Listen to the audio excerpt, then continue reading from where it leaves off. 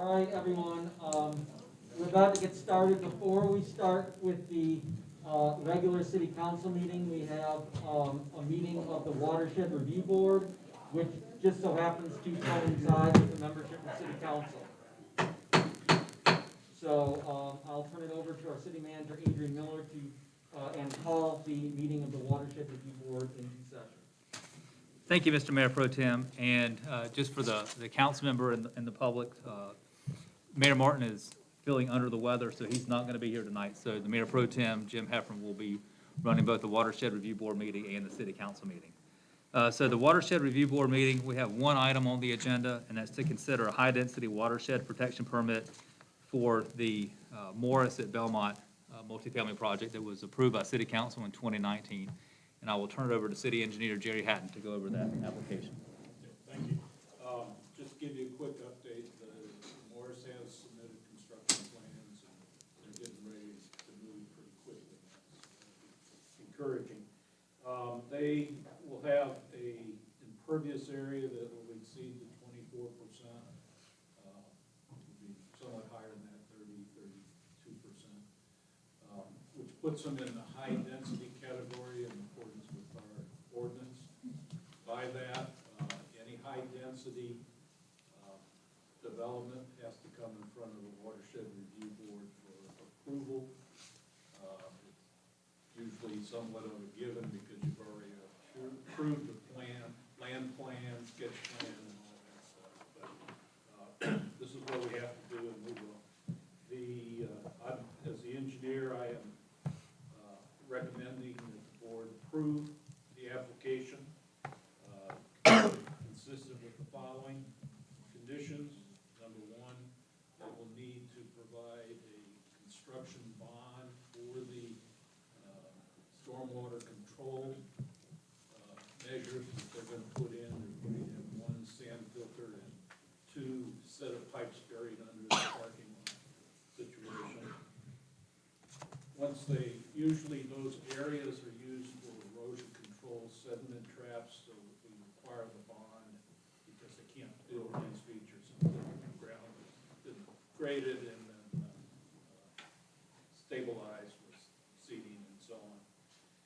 And then once they complete the stormwater control measures, then we require them, we will release their bond, and we will require that they give us a performance bond for maintenance purposes. It covers 10 years of maintenance of those facilities. And there is maintenance issues, so that's a good thing to do. It's my recommendation that you all approve this application and that you authorize city managers or watershed administrator to sign the document. We will send it out. Any questions for Jerry? Seeing none, is there a motion on the floor? I'll motion to approve as presented. I'll second. Subject to the conditions before. Yeah, as presented. All right. Ryan has moved, Martha has seconded. All in favor, say aye. Aye. All opposed? Motion passes. Thank you, Jerry. Yeah, the good news is next month we'll have another one. Great. Coming to you, so the Chronicle notes. Okay? All right. Thank you, Jerry. Is there any other business for the Watershed Review Board? That's all we have for you tonight. All right, in that case, I'll entertain a motion to adjourn. Motion. Richard is so moved. I'll second. Mark seconds. All in favor? Aye. All opposed? The meeting of the Watershed Review Board is adjourned. The minutes stand. Thank you. We have 1 minute left, so good job. We do have agendas for the city council meeting, so if anybody needs an agenda, they're out here. Excuse me, I'll handle it.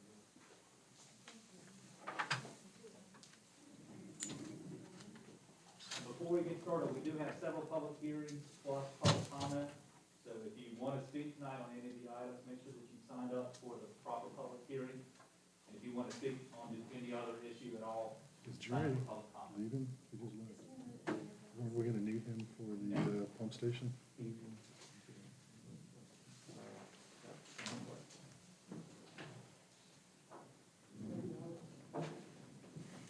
And I've got 6 o'clock whenever you're ready to begin. All right, we will now call the city council's work session into session. And I'll recognize our city manager, Adrian Miller. Thank you, Mr. Mayor Pro Tem.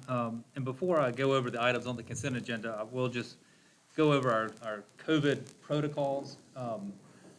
We are meeting in person because we think it's important to have the public at our meetings. I know some towns are still doing virtual meetings and some are not letting the public into their meetings.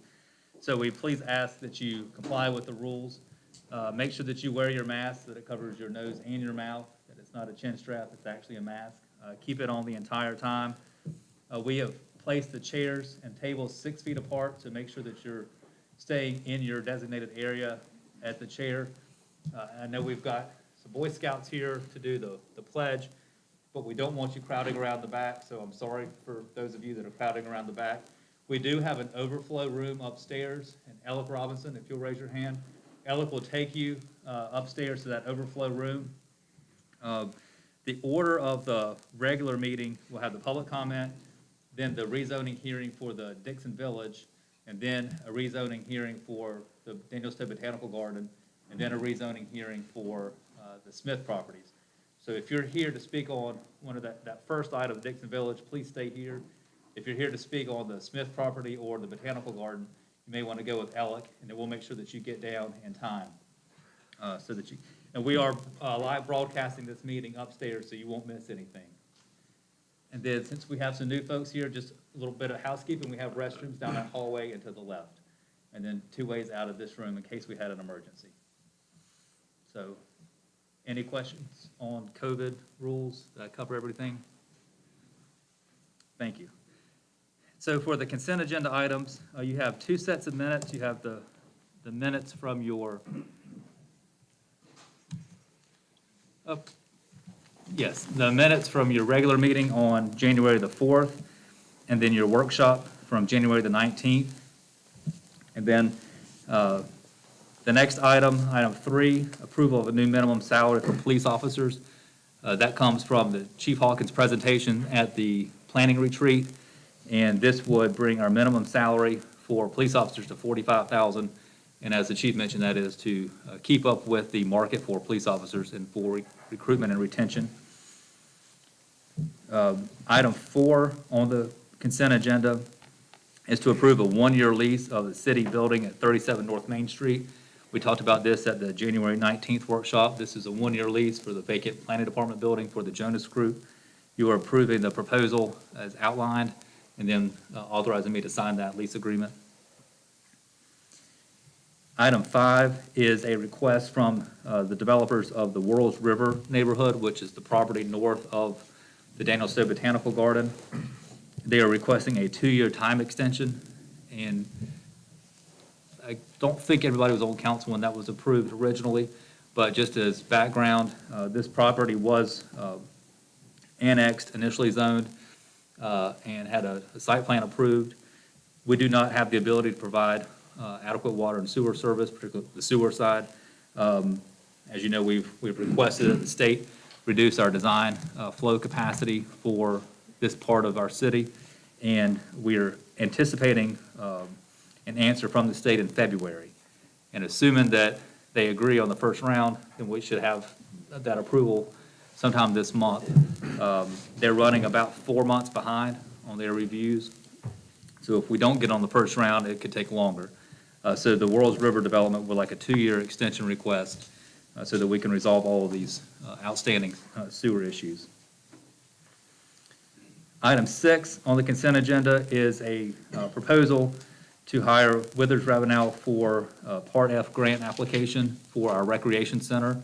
We would apply for a $500,000 grant from the state, from the Parks and Recreation Trust Fund, and we're asking for their help to write that grant application. It's a complicated grant application, and there's a lot involved in a short amount of time, and so they have a proposal for $4,000 to write that.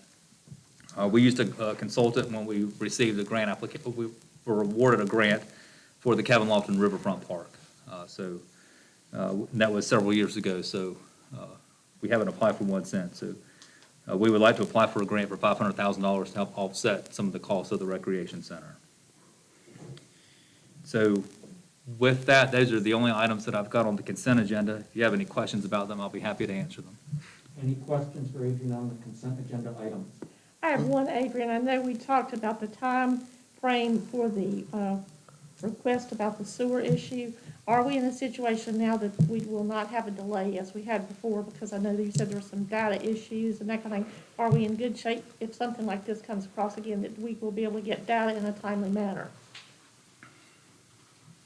We resolved the bad data issue that was plaguing this process. Okay, I'm not going to promise that we'll have good data moving forward on an unknown analysis. okay. But we Well, resolved the issue that dragged this one out. Yeah, as we've talked, we want to make sure we look professional. And so whatever we need to do to make sure that that doesn't occur again, please do so. Thank you. Yes, ma'am. Adrian, item 2, the workshop minutes. Yes, sir. Okay, what we have here, is that the complete minutes, or is that just a snapshot? And the reason I ask, I mean, there was a lot more discussion than what I see in the minutes. And if these are the minutes, the recording that the city clerk made, will she be uploading that so people can hear that workshop? I believe that workshop was live streamed, or Question it of was, clarification, are you referring to the workshop that we had on January 19th, or are you thinking of the retreat that we had? The retreat, I'm sorry. so the minutes for the retreat are not complete yet. Okay, This I'm is for the sorry. January workshop. Okay, yeah, you're right, I'm sorry, I don't know why I read that the way I did. Well, let me just follow up with that, then the recording from the retreat, will that be uploaded for people to listen to? We have not done that in the past, but if the council wants to, we can do that. Now, the clerk recorded on her device just to help with the minutes. So it will not be the quality of recording that the public is used to from the audio recordings for these meetings, but, I mean, we can make that available if the council wants to. Well, I mean, for me personally, I mean, I as council, I have no problem with us live streaming our retreat. I mean, that's, it's not closed session and we're discussing city issues. I assumed that it would be live streamed, but we were not. I don't know how the rest of you feel about it, but I have no issue if we want to move to live streaming that event. We have never recorded or live streamed planning retreats, but there's no reason we couldn't. We can do that for next year if we'd like. I'd be happy to talk about it, but I'd like to stick with our agenda tonight, where we're at. We're in the middle of a consent agenda with 6 items. I'd like to just move forward with these 6 items, and then if we want to talk about that and other business at the end of the night, I'd be happy to. It's fair enough. Make a note of that. All right, are there any other questions regarding the consent agenda item? All right. Well, in that case, can we just shift to the regular meeting? All right, hearing no issues, we will call the February 1st regular meeting of the Belmont City Council to order. Adrian, do you have any preliminary matters before we, housekeeping ground rules? Again, we would prefer that you not stand in the back, that you find a seat and observe social distancing. And if you can't find a seat, then we have the overflow upstairs that you can watch the meeting. Other than that, no, sir. Okay. In that case, I believe we need to get the Boy Scouts, don't we? Yeah, where are they? I don't know where they are. Why are you asking Jim? I think I see a Boy Scout right there. Kevin, will you see if the Boy Scouts are back there? Okay, yeah. All right. Well, we will now have our invocation and pledge of allegiance. For the invocation, I would ask Father Matthew House of the Diocese of Charlotte to give the invocation. And the pledge of allegiance will be led by Boy Scout Troop 56 of First United Methodist Church.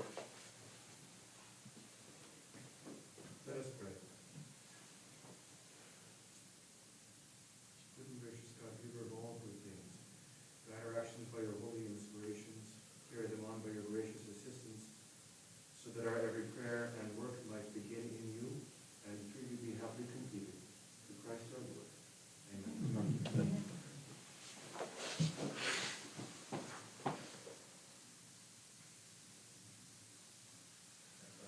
allegiance to the flag of the United States of America and to the republic for which it stands, one nation, under God, indivisible, with liberty and justice for all.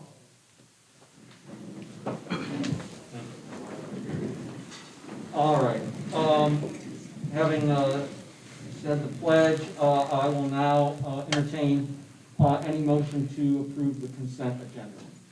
I'll motion to approve. Richard has moved to approve the consent agenda. Mark seconds. All those in favor? Aye. Aye. Any opposed? And we have adopted the consent agenda. Thank you. Public comment.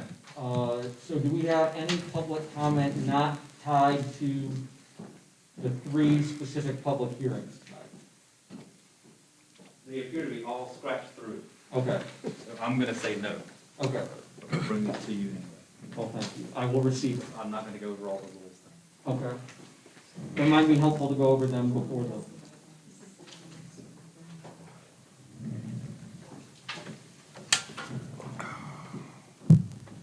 That's for the Dixon Village rezoning here. Okay, very good. All right, so the next item on the agenda, item number 2, public hearing, ZA 2020-05 Dixon Village. A request to rezone property ID number 182236, approximately 7.5 acres, from Suburban Residential, SR, to General Residential Conditional District, GRCD, for a 28-home, mixed-income, single-family residential subdivision comprised of 3 and 4 bedroom detached homes. Do we have a motion to go into public hearing? Motion. I'll Richard second. moved, Martha second, all in favor? Aye. Aye. Opposed? We are now in public hearing, and we will recognize Tiffany Farrow with the planning department for the staff presentation. Thank you, City Council. This is item ZA 2020.05 Dixon Village subdivision. For you tonight is a request to amend the zoning designation on a 7.58 acre parcel from its current suburban residential zoning to general residential conditional district. The reason for this rezoning request is to accommodate a 28-lot single-family residential subdivision, which will be utilized as a mixed-income community within Belmont. The requests for relief for this project relate to tree protection and landscaping, specifically the newly implemented tree inventory, as well as the minimum tree stand area on the site. In addition, they are seeking relief of the front yard setback and their consideration of a modified Parkside Drive configuration, which would result in relief from the current street trees and sidewalk requirements along minor streets. The parcel ID associated with this request is 182236. The applicant is Habitat for Humanity of Gaston County, Inc. And the representatives that are here in the room tonight are Kay Vininger, Executive Director of Habitat, as well as Brent Cowan, the site engineer from the Isaacs Group. I apologize.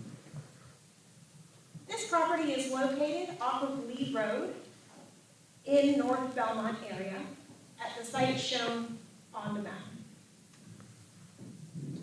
A little bit about the project's history.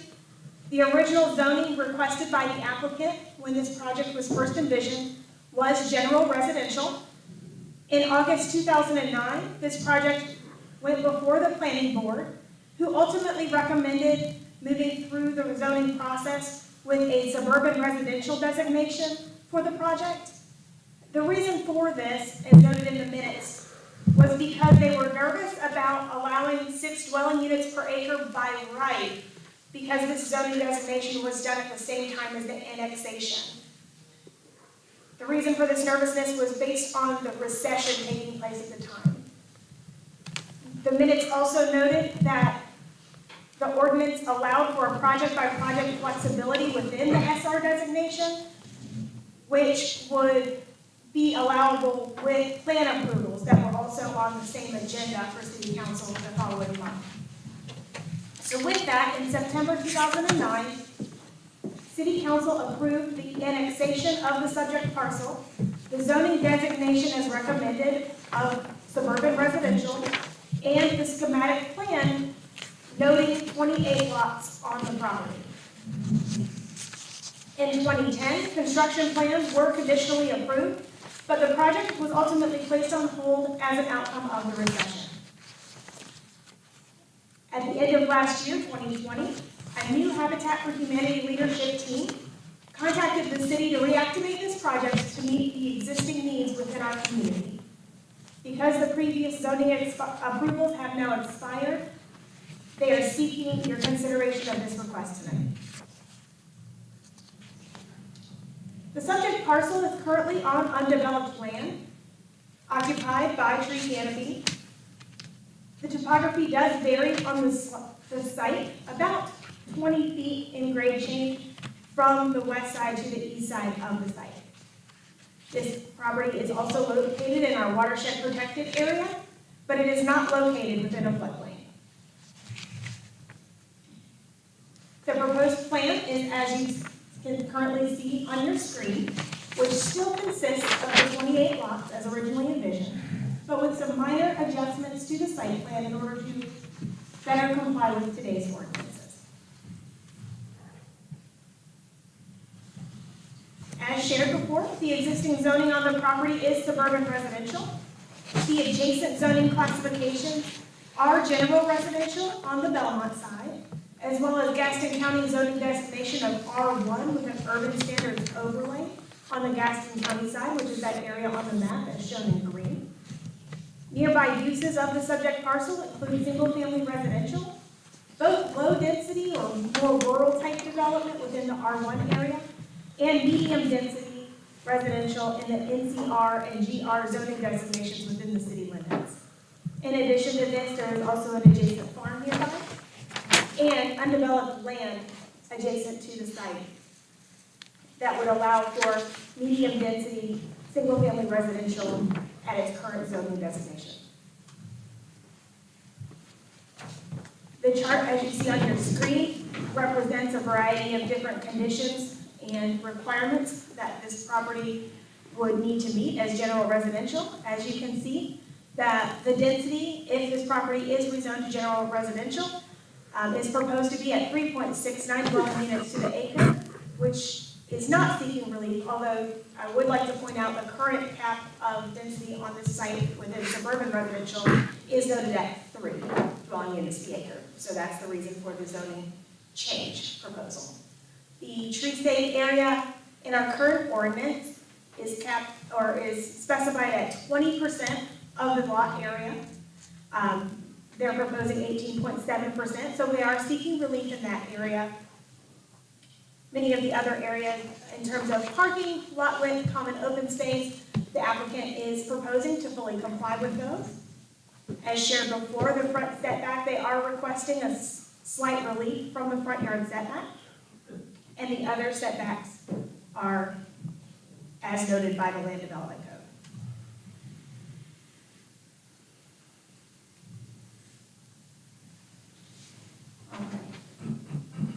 For tree save, like I shared before, the current ordinance requires 20% of the property as tree save area within a residential subdivision.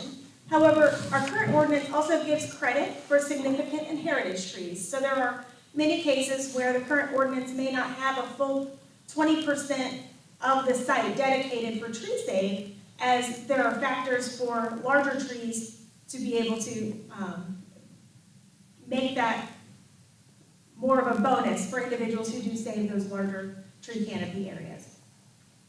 In 2010, when this project was originally envisioned, there was actually no tree save area required for subdivisions that had greater than or equal to 3 dwelling units per acre as their designated density. The 2010 ordinance noted that this was in order to promote the clustering of lots to allow for increased common open space and tree save just naturally occurring through the design of the development. Current proposed plans by the applicant do include 18.7% of the site as tree save area, so they are seeking relief for this from the 20% as required. The open space, however, our requirements only require 1.17 acres of open space to be reserved, and the applicant is proposing 1.46 acres, so 25% more than we would require through our ordinances. Amenities within this area do include a playground and walking trail, and they are also showing in the revised set of plans a space for a centralized mailbox and parking spot area on the site. The architecture within the single-family dwellings in this community would consist of 3 and 4 bedroom, single-family dwellings. Homes would have a minimum of 2 textures on the front facade. All homes would be designed to include front porches. And while there's no garages proposed, parking would be adjacent to the dwelling and off the street. For the lot layout, our current front setback requirement is 20 feet. But we do allow an 8-foot encroachment from a front porch within that front setback area. The proposed is a 10-foot front setback with no porch encroachment. So the applicant is agreeing that any porch would be behind that 10-foot front setback line. The difference in our ordinance requirement and what's being requested is a 2-foot differential on the front yard setback. Transportation. This project and its proposed development is below the city and NCDOT's threshold for a traffic impact analysis. The site is accessed via Lee Road, which is a state-maintained secondary roadway. And before you tonight, on your desks, I have provided a letter from NCDOT and the fire department for your review relating to Lee Road and their ability to serve the subject development.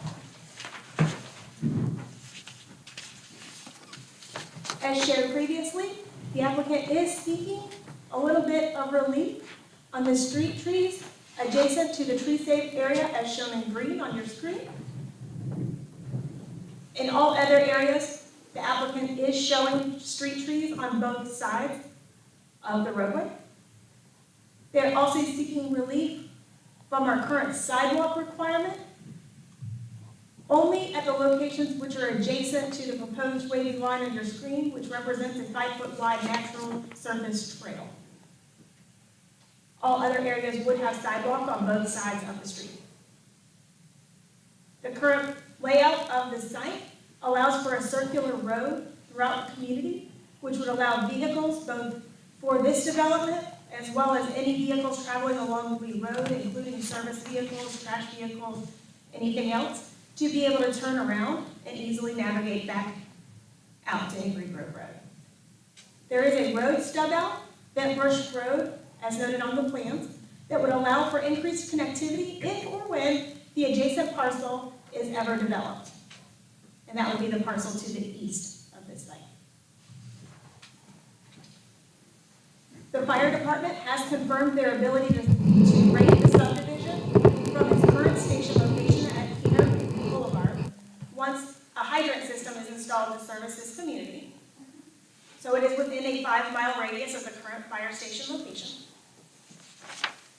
Fire department has shared that insurance ratings of properties within 1,000 feet of any newly installed hydrants would likely to be decreased as a result of this infrastructure installation at no cost to the adjacent property owners.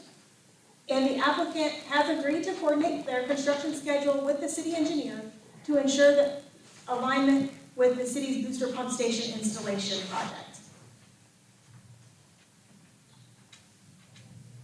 As it relates to the comprehensive land use plan, the star on your screen represents the location of the subject parcel.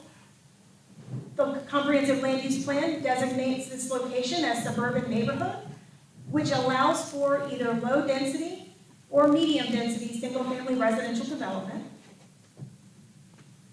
Staff's opinion is that it is consistent with the vision of the comprehensive land use plan, as this project promotes a choice in housing and promotes social and economic diversity, and is therefore consistent with the goals of land use and community character. The applicant held 2 community meetings via Zoom that were both well attended. Areas or questions that arose during these meetings related to tree safe area and screening from adjacent development, street access and traffic, infrastructure needs, and community maintenance and property values. And while this list is not inclusive, these are the highlights that were talked about during those meetings. In summary, this is a request to rezone the property from its current suburban residential zoning designation to General Residential Conditional District to allow for relief of tree protection and landscaping requirements, specifically the tree inventory and minimal tree save area, the front yard setbacks on the lot, and street trees and sidewalk near the tree save area and natural trail within the community. This project complies with all other regulations and is proposing a mixed income community that would create affordable housing opportunities within Belmont city limits.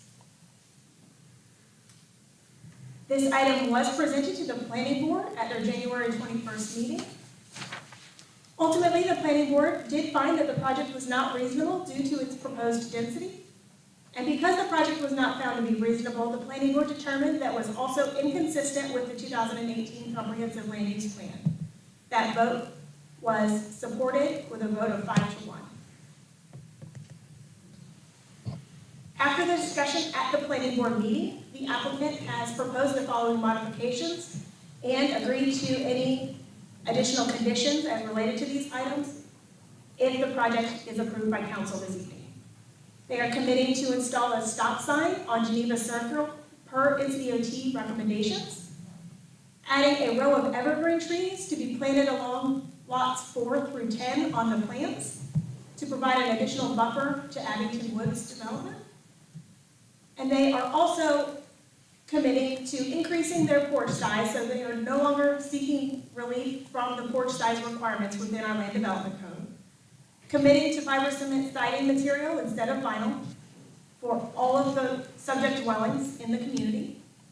They're also committing to provide at least 80 square feet of storage, whether that's attached to the dwelling itself or detached from the site, that would be also clad in a fiber cement siding to be architecturally compatible with the dwelling, and committing to at least 3 unique floor plans within their community.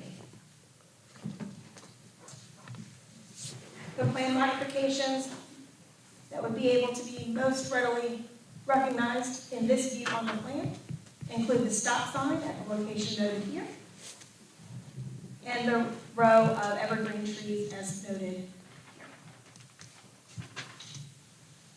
And so with that, staff would like to ask that you receive the staff report and any public comments that are shared tonight for your consideration.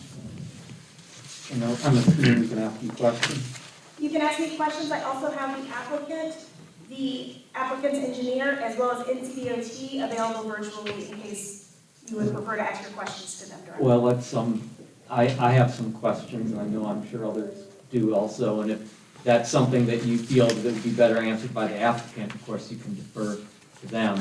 Okay. While you're here. Do you know can you describe the history of the land?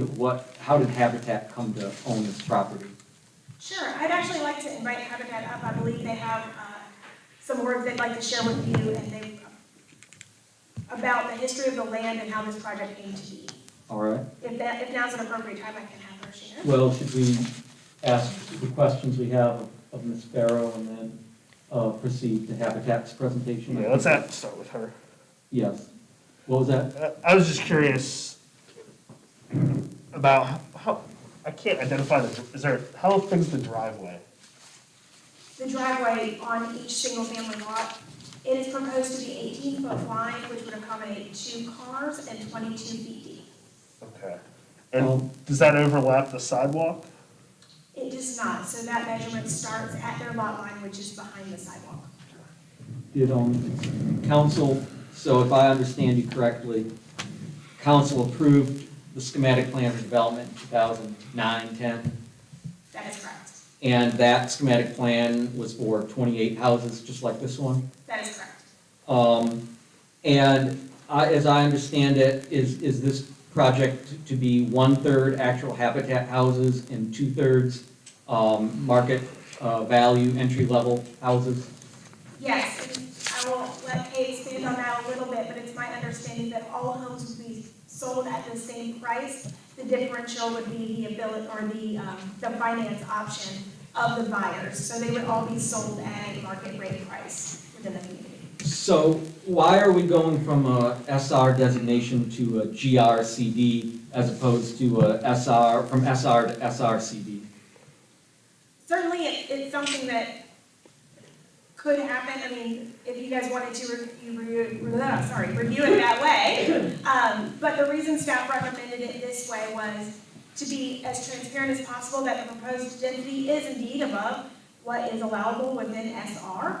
And because of utilizing conditional zoning this time around as opposed to a zoning designation by right, conditional zoning would allow that density to be capped through this process where otherwise it wouldn't have been able to with the original zoning Okay. designation. You mentioned by right, and I want to, is it my understanding that if we did the SR conditional district as opposed to GR conditional district, the only difference between the requirements would be that they need additional relief for the density as opposed, are all the other requirements the same then? Right, all the other requests for relief would be the same. It would just be one additional request for relief to make some flexibility in that proposed Because density. GR is 3.69, what they're proposing versus 6 allowed, whereas under SR, they'd be at 3.69 and 3 dwelling units allowed. Correct. Now, you mentioned by right. Can you explain the difference between by right development and the conditional district that we're proceeding under? Sure, so by right development of the subject parcel would mean that the applicant could not request any relief from the land development code as it's written. It also means that the city could not make any additional requests and/or ask for any commitments in terms of the materiality for the subject dwellings within that community. So conditional zoning would allow that conversation to occur in a more fluid manner. The other one would come before the approval process for a major development plan, and we have to meet every requirement with the ordinance. But assuming they did, how many houses would the applicant be allowed by right under the SR designation? It would be 22. 22. And if they met all the requirements of the code, they could build 22 houses without any needing to come to us for approval. Well, they would still need to seek your approval through the major development plan, but they would not be needing your approval for any request for relief. Okay, so it's, by using conditional, they get 28. If it were by right, they get 22. A difference of 6 houses. That's correct. And you said the adjacent properties in Belmont's zoning jurisdiction are GR and NCR, which also contemplate higher density. That is correct. And the project, as proposed, if we were to adopt the GR conditional district, would be well under the maximum density allowed in general residential, albeit just over the density allowed in the current zoning, SR. That is correct, and the plans, if approved, would be capped at that density and would need to come before you if any additional changes would be made.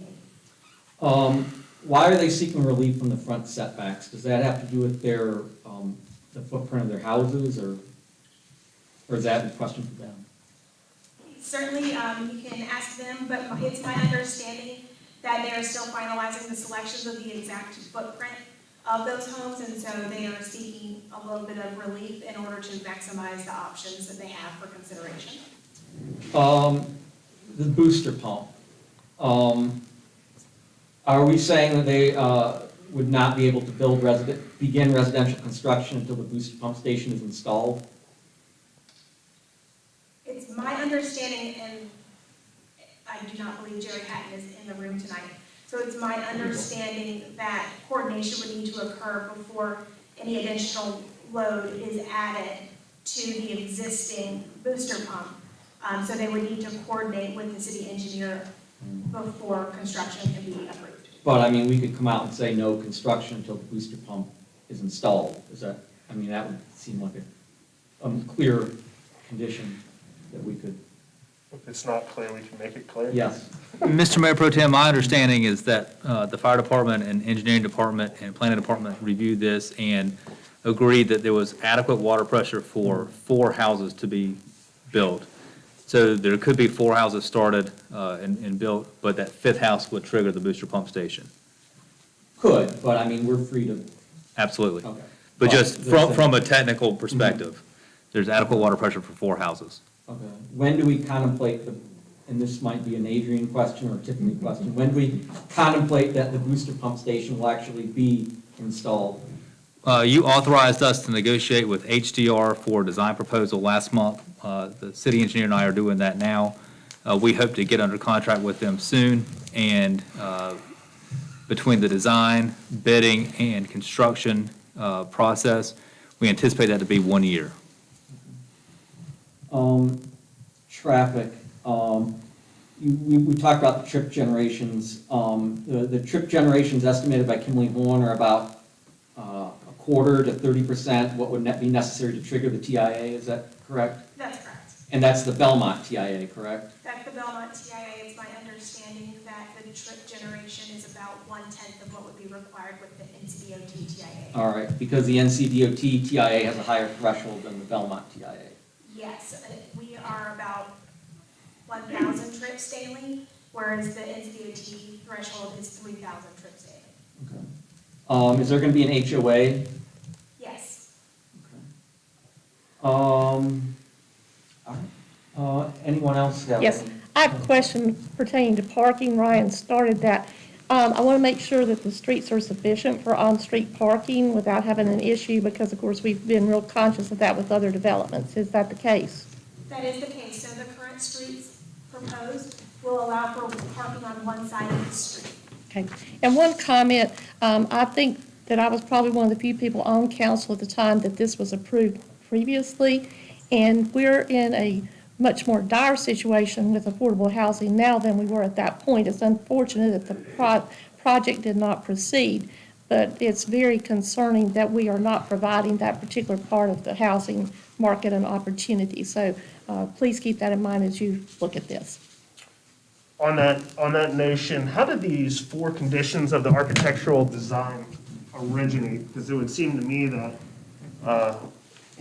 the Hardy Board would create higher costs for the product. It would, and it's my understanding that the applicant wants to make sure that this project is a good neighbor and reflects a high-quality product that would be an asset to the Belmont community while also meeting the need of affordable housing. So they believe it'll still, market rate will be okay for affordable housing. That's my understanding. They self-proposed the conditions before you tonight. Could you go over the sidewalk relief one more time for me? All right. So, this actually might be a plan that is a little bit easier to read than the first one. And so the wavy line that you see on this plan is a 5-foot wide natural surface trail. And so the applicant is asking for your consideration to allow this trail that is the same width that a sidewalk would be to be utilized for that pedestrian component instead of sidewalk that would be running directly adjacent to the street. And so the proposed natural trail would meet up with the sidewalk that's along the other portions of Geneva Circle, but where it's shown, it would run through the tree shade area as opposed to street side. Okay, thank you. Richard, any questions? Yeah, the driveways are 22 feet deep. Is that what you said? That is correct. Okay. Let me ask you this, because that caught my ear. When I was on planning and zoning, I think the driveways were 20 feet by code. And that was a problem over off of Stowe Road, because the cars were overhanging the sidewalk. People were going out into the street with their strollers to get around the cars that were blocking the sidewalk. So we increased that to 30 feet, I guess from the leading edge of the garage to their property line. At 22 feet, I mean, one of the concerns that I had, I said we have got to increase this, is my truck is 21 and a half feet nose to hitch. So, I mean, do you guys foresee, I mean, these lots are fairly deep. When you say the cars won't encroach on the sidewalk at 22 feet, I mean, how do we know that? Because we've got experience that tells you they will.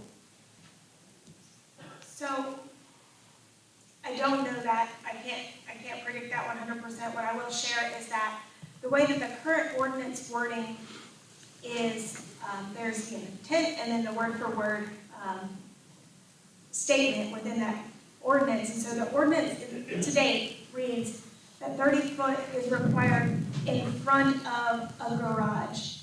And so the garage must be set back 30 foot from the front setback. Well, in the proposed development, there is no garage base.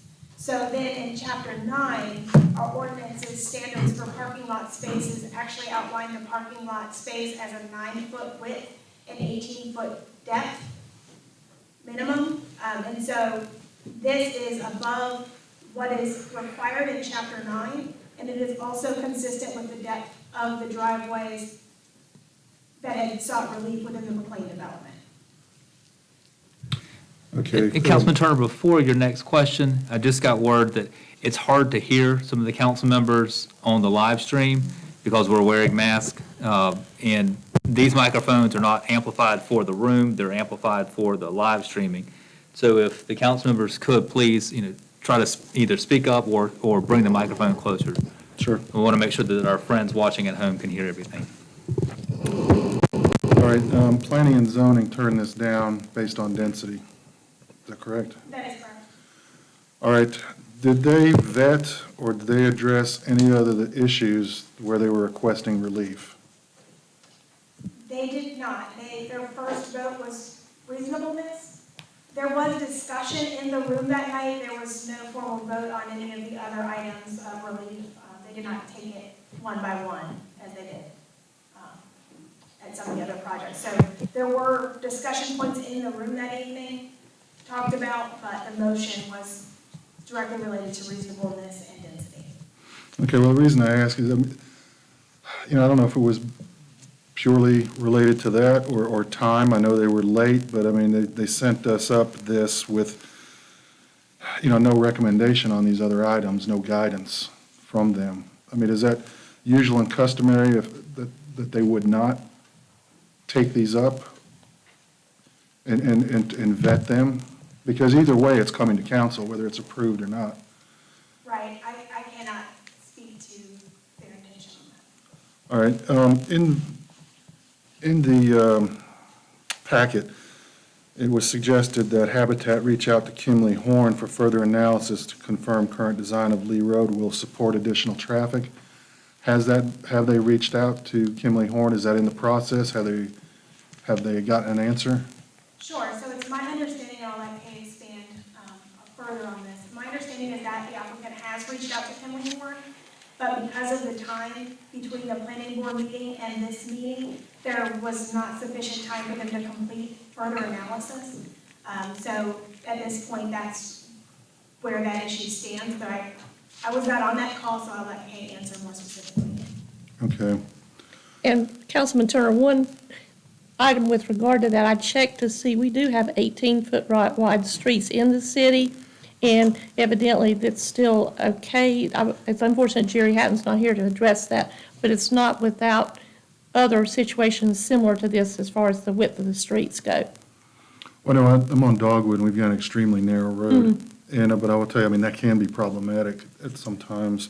What, Jerry's not here? Our city engineer's not here? Correct. I asked the staff not to take up spaces for the public Okay. so that we could have as many people attend the meeting as possible. All right, so what we have before us, I mean, we still have some things pending. The report from Kimley Horn, and we still don't know exactly, I guess, what the houses will look like. Right, they've gone to Hardy Board, but they're still playing with the ultimate design. So, I will say the applicant is committed to undergoing an architectural review once the house plans are finalized, but they are committing to some representative elevations stylistically as well as the materiality.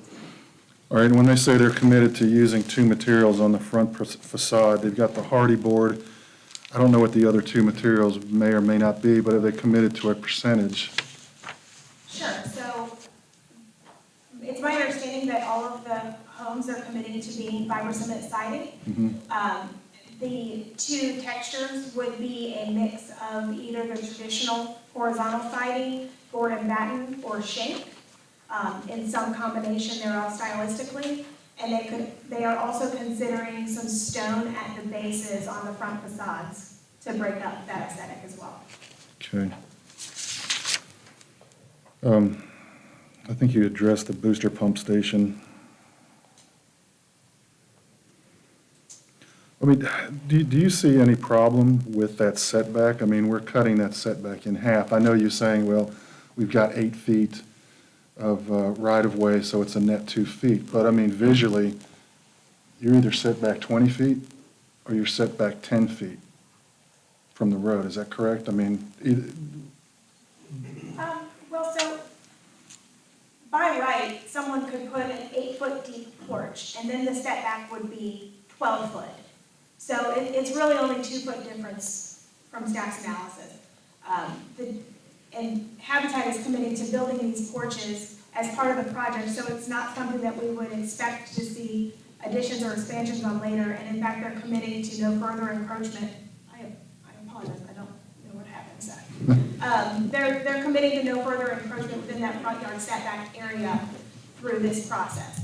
And so even if a future homeowner wanted to increase the depth of their porch, the plans would have a note on there that would not allow any further encroachment within that 10-foot area. all right. Thank you. All right. Could you just walk me through the, again, what they're asking for as far as the tree landscaping relief? Okay, give me 1 second.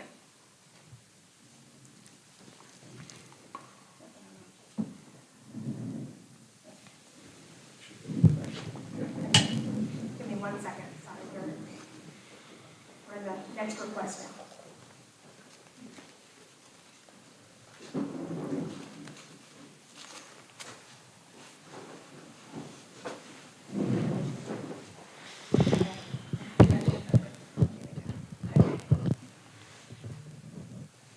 All right. So I apologize, Mr. Schillinger. You were asking for additional clarification regarding the landscaping. Right, I think you said that the trees along where the tree save area is wouldn't be required, or? Sure, so that specifically in this area noted in green on this drawing here. So the tree save area would include this area in green as well as some other spaces outlined on the site plans. All they're seeking relief on is the installation of street trees directly adjacent to the outlined tree save area shown here on the map. That is, green area? that green area, correct. Okay. And then, I think you mentioned this, but you said that all the houses will be sold at a market rate that matches the surrounding neighborhood? Or, It's my understanding that they will all have a market rate value. okay. How that works, I'd like to defer to Kate. Okay, yeah, because I was kind of interested just to kind of hear how that aspect, works. Anything else? That's it. Anyone have any? Just one more thing. The stub out, I know there'd been some talk about, that stub out up there in the, I guess it would be the northeast. And I know that some of our residents in Pebble Creek had expressed concerns about that. And am I correct in understanding that that stub out is only designed to connect to the adjacent property, which is owned by the Diocese of Charlotte, should that property ever be developed? And there are no plans to just build a connection from the stub out there now across that land to connect to Pebble Creek. It would only be if the diocese builds on that land. Is that correct? That is absolutely correct. All right. Now, of course, the flip side of that is there's only one way of ingress and egress, which is through Lee Road, unless and until that stub out is stubbed out. Correct. Okay. All right, any further questions? All right, well, thank you. So, who do we have from the applicant who's, wants to speak and present? We have Kate Manager and Kate. Am I correct that you are the only speaker for the applicant tonight? Brent Cowan will speak for us, and we also have Tom Raz, who is our builder, who can talk about materials and such. If So can I be the primary speaker and then the others are available if they have any technical questions to answer, or do you all, We all- three of you have yes. some words to share? How do you want, what was that? You wanna set time on that? Yeah, how do we want to do that in terms of time? I would assume, It will address a lot of the questions that you have been asking, so it's very relevant information. well, typically, I mean, I will, we'll see where it goes. We have historically allowed the applicant, you know, the time they have needed. Usually that's one speaker, so we'll see what,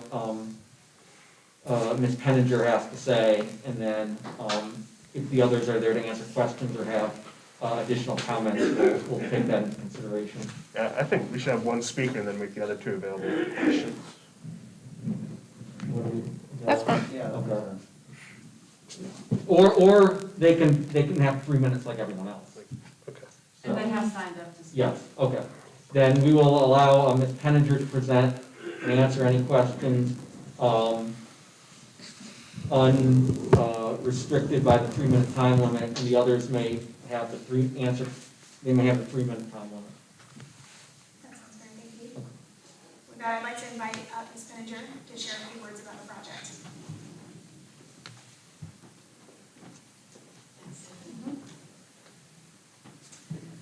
Good evening, council persons. Thank you for the opportunity to speak about Dixon Village and what Habitat for Humanity is working to accomplish by developing this property. We come before you tonight not as a master builder whose ultimate goal is to build a subdivision in order to make a profit, but as a nonprofit whose North Star is to help families build a safe and adequate house and then purchase it with an affordable mortgage. We do not give away houses. The land for this project was donated by Geneva Abernathy, a teacher at North Belmont Elementary. She deeded 7.5-acre parcel of land to us with request that houses for Habitat families be built there because she had made the connection between homeownership and what that contributed to the health of a family and a community.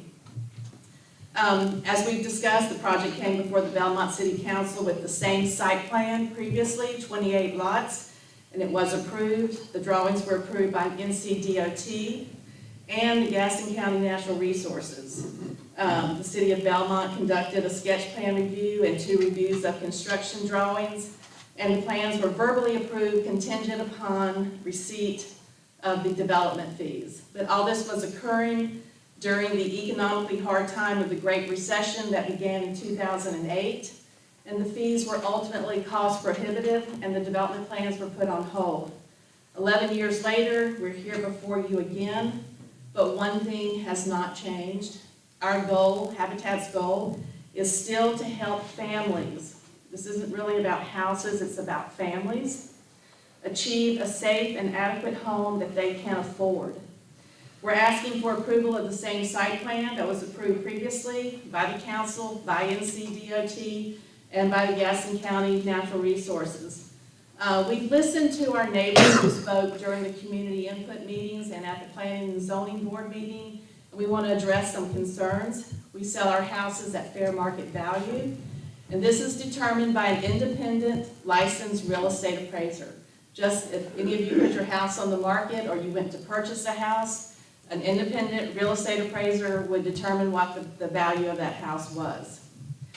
This will maintain property values in some areas around our property, and it will help increase them in others. Every house is going to be sold at fair market value. The pricing will only differ based on the square footage of the house. And as you walk through this neighborhood, you will not be able to tell which house was bought by a Habitat family and which house was bought by a market rate buyer. We have upgraded the exterior material on our houses to cement fiberboard, more commonly known by the name brand Hardy Plank siding, and due to the variation of design elements on the exterior, each house will look unique. We are committed that this will be a charming and attractive neighborhood. This is something, mixed income neighborhood is so important. We want to duplicate this effort throughout Gaston County in our building. So we want this to be something that Belmont will be proud of. We want to be proud of it, but most importantly, we want our homeowners to be proud of it. We are going to install an evergreen buffer between our neighborhood and the neighborhood behind us, except in areas where the proposed tree save provides an adequate buffer. We are committing to building houses with a front porch that is at least 6 feet deep and that extends either halfway or completely across the front of the house. The relief that we are asking for is necessary to make this project economically feasible. The master site plan is already drawn and was previously approved with 28 lots. We want to serve 28 families, and we want to direct our funding to executing this project and not to a major redraw of the site plan. We're selling 2/3 of the houses to market rate buyers, and those will probably still fall within the need for affordable housing, because UNC Charlotte came out with a study that said that houses 250,000 below new construction are very rare in this area, and there's a great need for that.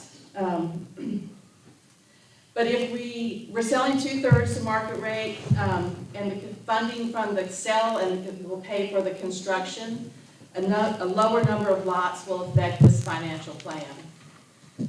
So our families are human beings just like you and me, created in God's image, who all want to provide hope and a future for their children by providing the ability to attend a good school, to live in a neighborhood where they can play outside and make friends. Our families want to live in an area close to employment so they can provide for their family. They want to build wealth by accumulating equity in their home. These are the same things that you and I have worked to achieve in our life and to make possible for our children. Affordable housing does not mean welfare or free housing.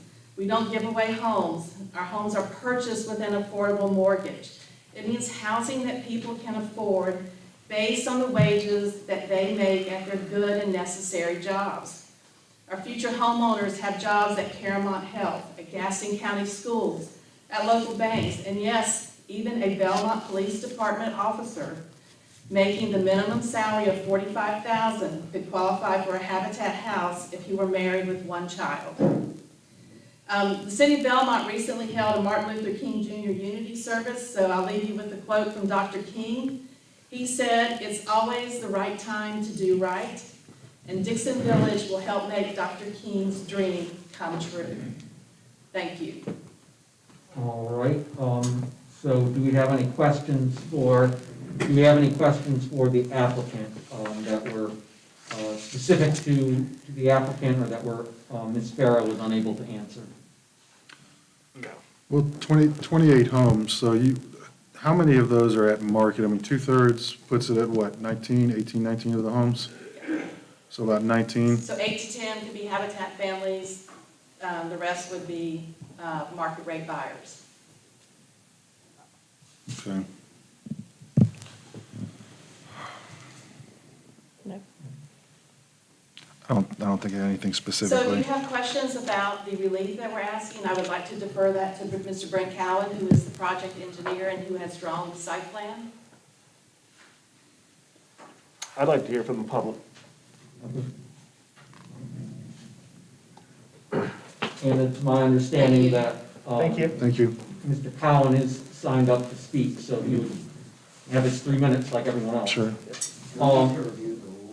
Yes, I was going to say, if we have heard from the applicant and staff is now time to receive public comment, so I think it would be a good time to go over the ground rules again. Do we have a slide? We do, but it's probably 20 or 30 slides Oh, back. well, all right, well. I can try to remember what we said. Yes, the general rule is 3 minutes for public comment. Can someone agree to time? You've got the fancy, Well, I'll use my phone. I'll do it. All right. You want me to? Yeah, do that. So the general rule, public comment, you get 3 minutes for public comment. You generally do not interact with council. There are generally no questions between council and speaker. We ask that you keep it respectful of council and other speakers. We understand that there can be a healthy debate and disagreement, but we just ask that we respect everyone's opinions. Now, you know, I attended the planning board meeting, and I thought everyone, you know, everything was great. So I'm hoping that that proceeds similarly here. We're not talking about high school mascots, so perhaps there won't be as much vitriol, but you know, please just refrain from any sort of applause or booing of speakers, as that is not something that we're trying to encourage. Did I get all the high points? And I would add that if you do come to the podium to speaking to the microphone, you can take your mask off while you're speaking and then put it back on. It'd just be easier probably to speak and to hear. Name their address. Yeah, so, and then I do have a stack of comments that were submitted electronically. I believe the planning board received in-person comments first and then electronic, so. So yes, so we have received a number of emailed public comments, which was an option we allowed given the capacity limitations and ongoing pandemic. We will hear from public speakers first, and then the city manager will read the public comments received. In order to be equitable, we will time the city manager's reading of the public comments so that you don't get around the 3-minute requirement by sending us a short novel. And I went to Ashbrook, so I do speak slowly. Okay, well, but yeah, so we, just to be fair to everyone, we will set a 3-minute time limit for the reading of public comments as well. So with those ground rules set forth, let's proceed down the list of public comments. And I apologize to anyone whose name I mispronounce. Again, when you come up, please state your name and address, and then you get 3 minutes. First up, we have Stephen Crane.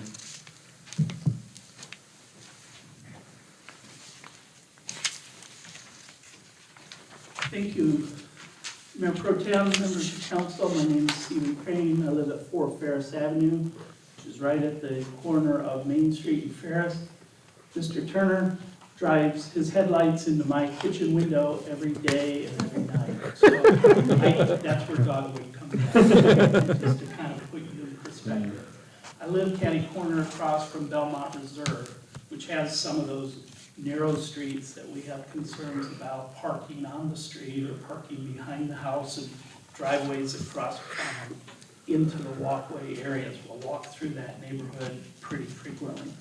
I do respectfully ask you to approve this zoning rezoning of the Dixon Village project. This is a project that Habitat has been working on for many, many, many years. And the very first obstacle was that booster pump station at the Pebble Creek area where it attaches. It sounds like Kay and her team have come together with the enthusiasm and the vision that we've had for this project since at least 2003 that I know of, and several years before that.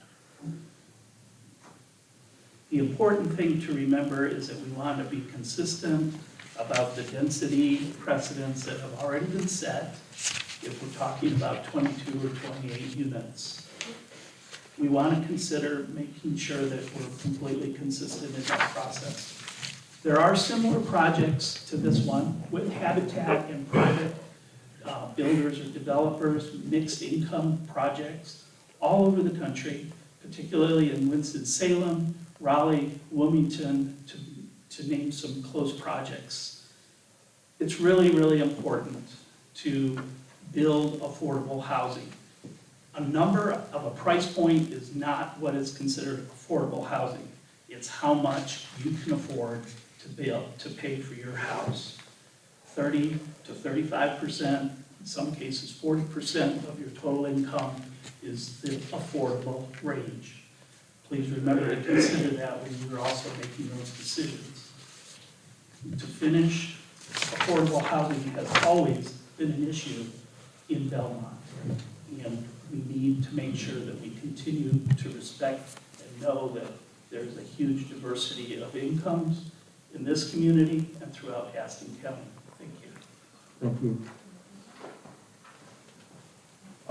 Next up is Kathy Young.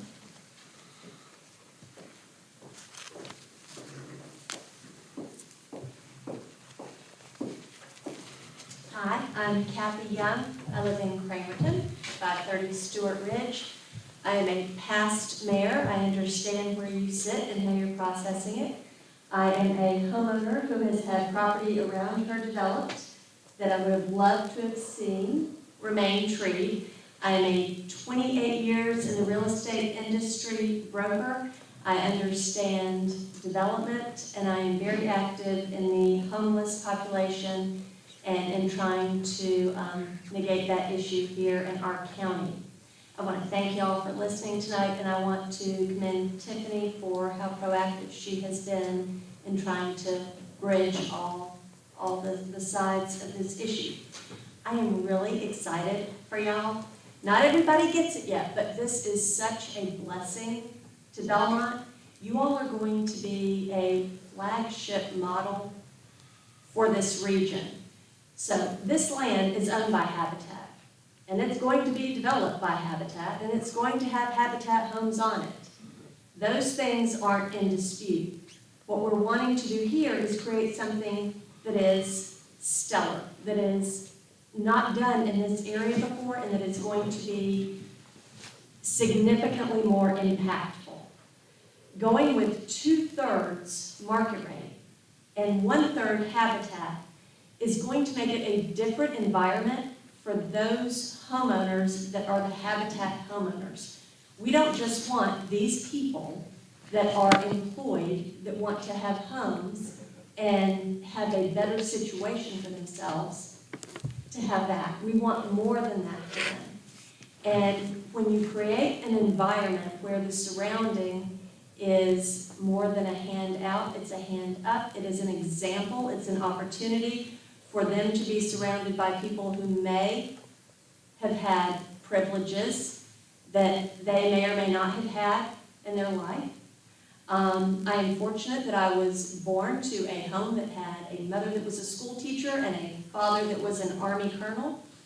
I am fortunate that I've always had good health. I am fortunate that I got a scholarship to college. I am fortunate that I married a good man that has been a partner to me in life.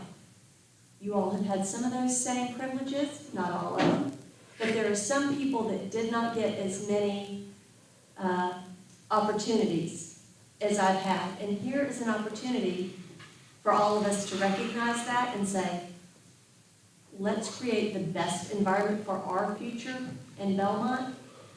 Instead of having 21 Habitat homeowners that are isolated, surrounded by people that have had their exact same life experience, what if we do 26, 28 homes with just a few of the Habitat? Thank you for your time. Thank you. All right, thank you, Ms. Young. The next speaker is Tom Race. Rass.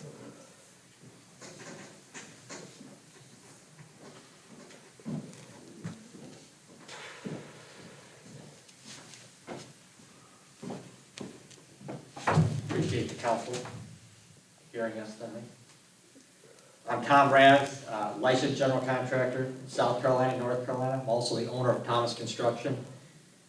We're excited to participate with Habitat for Humanity at the Dixon Village project, as well as the other projects that we're working with Habitat in Gaston County.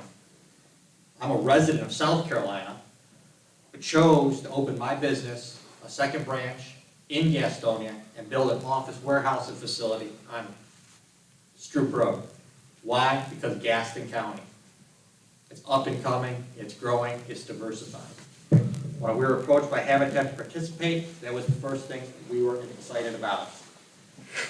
What changed for us was the fact that Habitat, what we thought we knew about Habitat, we didn't.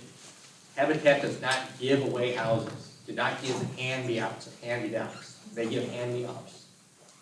Habitat, and why this project makes sense, is the fact that all these houses that are gonna be in there will be sold at normal rate.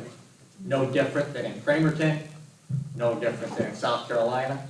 2/3 of those individuals will be fair market people that come through and purchase those homes. The remaining 1/3, as was illustrated by everybody here today, still pay the same rate. They just benefit from assistance through Habitat. Our perception of Habitat was the fact that these houses were given away. And based on some of the comments that we heard through the teleconferences and the meetings, I think educating some people about what Habitat does would go a long way. That being said, Thomas Construction, our role is to produce an attractive home in this area, in Dixon Village, for under $300K. To bring a product from Gaston County that debunks the stereotype of the same cookie cutter, stereotypical, mass-produced house. We will produce functional, flowing 1- and 2-story homes. We will bring multiple mediums from fiber cement to stone, shake, board and batten, architectural shingles, decorative shutters, front porch living, and creative landscaping. We're excited to create and carry out a vision with Habitat in creating a subdivision in which 2/3 of the homes, again, will be sold at market rate and 1/3 to Habitat candidates. This would be a one-of-a-kind subdivision for Gaston County, and we would be the flagship. We're looking forward to providing these homes and these families at this price point, knowing that all these families will be contributors and assets to Belmont and Gaston County. I've been in business now as a general contractor for 30 years. The reason, to answer one of the questions why we upgraded to fiber cement at the cost, we partnered with Habitat to bring our buying power, our manpower, and our know-how to produce a subdivision that not only sets the market ablaze, but to set a tone for the rest of the Habitat community. Thank you. Thank you.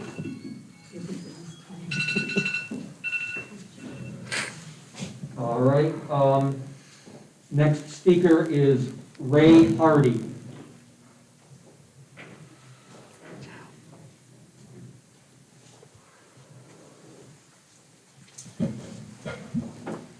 Hello to all my friends and friends I haven't met yet. Thank you so much for the privilege of being able to talk. I'm a pastor at Point Church on the Boulevard down here. I live in Gastonia, but my wife imported me to Gaston County after years in the M Kingdom on the other side of the river. It's a pleasure to be here and just to be a representative for Habitat. And I have a very simple mission today, is that I want to make a difference with people that want to make a difference, doing something that makes a difference at a time that makes a difference. I feel that this development can not only benefit those people that are moving into it, but the people that are around it. I'm thrilled to know that people care about their homes. I own a home as well. I have a mortgage on that home as well, and it's a privilege to be able to pay it and to be in Kathy's shoes, to have privileges in my life as well that I don't really deserve, but I want to make it possible for other people to have those things as well too. I also know, as a Habitat board member, in addition to being a pastor and a father and a husband and a grandfather in this area, it's a privilege to be able to work with people that, like Kay and others that have gone before her, that have been very diligent to bring this to the place where it is now with an excellent reputation. I believe that this will raise the home values of those that are around it, raise the overall value of the community, and I'm grateful for all those that will give consideration to doing this. I think there are issues in terms of water pressure and things that you're going to work on. There are things that are considerations that are reasonable, and I know that from working with the people that you've seen already that they are more than reasonable, and you are as well.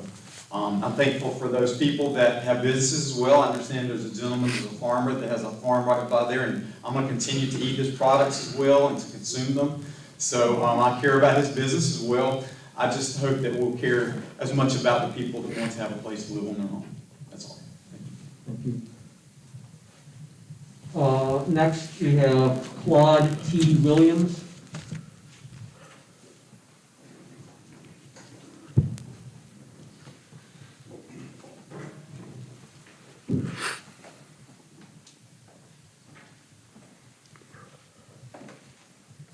Good evening. I bring you greetings from United in Action of Stanley Church of Stanley, North Carolina. My name is Claude T. Williams. I am a native son of South Carolina. I'm a resident of Charlotte, North Carolina. I have pastored in this city of Belmont from 1998 to 2002. And I have engaged and embraced the mission and vision of this romantic city of Belmont, North Carolina. My reason for being here this evening is as a member of Habitat for Humanity, and understanding the importance of diversity, and understanding the mission of Habitat for Humanity, which is to empower individuals, affording them the opportunity of a quality place of living, but also to promote the importance of diversity. With that in mind, I want to share a point or two with you, and I promise I've been told one of the most dangerous things that one could do is to put a microphone in front of a Baptist preacher. But with that in mind, I just want to share a point for your consideration. As a point of emphasis, as a graduate student many years ago, flying from Charlotte, North Carolina, into LaGuardia Airport in New York City, I remember seeing the Statue of Liberty standing there in all of her glory. And I was reminded of those words, "Give me your tired, your poor, your heart of masses yearning to be free." The mission and vision of that statue, which was a gift from France, was the promotion that each and every person would have the opportunity to prepare and promote themselves with the best opportunity presented, and that is what Habitat for Humanity has done. But I want to just lift up one point. If there is a point of emphasis to be considered this evening, it is that diversity enhances creativity. It encourages the search for novel information and perspective leading to better decision-making and problem-solving. Diversity can improve the bottom line that leads to the unfettered discovery and thorough innovation. I would hope that in your consideration,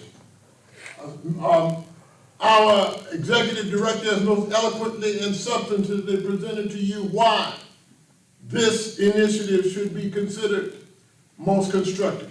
From a humanitarian perspective, I wish to implore upon you the possibility that we all stand on the shoulders of somebody else. And with that in mind, we are here to empower and to encourage and to bolster, and we pray that your decision will be a reflection of that. I thank you for your time and your attention and your consideration. To God be the glory. Thank you. Brent Cowan.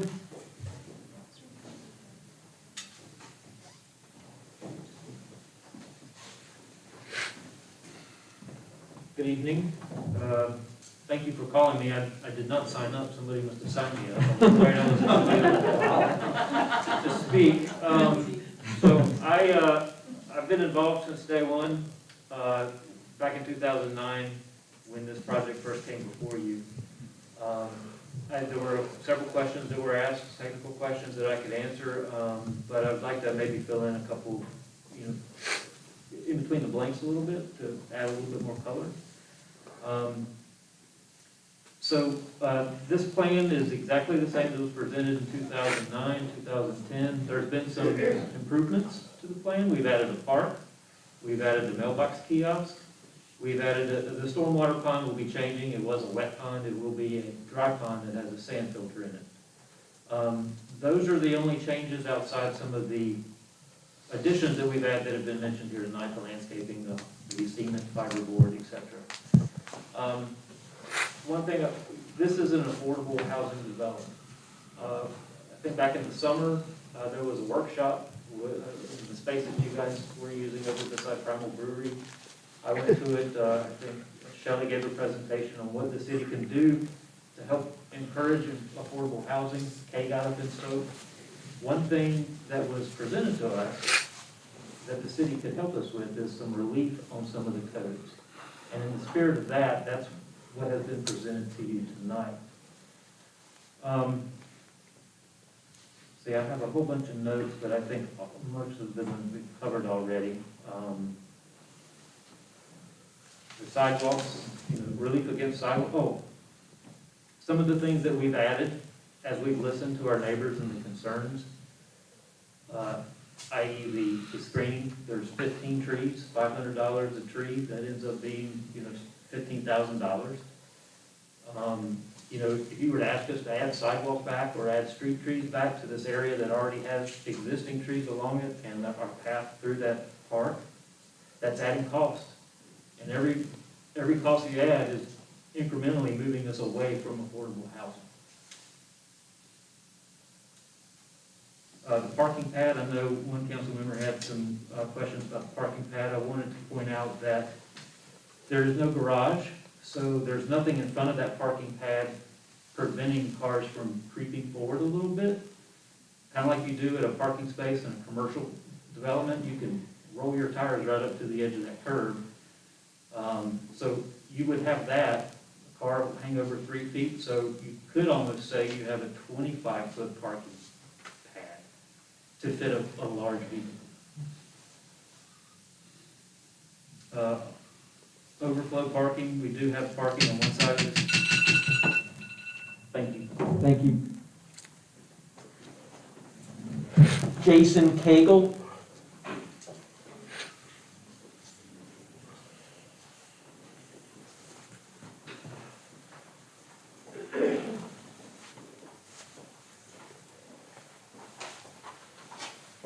Good evening, council. I'm not a public speaker, I'm not a mayor, I'm not a real estate agent, I'm just me. I'm a neighbor. I live in that neighborhood, have all my life. It was dirt up to 1999. There's 18 houses on this road. Each house has at least, I'd say at least an acre, and we're all spread out. We're all from the Belmont, Gastonia area. We as neighbors, we still have our small town feel. We all know each other, we all wave at each other. Your kids ride bikes, scooters, etc. down the road. Neighbors walk their dogs, some for exercise, and some just to get out of the house. And we do it safely. 95% of the cars up and down this road, we all know who they are.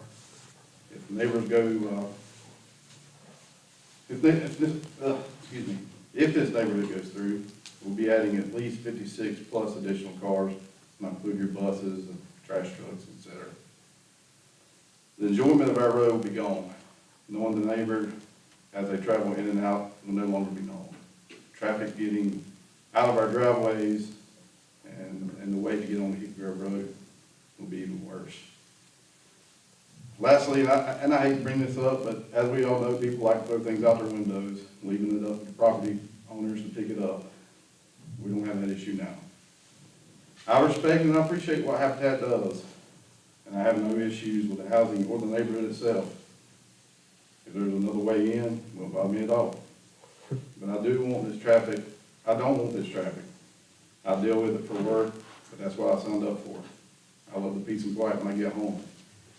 Closing, if I could, ask Belmont for one favor. It would be to help us voting against additional traffic and stress to our small, peaceful neighborhood. Thank you, guys. Thank you. Jennifer Anderson.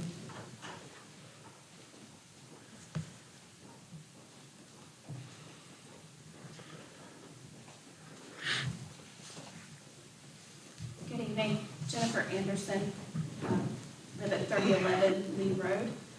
And I'm here tonight to ask the council to uphold the recommendation of the Planning and Zoning Board to deny the application for zoning changes and variances for Dixon Village. I realize as it stands, they can build 22 homes, trying to reduce the density as much as possible. I live on Lee Road. We stand to be greatly impacted, as Jason mentioned, that our small town feel of our road will be gone. This is the only property in Belmont on our road. We're all county properties, every one of us. To reach this road, you would have to go around. Your city utilities would have to go around into the county to reach this property. No access to your city, no direct access to your city without the bump out. The bump out's not going to happen based on my discussion with the Charlotte Diocese. They do not plan to develop, sell, or allow a road through it. It's not possible. So that leaves us to bear the brunt of the traffic. Per the NCDOT, they estimate 322 trips per day with this neighborhood. I maybe see 15 to 20 cars per day. I sit by my window. I work from home right now with COVID. With the COVID protocol. No, I don't have it. Sorry. Thank you for clarifying. Yes. Lee Road is very rural. We have no markings, we have no sidewalks, no curbs, no gutters, no speed limit signs, no street lights. We don't want them. I don't want to lose my property to widen it for this. I've built Habitat homes before, I've been on teams to build them, I appreciate their mission, I've supported them, I've given money. I'm just not sure that this is the area for it. I know this is something that Belmont wants to do, I know it's a key item on your agenda, but this puts low to moderate income folks in a very rural area with no direct access to your utilities. Your fire department has to go all the way around. Actually, community fire department is closer. Probably have to do a mutual aid agreement. My husband's a firefighter. And, you know, there's no direct access. If there was to be public transportation, how would we get it there? You know, it stands to directly impact the county. I know we've talked about property values, but that's not what we're looking at. I'm not worried about my value, I'm worried about my land. I have an acre. The neighboring farm is a lot of acreage. This stands to greatly impact the look and the feel of our road, which is completely rural. If this property were in the county, only 10 houses would be allowed, so everyone around has to adhere to that standard. It's just very dense for what we have. So the variances to the ordinance would greatly impact the aesthetics of our road, and we're asking that you deny this and keep it as low as possible. Thank you. Thank you. Ed Weinberger.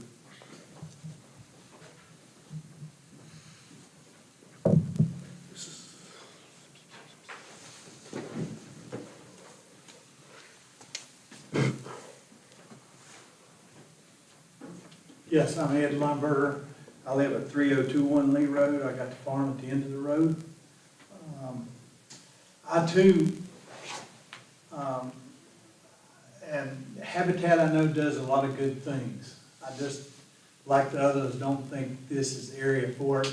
Lee Road, getting out on Hickory Grove Road is sometimes very hard now without a stoplight there.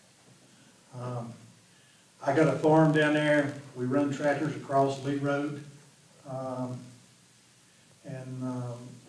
don't want that to change. My grandfather bought that land in the 40s.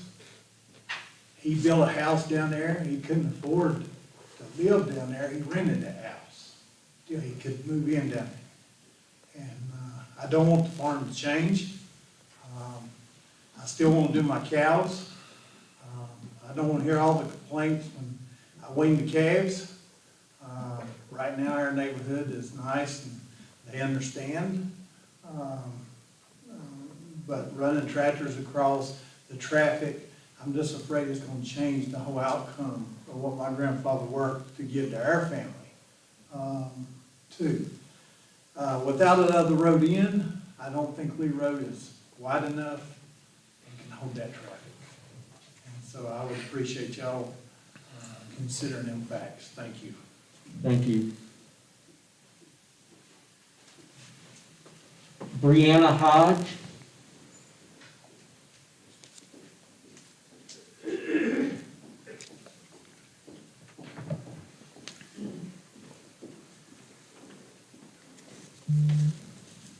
Good evening. My name is Brianna Hodge. I live at 3047 Lee Road.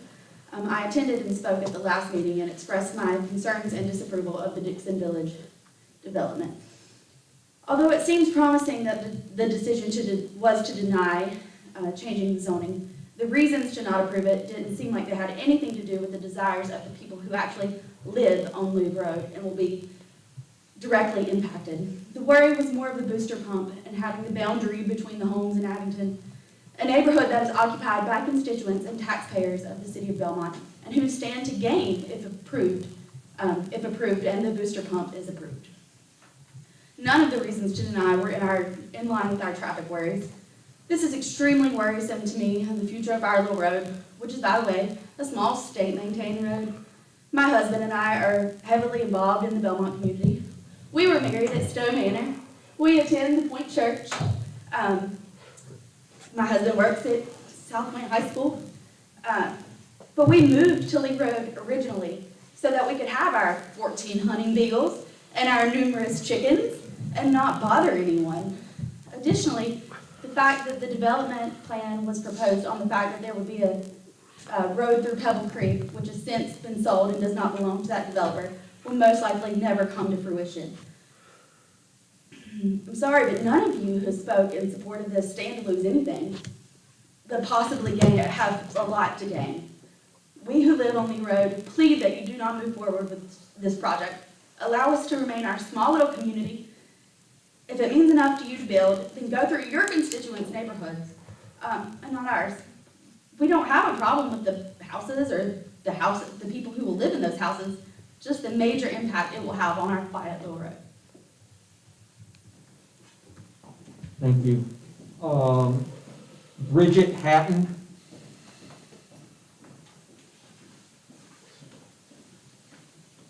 Good evening. My name is Bridget.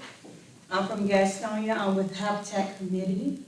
What Habitat gives me for me is that it is, I researched Habitat long years ago, and I tried to get in the program, and I wasn't making enough money to get in the program. So now that I am making enough money, I went back to the program. I work at Paramount Health in Gastonia, the hospital. And due to that, I just went to Habitat Community, and I applied, and I was, it's not an easy road to Habitat. You have to commit yourself, do what you need to do, and it's a lot of things that we have to, goals that we have to meet. And it's not really a handout or it's a handout, because when I first went, I was on Section 8. So by me being on Section 8, I thought that I can just go here and get a house. No, it was different. So now that I am working at Paramount, and I am a future homeowner with Habitat, I am enlightened to say that Mrs. K and Mr. Tom are really, really special people to me and my family. We are so excited about our new home that I will be moving in hopefully by April. And Habitat Community gave me the stability to know that I am somebody and I can get a home as well as everybody else. Because, when you live and people always down and like thinking that it's welfare. It's not welfare. This is something that I work hard for every day. I work every day just to see that I can have my kids a decent place to live. It doesn't matter where it is. It's just going to be somewhere where I know that we are going to be able to live and have a nice home where we can also call home and not always have to watch everybody else. And that's what Habitat has did for me and my family. And thank y'all. Thank you. That concludes our live public comments. We have a number of written public comments that were submitted electronically, which we will have the city manager now read. Again, as stated earlier, still subject to the 3-minute requirement. So we put that Wake Forest education to use, and we'll proceed accordingly. So let us begin. Thank you, Mr. Mayor Pro Tem. The first email is from Coley Cagle. Dear City Council, my name is Coleman Cagle. I live at 3055 Lee Road. I will not be able to attend tonight's meeting. I would like to express my concerns for the Dixon Village. I have lived on Lee Road on and off since the 1970s. It always been a peaceful, quiet, safe neighborhood. We would love to keep it that way with your help. 28-plus houses would add so much traffic to our small road, 56-plus cars. Adding to this much traffic to a road this small would give us longer wait times entering onto Hickory Grove Road. That is hard enough as it is without the additional cars. I ask you, please think about myself and all my neighbors before approving such a large neighborhood to our small dead-end road. Thanks, Coleman. Okay.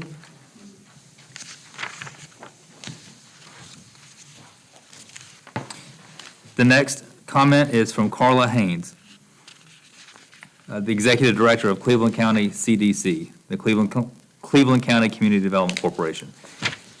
Dear Belmont City Council members, I would like to express my support for Gaston County Habitat for Humanity's housing development community, Dixon Village. Gaston County Habitat creates safe, decent housing for those facing housing barriers due to income. Cleveland County CDC serves Gaston, Cleveland, Lincoln, and Rutherford counties. As a nationally certified HUD housing counselor and an industry professional with over 25 years' experience, I have had the pleasure to work with the dedicated staff and new homeowners. The development of a mixed-income community is a way to build wealth and create second- and third-generation homeowners. Homeownership is good for the economy and contributes to economic growth and job creation. With each home sale, there are expenditures related to construction, new furniture, mortgage origination, and moving expenses, which are spent in the local economy. There's also what economists call the multiplier effect, eating at restaurants, going to a ball game, or buying a car. In essence, one job is supported from every 2 home sales, according to NAR calculations. Homeownership provides social benefits beyond pure financial and economic benefits. Research shows that all other things being equal, children of homeowners do better in school, higher test scores, and lower antisocial behaviors. Findings also show crime and drug usage is lower for children of homeowners. Homeowners are more likely to be involved in community civic engagements, local elections, and volunteer work compared to renters. Again, with all other things being equal. Health outcomes are also better with homeowners. Perhaps this result arises from a better sense of self-control and self-worth among homeowners versus renters, as academic studies have shown. There are multiple positive benefits of ownership to individuals and communities. It is clear homeownership matters. I respectfully ask that you approve the rezoning of the Dixon Village development. This is a well-planned, mixed-income neighborhood that will expand homeownership opportunities and create successful homeowners. Homeownership is the cornerstone of a strong community. Rick Renzi. Sincerely, Carla E. Haynes, Executive Director, Cleveland County CDC. The next comment is from John Mills, the Director of Social Services for the Salvation Army Center of Hope in Gastonia. Good afternoon, Ms. Campbell. This is addressed to the City Clerk. I wanted to write to you and the members of the Belmont City Council to offer my support for the Dixon Village project being proposed in Belmont. There's a critical need for affordable housing in Gastonia, and it is so necessary for the community in order to have a growing and sustainable future. Very warm regards, John Mills. The next comment is from Michelle Gonzalez. Good afternoon. I am a social worker with a love for Belmont. I am writing to you today to express my dearest support for the Dixon Village neighborhood. Gaston County is in dire need of more affordable housing, specifically Belmont. Dixon Village will provide 28 families with a single-family home, of which 1/3 will be Habitat owners and 2/3 entry-level, market-rate buyers. Most will be first-time homeowners. There is significant research that supports the critical importance of homeownership to a community's economic and social well-being. As, quote, it allows the opportunity to build wealth, is generally associated with higher levels of civic engagement, and is correlated with positive cognitive behavioral outcomes among children, end quote, from the 2019 analysis of impediments to fair housing choice, Mosaic Community Planning. The team behind Dixon Village brings expertise in construction, real estate, development, and engineering, along with a commitment to the mission of this innovative project. The neighborhood plan is attractive. The exterior will be pleasant with cement, fiberboard siding, and stone accents. Additional variation will be found in the shutters, shingles, and window boxes. There will even be a community building feature with front porches, sidewalks, and a green area, picnic tables, and a playground. The homeowners from Habitat are hardworking at essential jobs in Gaston County schools, Caramont Health, and local banks, but are not paid a wage that allows them to buy housing in the area, especially Belmont. See first paragraph. They have applied and have been approved with this program to purchase this home with an affordable mortgage. I respectfully ask you to approve the rezoning of Dixon Village project. With warm regards, Michelle Gonzalez. The next comment is from the Reverend Dr. Dara Cobb Lewis. To the Belmont City Council, how wonderful it is to know that you are moving to establish the Dixon Village in your neighborhood, in your area. It is hoped that this project will consist of 28 families in Belmont. Will house 28 families in Belmont. Knowing how serious the homelessness issue is in Gaston County, it is important that each opportunity to alleviate the suffering and struggle of families is taken. Having Habitat for Humanity, a long-trusted organization involved, only strengthens the likelihood of its success. As Belmont continues to grow and prosper, I look forward to hearing how this project is progressing as a way to provide housing for all citizens of Belmont. Best regards, Reverend Dr. Dara Cobb Lewis. I'm going to take a sip of water.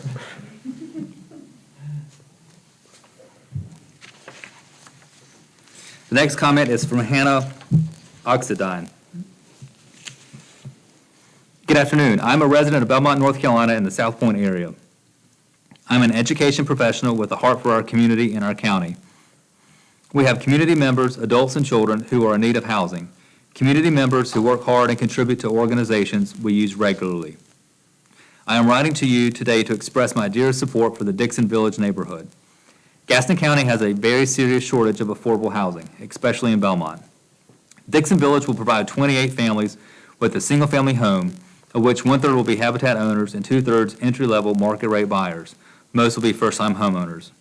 There's ample research that supports the critical importance of homeownership to a community's economic and social well-being, as, quote, it allows the opportunity to build wealth, is generally associated with higher levels of civic engagement, and is correlated with positive cognitive behavioral outcomes among children, end quote.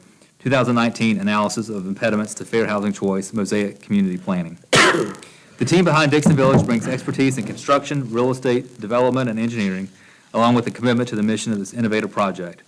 The neighborhood plan is attractive. The exterior will be pleasant with cement fiberboard siding and stone accents. Additional variation will be found in the shutters, shingles, and window boxes. There will even be community building features with front porches, sidewalks, and a green area, picnic tables, and a playground. The homeowners from Habitat are working hard at essential jobs in Gaston County schools, Caramont Health, and local banks, but are not paid a wage that allows them to buy housing in the area, especially Belmont. See first paragraph.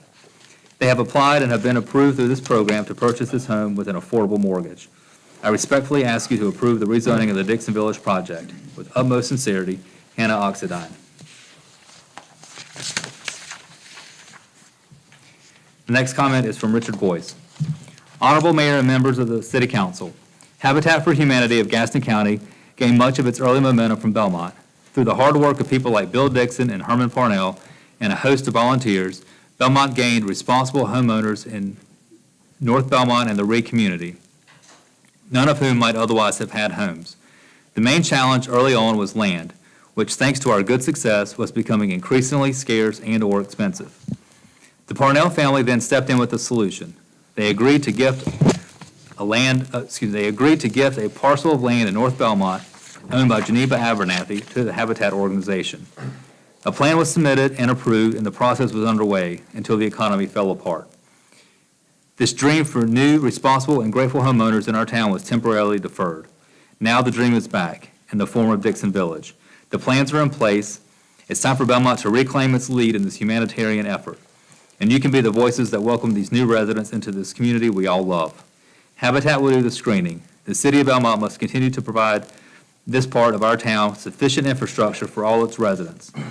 And then we can trust that the most precious commodity, volunteers to do this work, will step forward. Any such dream requires courage to come to fruition. Bill Dixon, Herman Parnell, and many others you know have had such courage. We should all be grateful for opportunities to participate in such efforts and thus become members of such a team. Yours, Richard Boyce. The next comment is from Meg Vanderbilt, Executive Director of Bit of Hope Branch.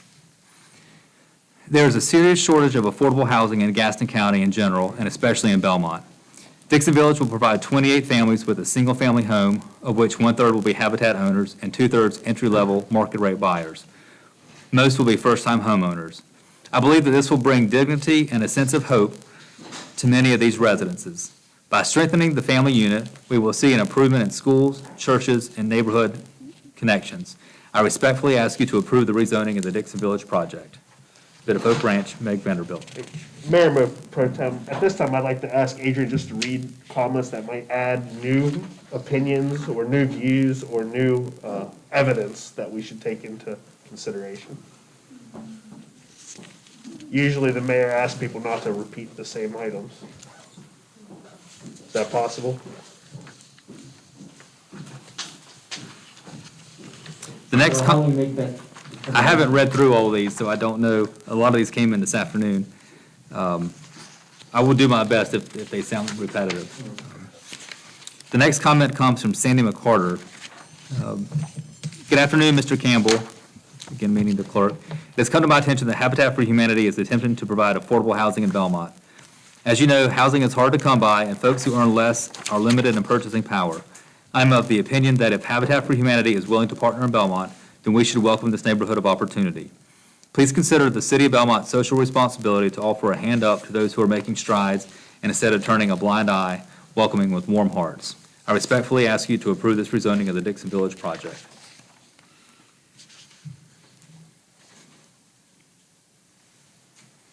The next comment comes from Gene Robbins.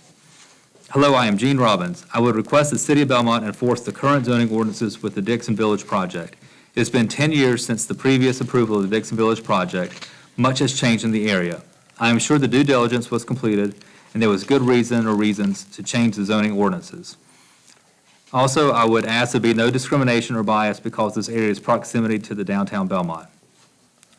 I am also concerned about the water pressure further degrading due to the new industrial development on Woodlawn down from Belmont Abbey College, in addition to these 5 new homes. I appreciate your time and consideration. Regards, Gene Robbins. The next comment is from Bobby Matthew. I'm writing to respectfully ask that you support and approve the rezoning of the Dixon Village project. Having been a single parent, not by choice, I am well aware of the difficulties of finding a safe, adequate, and affordable housing.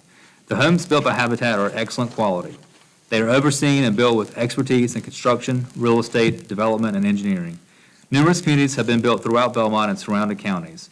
None of these neighborhoods are an affordable option for these potential homeowners. The potential homeowners pass criteria established by Habitat to ensure successful home ownership. They work good, necessary jobs, but current wages do not afford them the dream of home ownership without the opportunity provided by Habitat. These homeowners have an affordable mortgage through their program. It is not a handout. They also actively participate in some degree in building their own homes. This contributes to a sense of pride in their home and long-term home ownership. The proposed Dixon Village will be an attractive neighborhood with features that will make it as appealing as the neighborhoods currently being built, but will serve a well-deserved demographic of hardworking individuals who also pay taxes and just need that opportunity. Approving this community will ensure Belmont and the surrounding area is viewed as being all-inclusive, which is what we in the current climate are striving to achieve. Thank you, Bobby H. Matthew. The next comment is from Chris Putnam.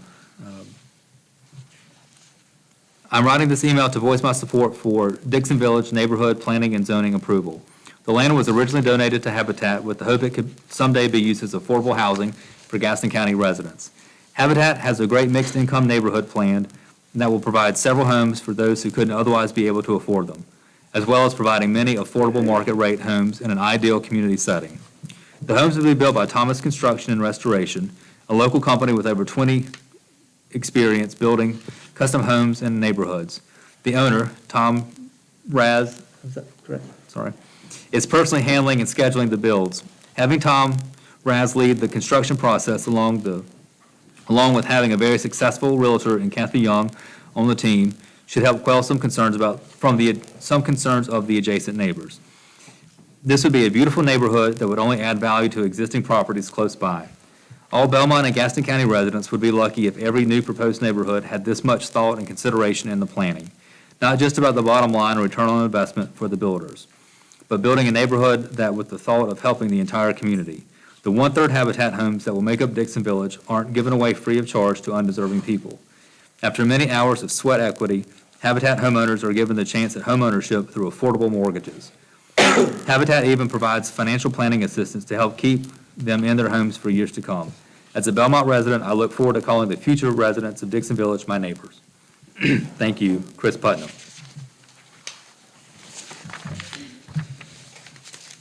The next comes from the Missions Committee of First Presbyterian Church in Belmont. Dear Belmont City Council, the Missions Committee of First Presbyterian Church, Belmont, is fully in support of the Dixon Village project under consideration tonight. Here are our reasons for enthusiastically endorsing this effort.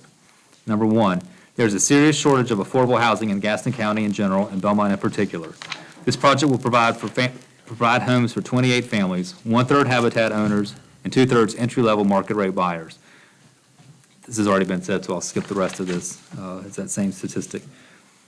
Number two,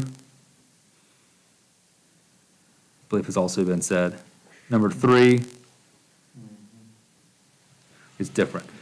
The project design is progressive and creative. The development will include 3 and 4 bedroom homes with front porches, sidewalks, and a green space of playground, picnic tables, and a walking trail. Homeowners will choose from a mix of floor plans and facade materials to diversify the aesthetic and avoid a cookie-cutter-like feeling. A homeowners association will ensure the neighborhood will be well-maintained. Number 4, Habitat for Humanity has a proven track record in Gaston County. The nonprofit has built more than 120 single-family homes in the last 30 years, 22 in Belmont.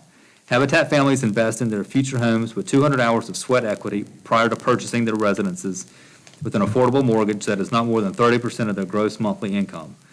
These families are committed to providing a better future for their children. They and the market rate buyers will contribute to our community and tax base. 5, the Missions Committee and Session of First Presbyterian are excited about and committed to this project. We will support this effort financially and as volunteers.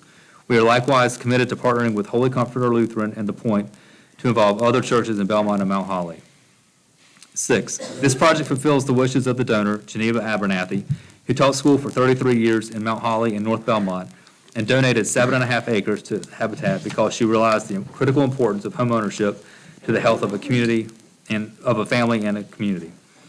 This project also honors First Presbyterian elder and clerk of the session and longtime Habitat volunteer, Bill Dixon, a true pillar of the church. From Lasting Words, a collection of Bill's meditations published posthumously by First Presbyterian, Bill reflects on Psalm 27, Holy Moments, and the families he came to know throughout his work in Habitat. Quote, I have been privileged to work on all 13 of the homes built by Belmont Habitat and to be acquainted with all the families. Some of my most memorable experiences occurred on dedication days, the days we celebrated the completion of new homes and turned them over to the families. They were emotional times as the reason for our hard work came sharply into focus. These were not ordinary families. Most of them had absolutely no reason to dream they could ever own a home, to have a yard for their children, or have a place they could call theirs. Bill goes on to describe 3 families he remembers. He concludes, quote, one picture stands above all others. A young single mother with 3 children of a failed marriage. She was a wage earner, frugal and resourceful, and her well-mannered children. Thank you. The next comment has several signees on it. Greetings. My name is Patricia Brandon Franks, 508 Sacco Street, Belmont. I also serve on the board of Habitat in Gastonia, where I work closely with homeowners. This email is in full support of the application presented by Habitat for the Dixon Village project, which will consist of both Habitat homeowners and market rate homeowners. The names of the Belmont and Gaston County citizens listed below are in support of this application. I served 2 terms on the City of Belmont Planning and Zoning Board. During my terms, numerous applications for housing communities were approved. Most were developments with the cost of housing in excess of $300,000.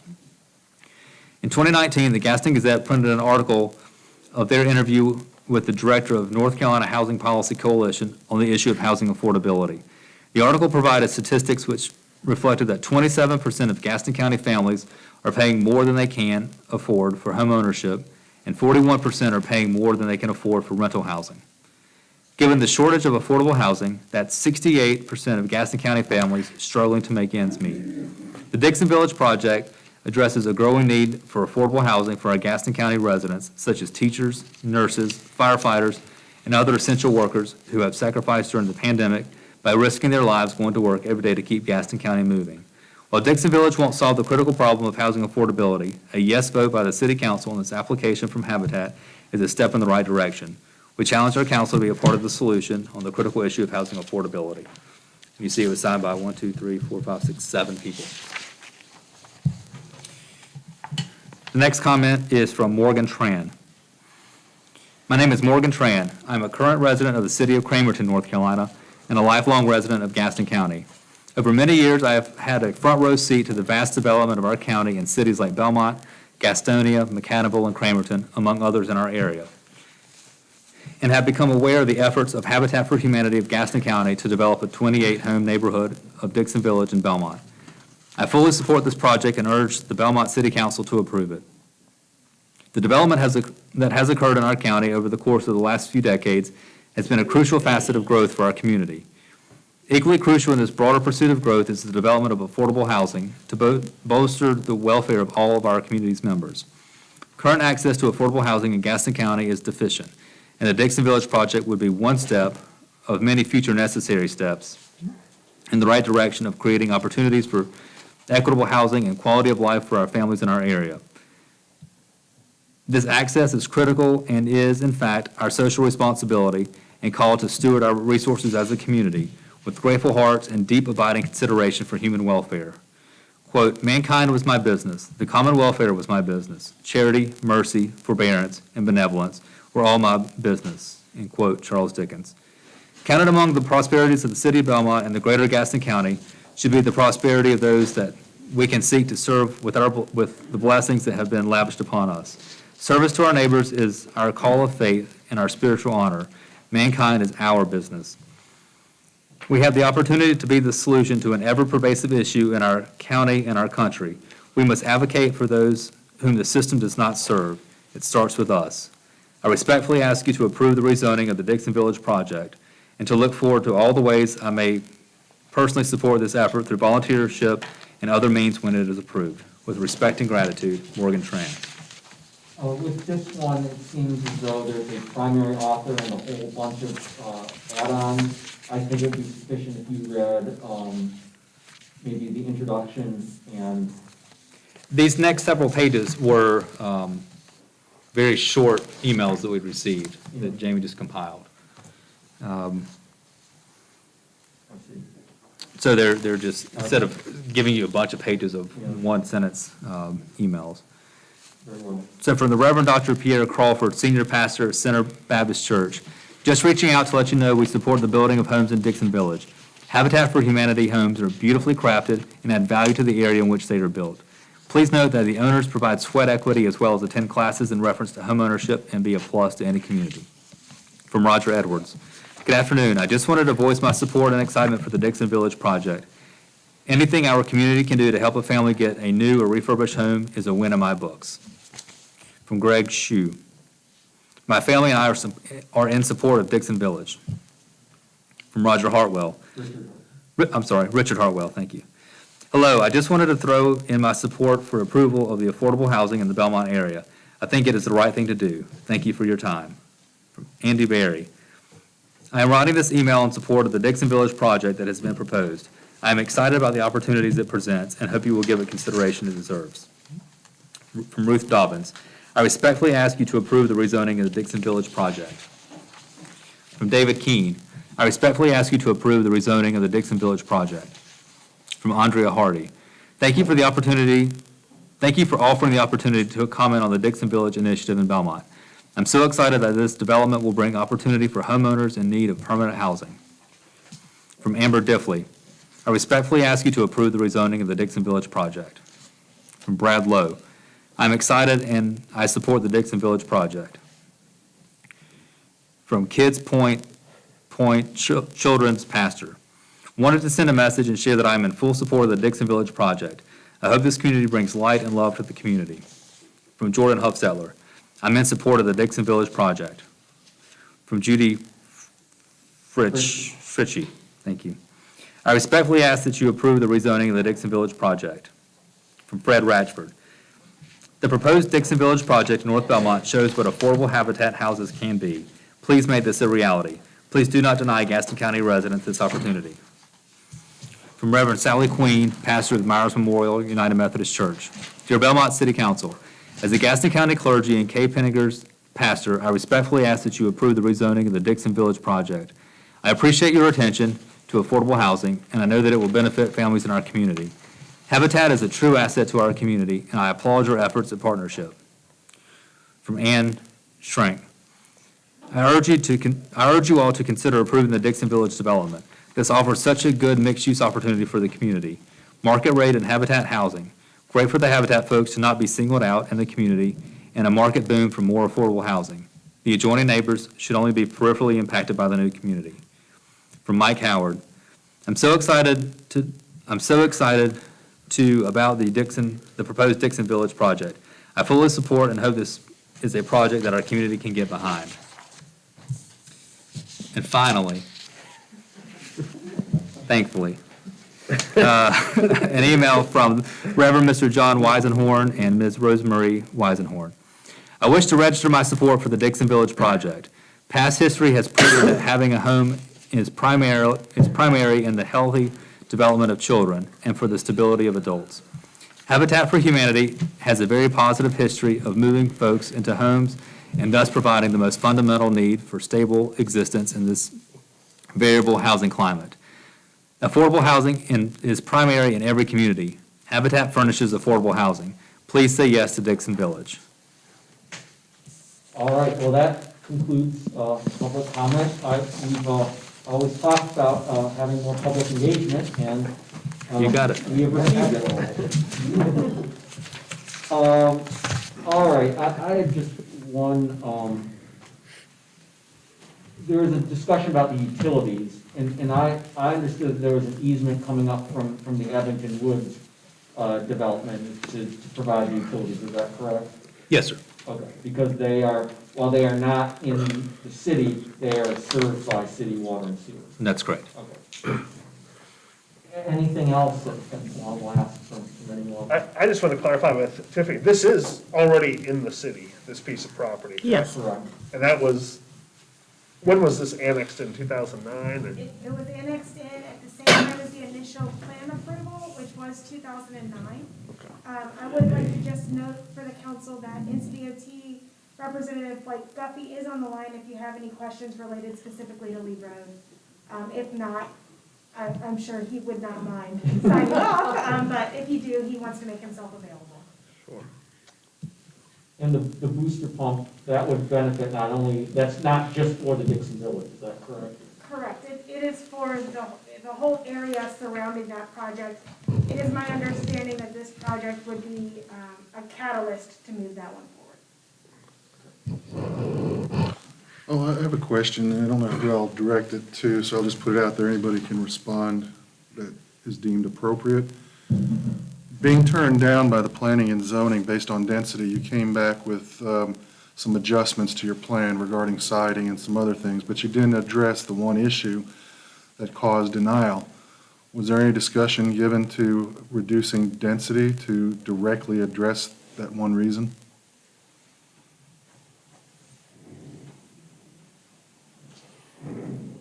Did I take my mask off?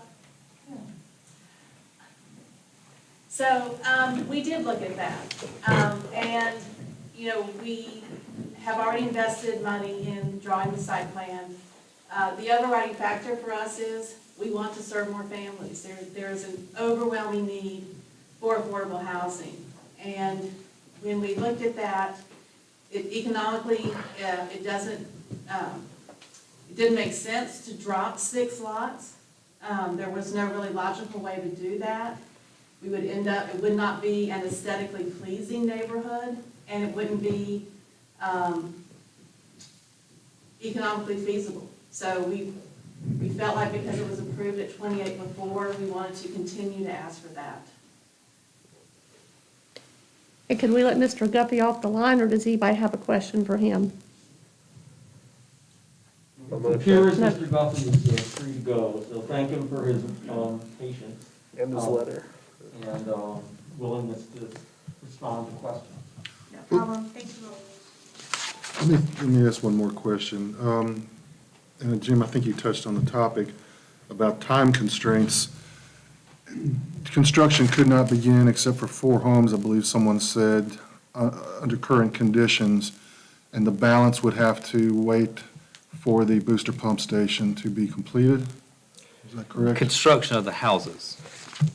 So they could still, if approved, there is a process in place that they have to submit their detailed engineering drawings, get plan approval, get all their necessary permits. That's several months long, although their engineer is familiar with their process.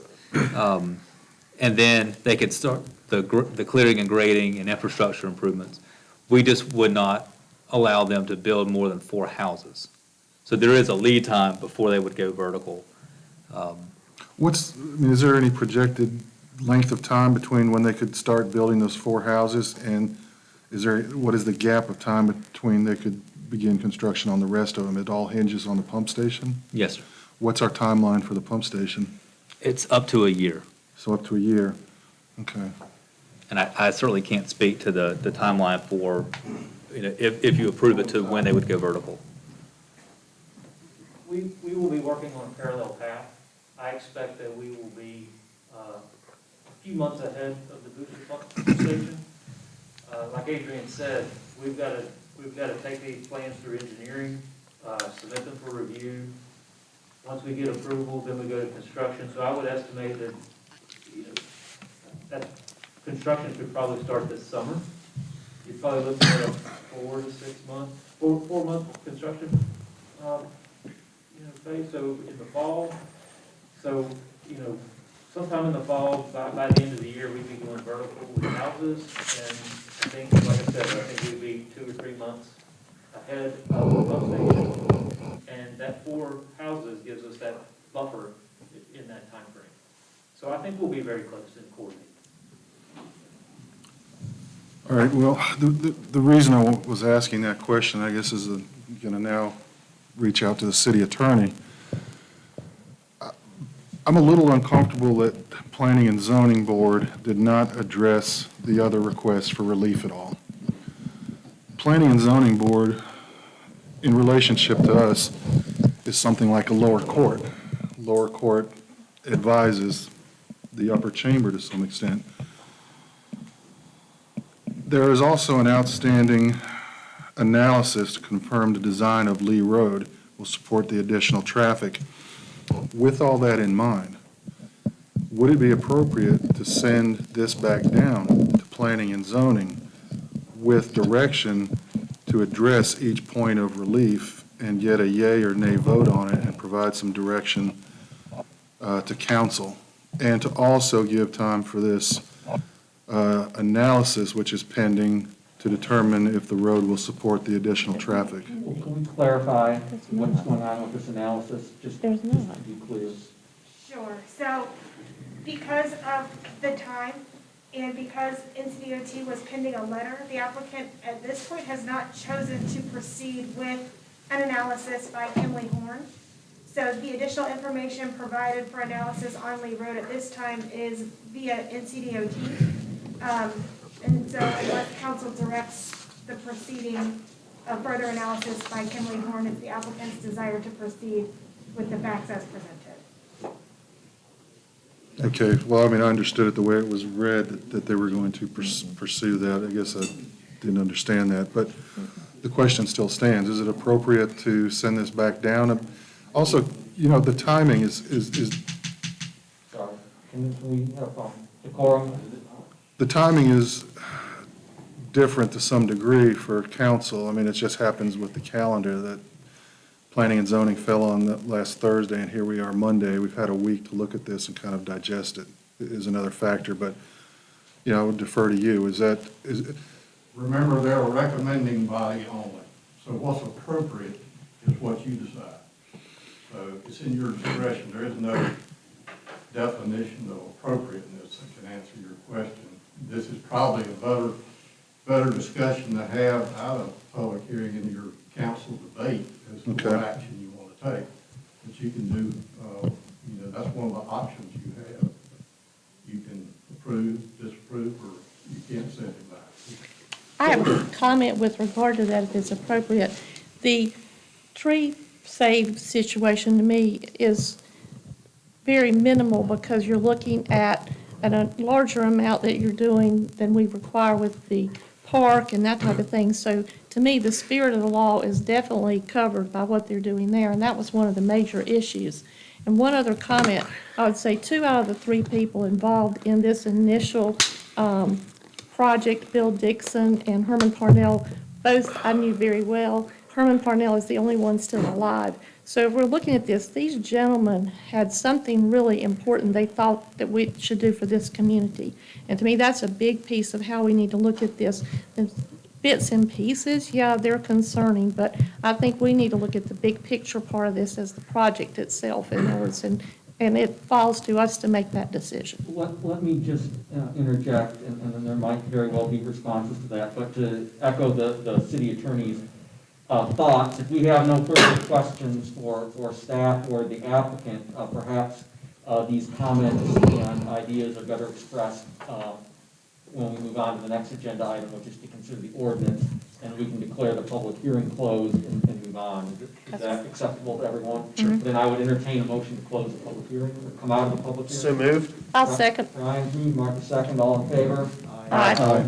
Opposed? All right, the public hearing is closed, and we'll now move on to item number C3 on the agenda, which is consider adopting an ordinance approving ZA 2020.05 Dixon Village, a request to rezone property ID number 182236, approximately 7.5 acres from Suburban Residential SR to General Residential Conditional District GRCD for a 28-home mixed-income, single-family residential subdivision comprised of 3 and 4 bedroom detached homes. And it sounds like we would like to have some discussion before anyone brings a motion to the table. So if that is appropriate, City Attorney, I think we can continue the discussion that you were just having.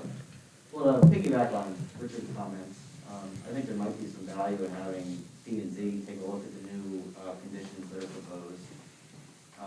Not because I think there's anything particularly wrong with them. I think that this project is something that meets a lot of the goals that we're trying to achieve as a city. But I know there's a lot of technical expertise on P&Z, especially around some of the things that are like the setbacks and stuff like that. I think that they might be able to bring some value in ensuring that the final product is the best it can be. And that would be why we kind of, I guess desire from that. If maybe we could provide some guidance to P&Z on what exactly we'd like them to do. We can provide some recommendations on the conditions that are proposed here. It's not sounding like, I guess this would be a question for the development team about whether an extra month would set them back egregiously, or that would compromise the project in any way. But assuming it doesn't, I don't know that an extra month would necessarily be a bad thing here. Well, Parks, I agree with you, we're the deciding body. I just wanted to lay the option on the table, because I believe this also occurred with the Aberfall project. P&Z had turned it down, and it was sent back to them. They had gotten a 7-0, it was rejected. It was sent back. It was sent back, and they came back with a positive after the second hearing. So, yeah, it's just an option to lay on the table if there's an appetite for that or not. My thoughts are specific to Lee Road and the neighbors that spoke this evening. I certainly sympathize with them, but I'm not sure how we ended up with a piece of city property surrounded by county property, but that's the reality of it. And so it's going to be developed as city property, and so it no longer has to meet the standard conditions of county property. And so we have to get utilities there, we have to get a fire truck there.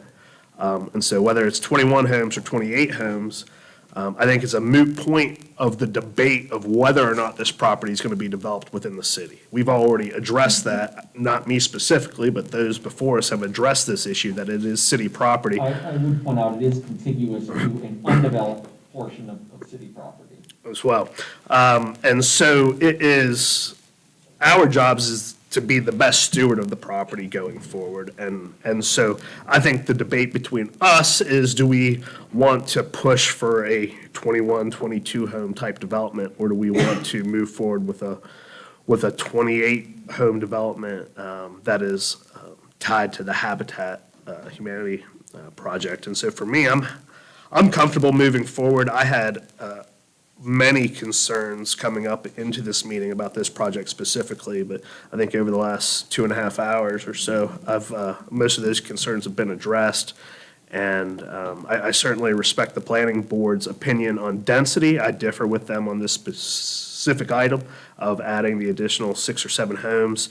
In regard to the other reliefs, I've reviewed them here this evening, and I don't know how much more there is to add to it. We've become very close on all the items up to this point, and so if we want to send it back, I'm not opposed to that, but I'm prepared to make a motion to move forward with this as presented tonight. So are you making that motion? I'll let you guys continue to debate, and then. Well, let me ask, if we were to move it to a motion tonight, are you all comfortable enough voting on that motion? A motion to send back or a motion to approve? I understood Councilman Tripp to be discussing a motion to approve. Okay. I think somebody has to make a motion one way or the other, and we have to see what happens. Do I hear a motion? Just to see, I mean, I will motion to send this back down to planning and zoning to look at and review the items which they did not take up, which we're seeking relief, and the new concessions that have been offered by Habitat in way of relief, and to provide point-by-point guidance to council why they were either approved or declined by that board. I'll second. All right, there's a motion and a second. Do we have any further discussion? Well, I might want some further discussion because I'm sort of I understand what you all are saying. We've talked about it for a couple hours now. My biggest concern was with the road, and we have the letter from DOT regarding the sufficiency of the road. So I'm torn because I understand the utility of doing so, but I'm not sure what it's going to accomplish. If it's just going to come back up and we're going to go through this whole exercise again next month. Is there anything specific that you want, that you really feel the planning board needs to address that hasn't been addressed here in response to our questioning and examination? Well, just in general, all of the relief items, but I mean, I'll have to be honest with you. I mean, we closely mirror the opinion that I've found in my years on council and planning and zoning. Council will closely mirror the majority of times what the referral is from the planning and zoning board. As Mark pointed out, there's a great deal of expertise on the planning and zoning board, from real estate to engineering to design. And it just concerns me that they sent up a vote to not approve. If they've got issues with density, they have those issues for a reason. Well, I think they were clear on that. The rest of it is what they were clear on. I guess that was kind of my ultimate frustration with what the planning board did, was they kind of only looked at the density and didn't look at anything else. And I think it seems like the general consensus, if I'm reading it here, is that there's not really an issue, at least from us, with that.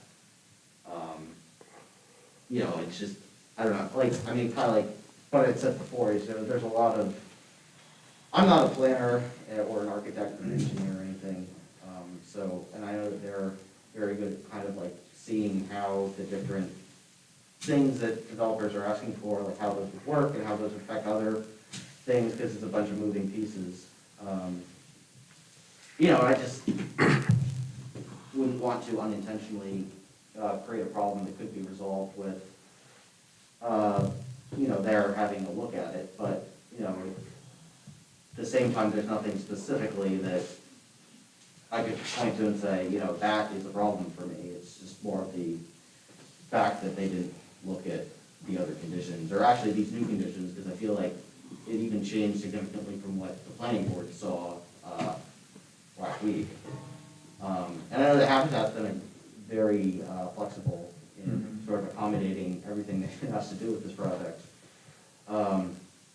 So I mean, I don't want to put an unnecessary burden on them either, but if there's any sort of input that the planning board can provide on these things that would make the project better, I wouldn't want to miss that. At the same time, I don't want to torpedo this project either, because I think it's, like we've heard, there's a great need for affordable housing in Belmont, and I think that the mixed income concept that they proposed is particularly interesting, as far as a way to provide affordable housing. So I wouldn't want this to be misinterpreted as not being supportive of the project. I just want to make sure realizing its full potential. Martha? I'm ready to vote. Ryan? Yeah, I see the planning board as tactical. They look at what rules we have and they vote on them. I think they should have voted against it because it is too dense. But we're at the strategic level up here where we say, okay, this is a project that might be too dense, doesn't pass what we want there in their nature, but we can go ahead and move forward if we want to. So I'm ready to vote as well. I don't know, is there a motion already on the Yes. table? Richard Yeah. has moved to send it back down to the planning board. So are there any other thoughts? All right, Richard has made the motion to send it back down to the planning board. All those in favor? All those opposed? Opposed? Motion fails 2-3. Can I make another motion? Another motion? I'll make a motion to approve. I'll second. We have a motion to approve as Presented. And we have a second. Yes. All right, now, discussion. Has everything been discussed, or do we want to add any conditions we're going to vote on? No, I mean, I have no problem with Habitat and their mission. You know, I think it's a good mission. I just wanted to lay an option on the table for council, which we had no appetite for. So, I mean, I'm prepared to vote now. Yeah, I mean, we talked through it, if that's not the direction everybody wants to go, I'm fine with that. You know, like I said, I think this is a great project. I think, since it was a model for, we're kind of establishing ourselves as the leader, I think, on some of the fronts. So it's a good opportunity to kind of see the example. And it was a very close question for me in terms of the last motion, but I just don't know if there was anything articulated that would actually be achieved substantively by going through that process. And I just felt like we'd end up doing the same thing all over again next month and not having, achieved anything that, wasn't already before us tonight. And so that's why in the end it was difficult, but I sided with We didn't vote yet. moving forward. Well, no, with, on the previous vote. And one other comment, the Lee Road people, I feel very sympathetic with them for a number of situations, but once we do, if we do proceed with this, we need to help them figure out how to get the adjacent property that is a dump taken care of. I know it's not ours, but it is unfortunate that they're having to deal with this as well. All right, is there anything else then? We have a motion made and seconded to approve as presented. All those in favor? Aye. Aye. Opposed? All right, passes 5-0. Do we need to make a? We need to make a consistency We need a finding. consistency statement. Does anyone, hold on, we've got one more thing to vote on. Does anyone wish to make a consistency finding? I move to find the plan, comprehensive land use plan in the areas of land use, character. All right, do we have a second to that? I'll second. All right, motion made and seconded, all in favor? Aye. Aye. Opposed? All right, it passes 5-0. Do I have a motion to take a brief, perhaps 10-minute recess? Motion. 5 minutes, all right, motion for 5-minute recess, second, all in favor? All right, recess for 5 minutes. Chair.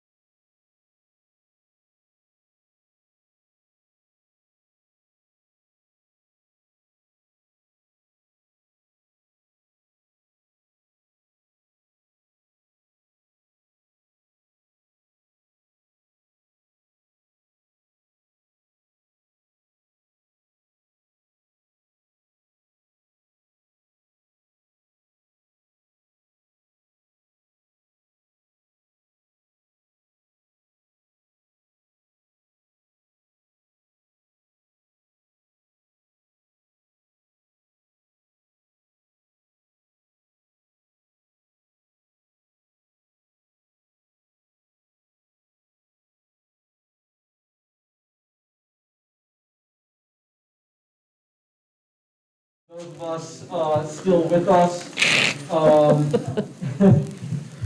Next up on the agenda is item number 4, public hearing ZA2020.06, DSBG entrance signage. The request to zone property IDs number 193710, 193702, 193704, a whole bunch of them. Approximately 234.75 acres from institutional campus development ICD to institutional campus development conditional district ICD CD to accommodate new entrance signage that exceeds the city's current signage sizing requirements. Do we have a motion to go into public hearing? Motion. Motion? Second. All those in favor? Aye. Aye. Opposed? We are now in public hearing number 2, and we will recognize Tiffany Barrow, still with the planning department, to present the staff report on this item. Thank you, City Council. This is item ZA 2020.06, Daniel Stowe Botanical Gardens entrance signage. The request before you tonight is to amend the zoning designation on all parcels associated with garden operations, which includes 234.75 acres from its current ICD zoning to ICD Conditional District. The purpose of this rezoning request is to accommodate new entrance signage for the Daniel Stowe Botanical Garden. The requests for relief on the signage include the size, quantity, and distance between the signs. As shared, this does impact the parcel IDs as listed on the screen. The applicant is the Daniel Stowe Botanical Garden, and the representative for this case are Jim Hoffman, interim executive director for the garden. The subject area is outlined in red on the screen. Specifically, the signs will be located at the street frontage of the property as outlined in blue, located where the star is placed on the screen. The existing site conditions note non-conforming signage that has been in place since the time of the annexation and prior. The existing signage, there are 2 of them on either side of the entrance. And they are currently noted as 8 foot tall by 20 feet wide. So 160 square feet in area. The signs themselves are now dated in appearance, which is making them easily missed by guests that are not as familiar with the area. It's for that reason that the applicant is seeking your approval of the proposed design of new signage for the garden. This proposed signage design is 15 foot 8 inches wide by 15 foot 6 inches tall. And because our current ordinance limits the height of signage at 6 feet and the maximum area at 32 square feet, relief is needed for approval of this size of a sign. The sign as proposed would allow for a changeable banner to be incorporated into the sign itself, and lighting would be external and ground mounted. So while ICD as a zone does allow for internally lit signs, that's not what's being proposed here for the project. The proposed zoning of ICD remains the same with the exception of becoming a conditional district. Adjacent zoning classifications nearby are Suburban Residential and General Residential Conditional District, as well as additional ICD, NCC, I believe, I apologize, it's a typo, and NCR zone properties. Nearby uses therefore include single-family residential, neighborhood commercial center, and some undeveloped parcels adjacent to this site. As noted on the screen, the applicant is seeking relief from height, area, sign quantity, and distance between signs to allow for the design as proposed, and all other conditions meet our current ordinance requirements. To further shed light on the issues regarding visibility of the sign and ease of passing it along the roadway. Wanted to share site access slide with you. We started again where the proposed signage would be along South New Hope Road. And there are various neighboring community access points in close proximity that have been utilized by visitors as turnaround spots when they miss the current entrance. Those include Overlake, Conservancy, Woodland Bay, which is within the Gaston County jurisdiction, and also the garden's service delivery access. So we believe as staff, after analyzing the road and its current configuration, that its current design contributes to the lack of visibility for the garden at the entrance specifically, due to the factors of curvature, speed limits, and that's supposed to say lane, I apologize for the typo there, the lane widths of the road.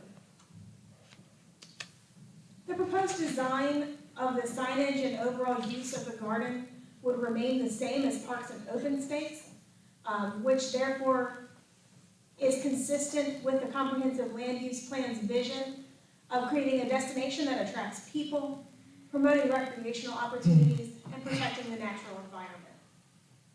This project supports the goals of economy, parks and recreation, and environment. The applicant was required to hold one community meeting, which was held virtually via Zoom. Applicant recorded a Zoom call for 47 minutes and no attendees signed on to the call. In summary, the applicant is seeking to retain the ICD zone but establish a conditional district for relief of the proposed design for signage, which includes the sign size, both the height and the area, the sign quantity, 2 instead of 1, 2, which would be one-sided sign on either side of the front entrance drive, and to accommodate a minimum distance between the signs, which is approximately 150 feet as opposed to the 200 required by our ordinances. It otherwise complies with all other regulations of the Land Development Code. This project was considered at the Planning Board meeting on January 21st. Planning Board found that the project was reasonable and was also consistent with the comprehensive land use plan in the areas of economy, parks and recreation, and environment. And it is with that that I ask council to receive staff's report and any public comments shared tonight. All right, thank you, Ms. Farah. Are there any questions for staff regarding the report? I have one, just from the standpoint, we're talking about this major sign at the entrance. For the other signs for the delivery entrance, that kind of thing, we're not talking about anything of this kind of size. It would still be limited to what our normal situation is, or are we allowing for that to be larger as well? Right, so the conditions before you tonight are only requesting flexibility specifically for the signage designs presented in your packet. Okay. The proposed condition is that all other development on the entire premises of the garden be allowable if it is currently allowable by the Land Development Code. Okay. But no more than that. All right, thank you. Let me ask you a question. Why is this going conditional and not going to the Board of Adjustment? Sure. I'm going to be honest, I don't remember which meeting, but I do believe there was some discussion among city council about that path. It was the first workshop that we had right when everyone was like fleeing for their lives from COVID in council chambers, and I believe I can't remember why we said it, but they presented that to us, and our direction was to do it by conditional zoning, but I can't remember. It was March of 2020, and I can't remember why. Yeah. Right. A variance to the Board of Adjustment would also require a hardship on the property, and this would allow it to be a more legislative process. Well, I don't remember us giving direction, but if you say we did, I can't for the life of me think of why we would send it conditional when this it seems to be tailor-made to some extent for Board of Adjustment. But let me ask you, when you say the appearance of the sign is dated, is that staff's opinion or applicant's? That was provided by the applicant. And I can go back to those pictures. I think what is challenging from the pictures as presented on the street view is that a large portion of the current visibility is new banner that's been tacked on to the existing sign. But that is an afterthought, so this new proposal would have a space specifically designed for that feature. And I will address maybe your concern about that, Richard, too, because I've attended a number of nighttime events there, both as a guest and as a volunteer, because I volunteer there a lot. And I have missed the entrance at night a number of times because it is so dark, there's not much light. And so when you're looking at that, to me, this makes really good sense because I don't want to have to turn around on New Hope Road, and I do not want other people, particularly at night. Were you gonna put that picture back up I sure can. Of the existing conditions. of the sign as it is now? Okay.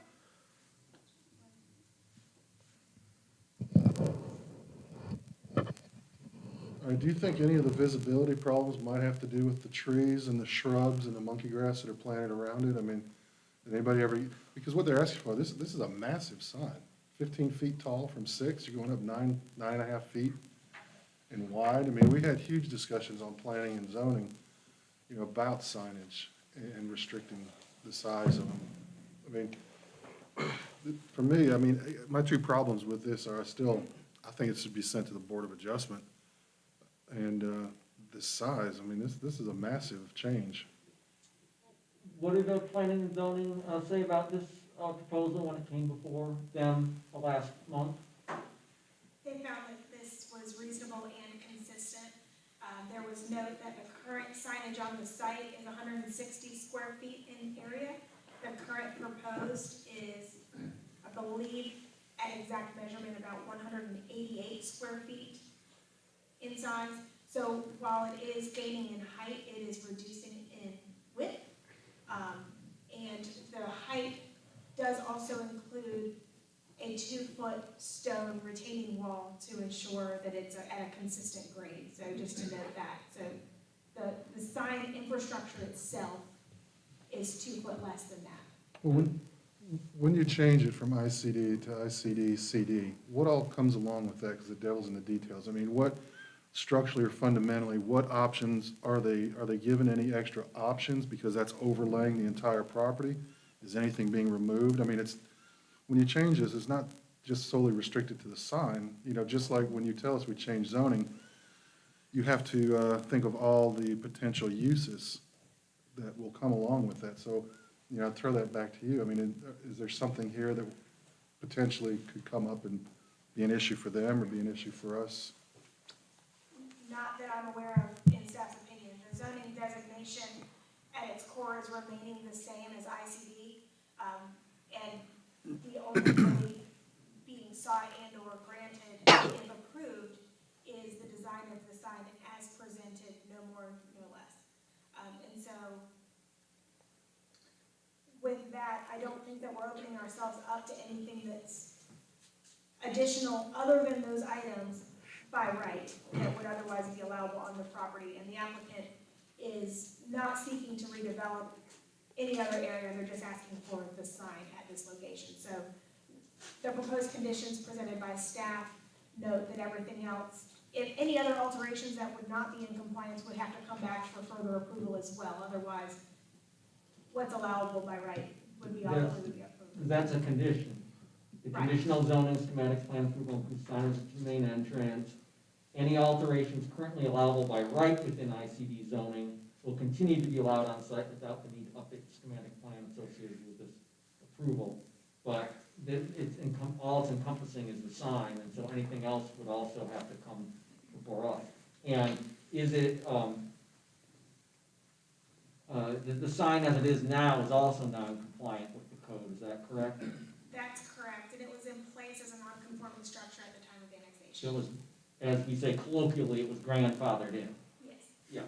Yes, and let me remind council too, since I seem to be the historian on this piece of it too, the council, before any of us were part of it, actually refused to annex the botanical garden. Part of it was lack of information or knowledge about what a botanical garden is and what it would require, because they were concerned that they would have to provide police protection and water, and of course there are deep wells and that kind of thing. So I'm so thrilled that they came to us to be annexed, and certainly I know why, but when we're looking at this is a little bit different situation than what our normal business would be as far as what it is and what it provides for the community.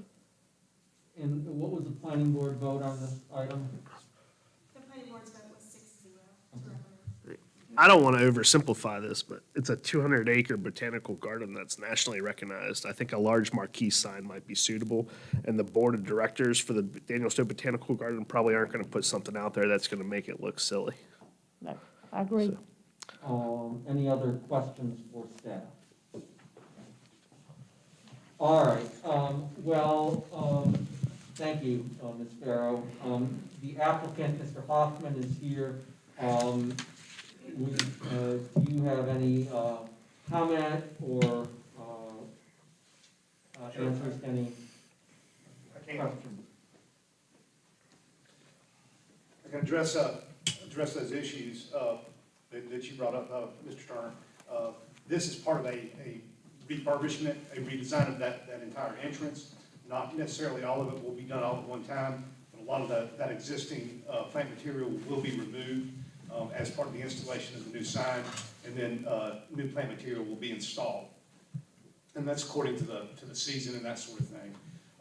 Also, we have not sent this, we wanted to get your approval first before we sent this for engineering. So it hasn't been engineered yet, so whether or not we can construct it quite that large is yet to be seen. So this is just as large as we would build it. So, and I'd be glad to answer any other questions or address any other concerns. This is going to be a electronic sign, correct? No, it will not. It'll be a changeable banner, so it'll have our branding on top.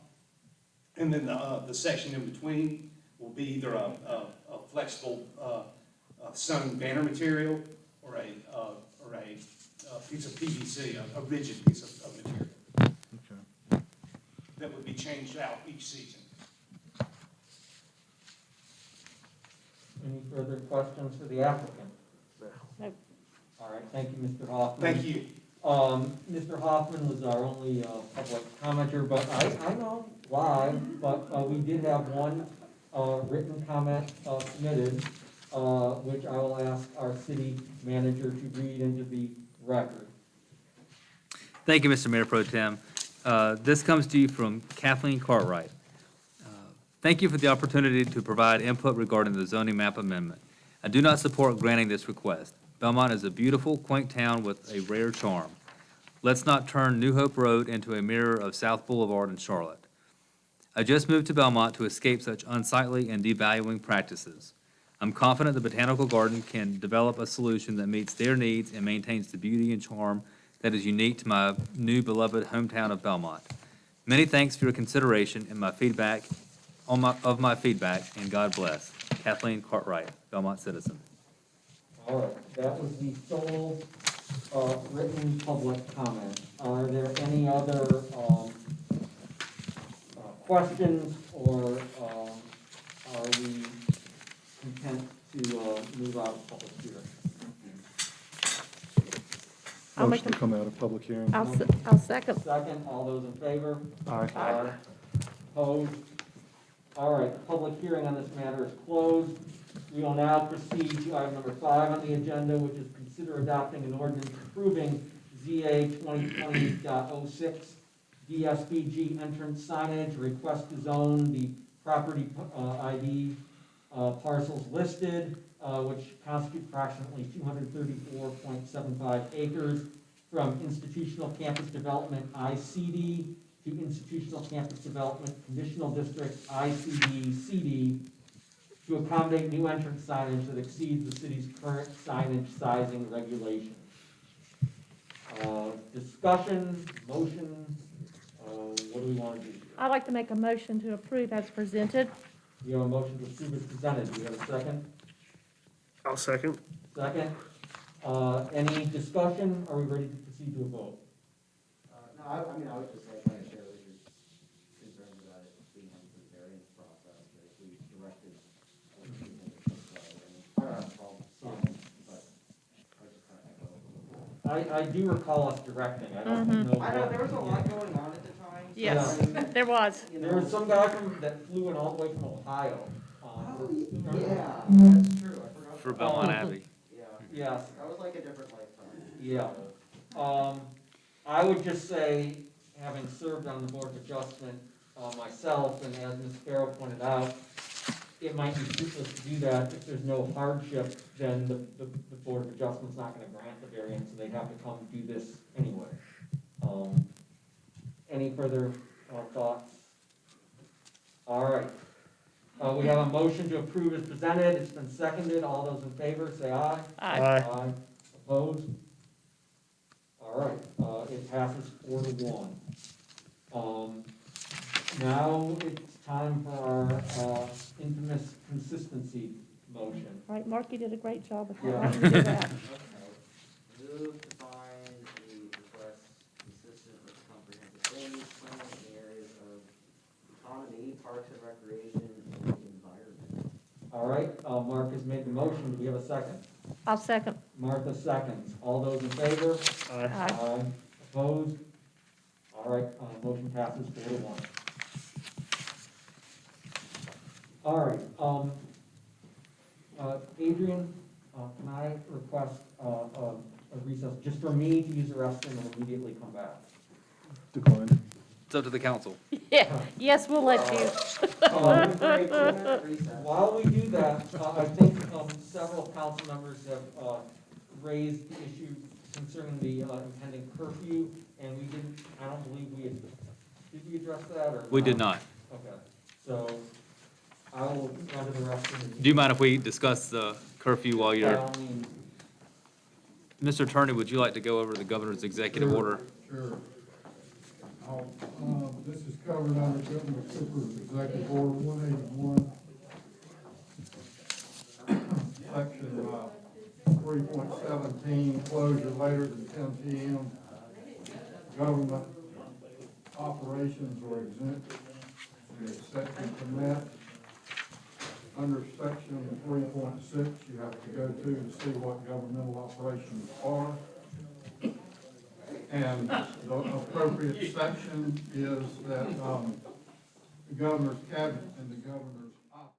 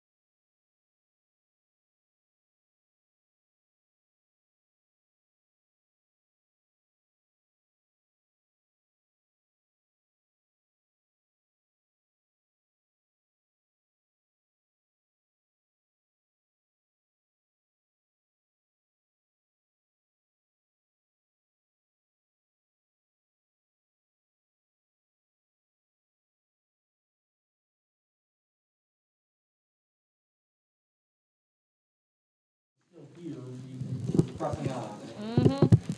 Mr. Manager, they expressed an interest in reviewing the protocol, this and other items at the workshop. Okay. I mean, we're still, typically you're not gonna get email public comments like we had today, but obviously with COVID being what it is, I don't know if we have to give the deluge of comments, but, We could always go back to virtual meetings. That way we could do it, everybody at home. well, All right, let's move on. Moving along. We got a 45-minute outlook. Item number 6, public hearing on ZA 2020.07 Smith Farm Community. A request to establish a General Residential Conditional Zoning District, GRCD, for a new 99-unit residential community on a 22-acre site. The community is proposed to consist of 43 single-family homes and 57 townhome units, open space and tree-save area, and the realignment of a portion of Bellwood Drive. And to present, do I have a motion to go into public hearing? Motion. Richard has made the motion. Mark seconds. All those in favor? Aye. Opposed? All right, we are now in public hearing, and to present the staff report, we will recognize Shelley DeHart, our planning director. Thank you, and as read into the record, this project is referred to as Smith Farm. It is ZA 2020.07. It is a request to rezone a 22.84 acre site from General Residential to General Residential Conditional District to accommodate a 99-unit residential community consisting of 57 townhomes and 42 single-family homes. The project includes open space, tree protection area, future roadway dedication along the South Point Road street frontage, as well as a realignment of Bellwood Drive. There is a request for relief in 2 areas. That is with regard to building type mix and maximum block length. The site consists of 4 parcels, and I will not read those parcel numbers into the record. You have them in the staff report. The applicant is Thomas H. Smith Jr. and others. Representing the applicant tonight is James Martin of Fielding Homes, DRB Group. So I'll start out with the aerial photograph on the screen to show where the site is located. It's located on the east side of South Point Road, just south of Stowe Road, and just north of Bellwood Drive. The site, again, as you can see here, consists of 4 parcels. It's located directly across from the new Belmont Middle School site. Development around this site, you can see there's Amity Acres to the north with single-family residential detached homes on about half-acre or greater lots, typically ranch homes built between 1950 and 1960. To the south, it's the Bellwood Drive community, as well as the Smith Cemetery is also located just to the south. Both the Bellwood community and the subject site is located in the city's ETJ area. So I'll start with the environmental setting. As you can see from the photograph on your screen, this property was used historically as a farming use. You can see the northern portion of the site is completely clear. It has a mix of hardwoods and evergreen trees. Now, the topography varies greatly on the site. It has an elevation of about 726 feet at South Point Road. It moves in a downward direction down to 640 feet at the southeast corner of the property. Now, the property also consists of a portion of a perennial stream, which is actually the head of the stream, meaning it starts there and everything heads in a eastern direction that ultimately reaches the Catawba River. So looking at the zoning in the area, so this property is currently zoned general residential. So the applicant is not proposing to change the base zoning. They are requesting to establish it as a conditional district in order to allow some relief in the project. So the zoning is general residential. The adjacent zoning, Amity Acres, is also zoned general residential. The Bellward community to the south, directly adjacent, is also zoned general residential school site, although proposed for institutional use, is zoned general residential. A little further north, you have TNDCD, that's a traditional neighborhood development conditional district that is home to the Harris Teeter Shopping Center as well as Laurel Walk. And right across the street, north of the new Belmont Middle School, you have, off of McKee Road, you have South Point Village, and that is residential as well as a commercial center. So again, in this direct area, you have a mix of single-family detached, higher density closer to Stowe Road and RL Stowe, commercial use, and institutional use in the area. Now this chart simply shows the performance standards for the general residential zone. The left-hand column is the topic areas such as building heights, setbacks, and so forth. The middle column is what the ordinance says as far as what's required. And then the right-hand column is what is proposed. This project complies with all the regulations except in the area of building type ratio. The general residential zoning classification has a maximum of 30% of the total units can be in what we call an alley type lot. That could be a detached single family or a townhome.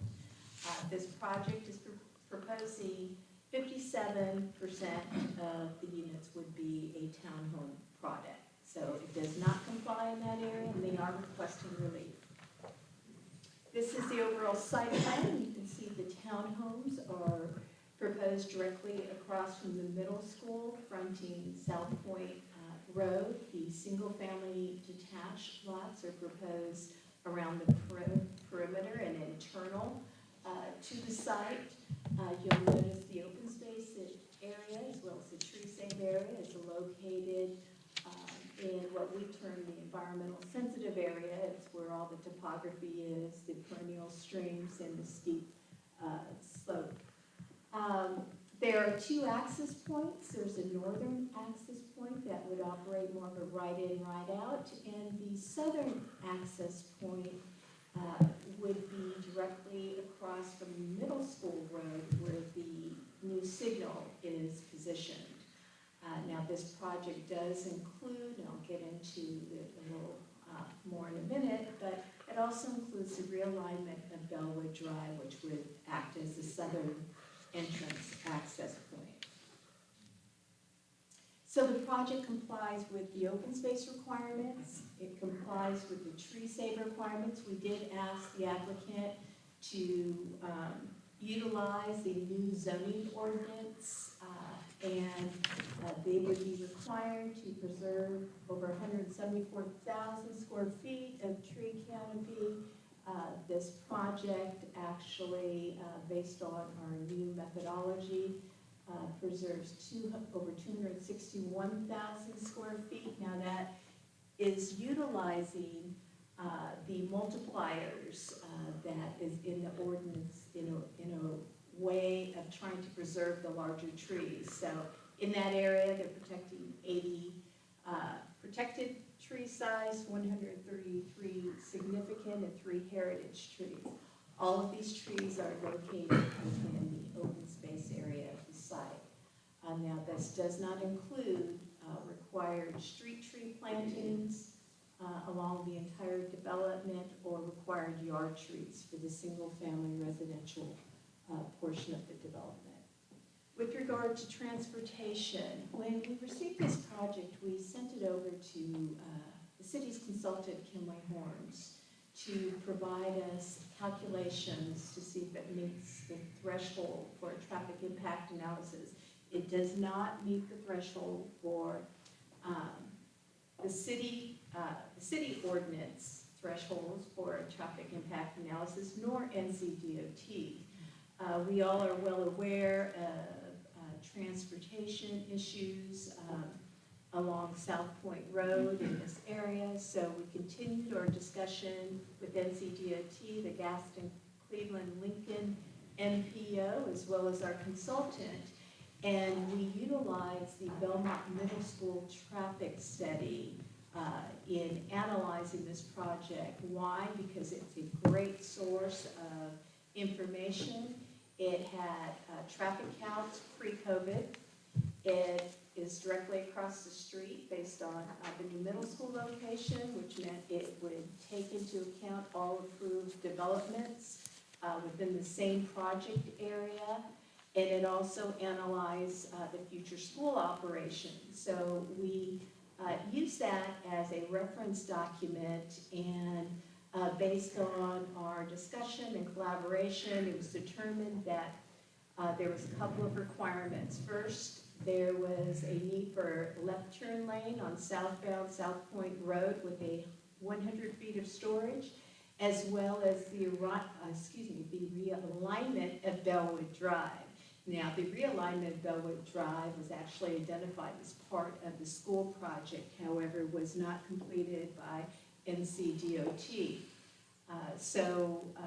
We did talk to the developer. NCDOT agreed that this project should include this realignment. They did ask that it be a 60-foot right-of-way. That is what the current width of the Bellwood Drive road is within their community. We required not only the stub out to the project site, we are asking that the developer construct into the Bellwood community and make that connection. NCDOT indicated they would partner in the form of providing the closing of the existing Bellwood driveway, and they will maintain the future new segment through this proposed community. So here's just a close-up of the realignment. It is designed to NCDOT standards. They ask for T-intersection, 60-foot right-of-way. They talked about responsibility on who is going to do what. The city, there are required city amenities that will be built within this realignment within the project site, and of course they include curb gutters, sidewalks, street trees, and so forth. So this map on the screen just sort of an overview of roadway improvements. The project is conditioned to dedicate future right-of-way along the South Point Road frontage to accommodate a future 110-foot right-of-way. So they're required to dedicate additional land to equal 55 foot from center line, which is just over half an acre.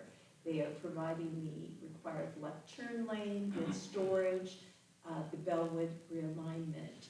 Now, one other area of relief related to streets and block length is the city requires, or has the city requires a block to be greater than 200 feet and less than 660 feet in length.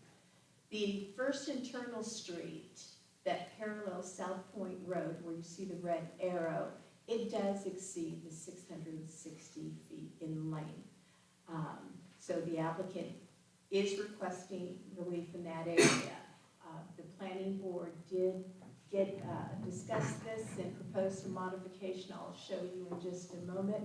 But I did want to point out that we were unable just to require a street connection completely through to South Point Road because NCDOT does not support another entrance within this development. There would be too many access points in an area that has a lot of traffic going through it with signals and other road entry points.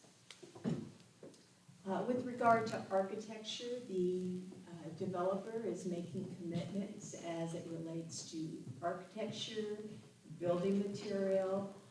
They do comply with and exceed the city's regulations with regard to townhome architecture.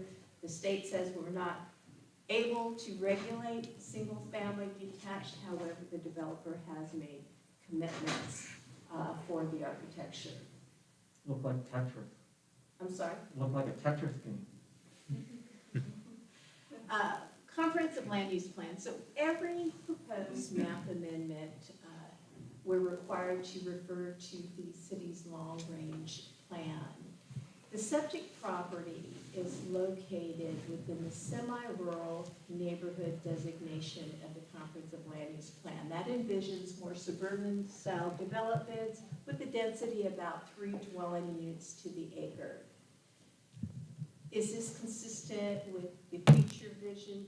No, as it relates to density. The project is proposed at 4.3 dwelling units to the acre. The future land use map envisioned about did envision 3 dwelling units to the acre. Is it consistent with residential use? Yes, it is. So there seems to be a real disconnect between the property's existing zoning classification, which is general residential, that allows a density of 6 dwelling units to the acre. So zoning establishes what's permitted today. Long-range plan is a vision of how we'd like to see the city in a particular area. So right now we have a disconnect. So I explored that a little bit to see how that occurred. What I found is I went back to 2007, and what I found is the subject site was actually in the village center. You can see the white star.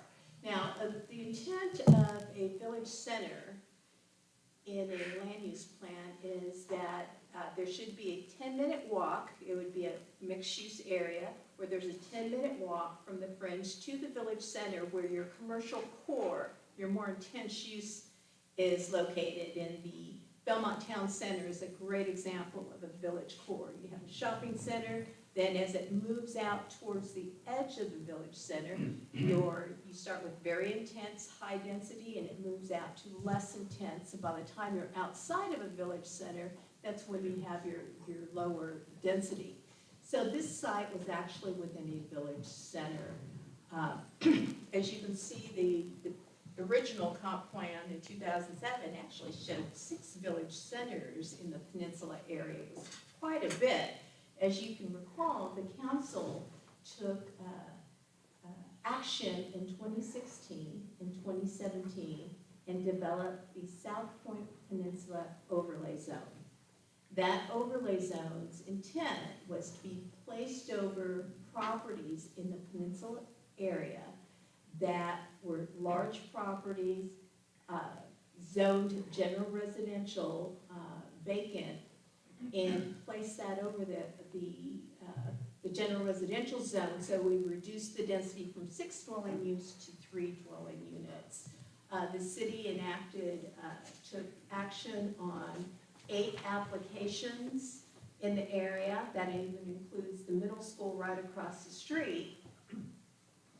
So what happened is we took the large properties, took action, reduced the zoning on the peninsula. The subject site did not get that zoning action in 2016, 2017. It does not have its own GR and does not have South Point Peninsula overlay placed on it. The middle school does. Just for clarification, is that the new comprehensive land use plan map? This is the new. So as you can see, the old, had about 6, it had medium density on the peninsula with about 6 different village centers. Okay, so. The current one, it actually has 4. You can't see the one in McLean, but Where's the white? reduced the village Where's the center. white star? And we reduced the size of the village center and moved it slightly north, bringing the site out of the village center. So the site's not in the village center? Not today, correct. That is correct. So as you can see, the zoning on the property is consistent with the vision, the future vision of that area. So when staff presented this to the planning board, evolved. And staff was of the opinion that this area could be considered for higher density than 3 dwelling units to the acre. The site itself is only 2 residential parcels removed from the edge of the village center. It's within a 3 to 5 minute walk of 2 commercial centers. It has great road connectivity as it relates to South Point Road at a signalized intersection.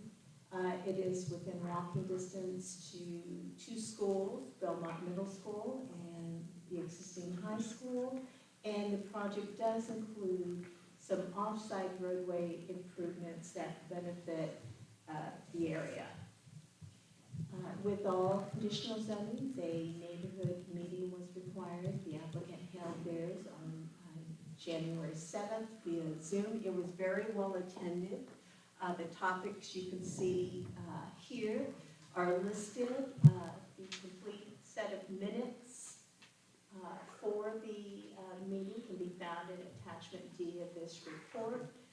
The applicant actually followed up with some of the property owners from Amity Acres. There was a follow-up meeting to discuss a buffer along the north property line, drainage, and other issues.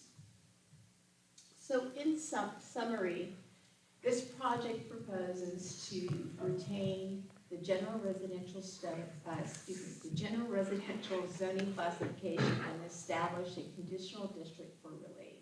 The 2 areas of relief are related to block length and building type ratio. It complies with all other regulations. It includes a realignment of Bellwood Drive, future right-of-way dedication. There are architectural commitments with regard to material and style, and the project includes buffers from the neighboring lots to the north and adjacent to the cemetery. So all of this was presented to the planning board at their January meeting. After a lengthy discussion, they actually took each item one at a time and evaluated it. And I'll speak to the request for relief. So with regard to building type ratio, there were 6 members present. The vote to support this request for relief was 4-2 for support of that area of relief. With regard to the maximum block length, the planning board actually proposed a modification, presented it to the developer in the meeting. The developer agreed, and that area of relief was approved 6-0.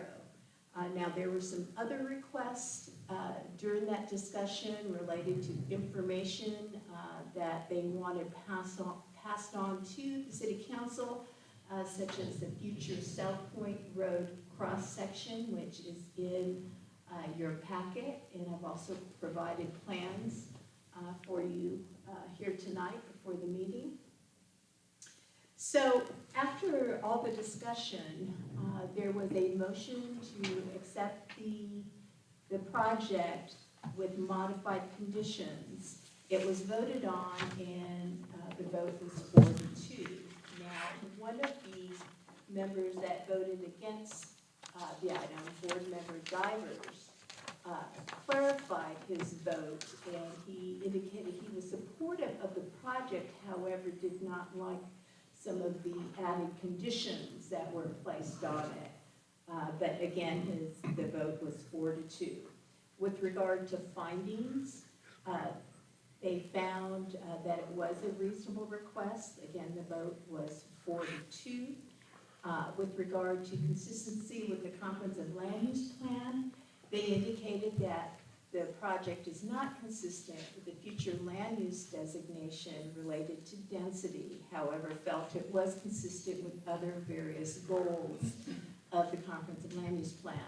And the resulting vote for that was found in favor 4-2. So some of the areas that the planning board requested be modified The applicant has provided this rendering with the changes, and I'm going to read some of this in the record. So with regard to maximum block length, it was understood that a street connection could not go all the way out to South Point Road. However, the planning board recommended that the applicant change the open space area to the central location. They could create that block with a connection to the alleyway behind the townhomes, thus breaking up the block.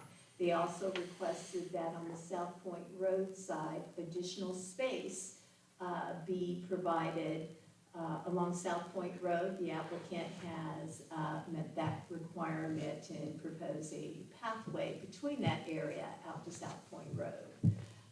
The buffer has been extended along the entire north property line. The upper right-hand corner shows a detail of what the screening request was from adjacent property owners. Some of the area has an existing block wall, and other portions will be just a wood fence. That is what the neighboring property owners requested. And then the arrow to the lower right is the requested buffer between lot 28 and the Smith Cemetery. They've added some landscaping in that area as well. Okay, Shelley, say again where that is, because I was trying to figure out where the cemetery The is. cemetery is where this screen, the lower right-hand arrow on the screen. Okay, all right. That is the cemetery, and lot 28 is about 10 to 12 feet, the closest point from the existing fence. Mr. Ford called and had a great discussion. He asked that some additional screening be placed behind that lot. So with that,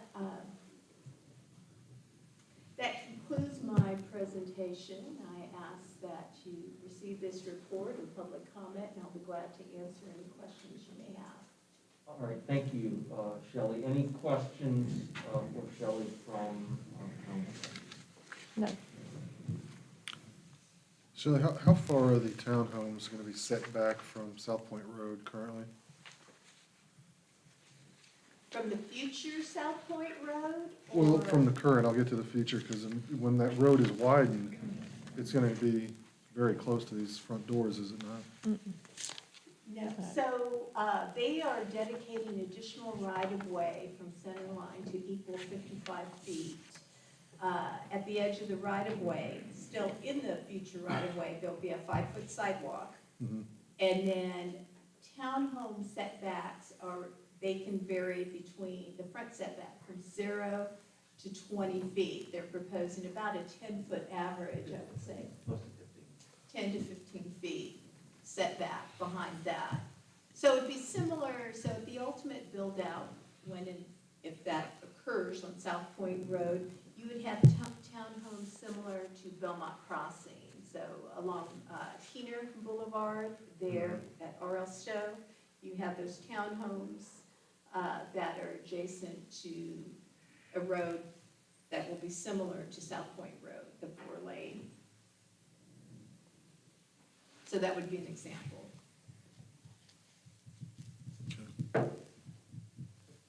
Any other questions? So it's,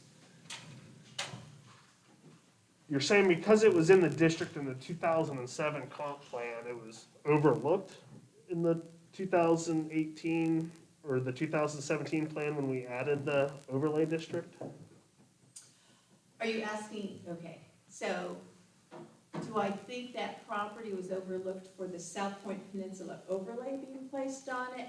I don't think so. We tried to go back and think about how we identified properties. So first of all, that cites 4 properties, 2 of which, well, 3 are smaller, like acre lots, and 2 are developed. So that left 1 large one that was under 20 acres. I think we were looking at sites 20 acres or greater that may have been vacant in zone general residential. We went back and we didn't see that it was marked on any of our documents. the school property across the street was, it's 77 acres. So the Pittenger property, 1,100 acres. So, all the Tucker Road properties, Henry's Chapel, which is 251 acres. So we were targeting very large properties that were undeveloped, zone general residential. Well, which came first, the South Point Peninsula overlay or the new comprehensive land use plan? The overlay. The overlay came before the update of the comp plan. So at the time of the overlay, this would have been within the village center on the 2007 comp plan, right? That's correct. And so no one would have thought to put it on there because it was part of the village center. And then, after the overlay was put on, then with the new comp plan, they shrank the village center, and all of a sudden, Shifted it, and you know, while doing that to take the school Overlay. property out, we didn't recognize that we took out We got a do-over. the site as well. But yes, Yeah, it is kind of strange how the property right across the street would be the overlay and this wouldn't. Really more of an observation, that's not a question. That was all for me, thank you. so the proposed density is allowed under the current zoning, is that correct? that's correct. What's going to happen, I understand that two of the smaller properties have structures already built, I mean, houses. Are those houses gonna stay intact, or are they gonna come? My understanding is they will be removed. Okay. So we talked a little bit about the Bellwood Drive realignment, and there's been some discussion about what the developer is required to do and what they're not required to do. If a development plan is approved by council, would the developer be required by DOT to realign Bellwood Drive as part of that plan? Yes, yes. We clarified that with Blake Guffey Yeah. Well, he was on the line. earlier, yes, that any development on this site, we would look for that improvement to be taken care of. But if there were no development on the site and the land sits there as it is today, could DOT require the property owner to realign Bellwood Drive? Not the property owner, no. Okay.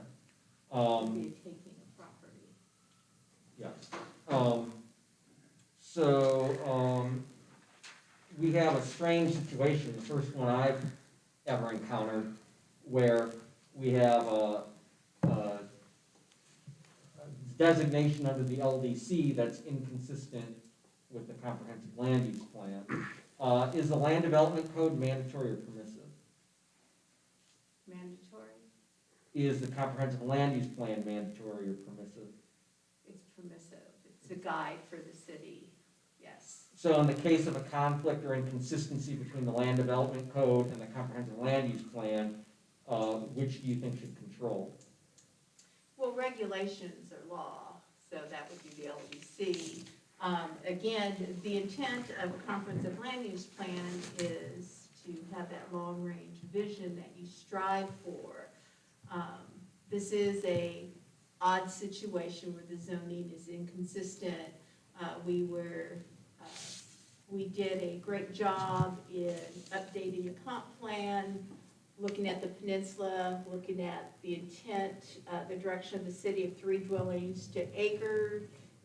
All the large properties had the overlay zones placed on them where we actually contacted each property owner, let them know, and gave them an opportunity to speak to the council about that action.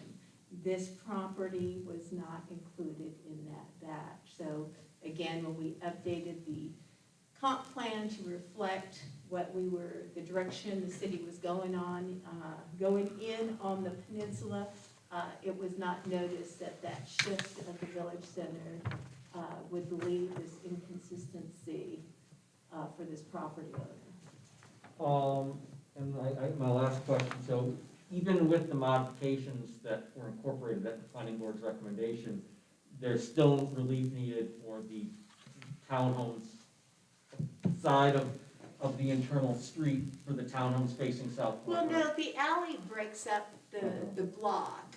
It would be more on South Point Road, there's no Right, yeah, that's road what I was connection, trying- yeah, so Perhaps I'm not South Point articulating it Road, well. not internal, so they do not need really internal, it's South Point Road. So they, that solved the issue for one side of the street, but not the other. Correct.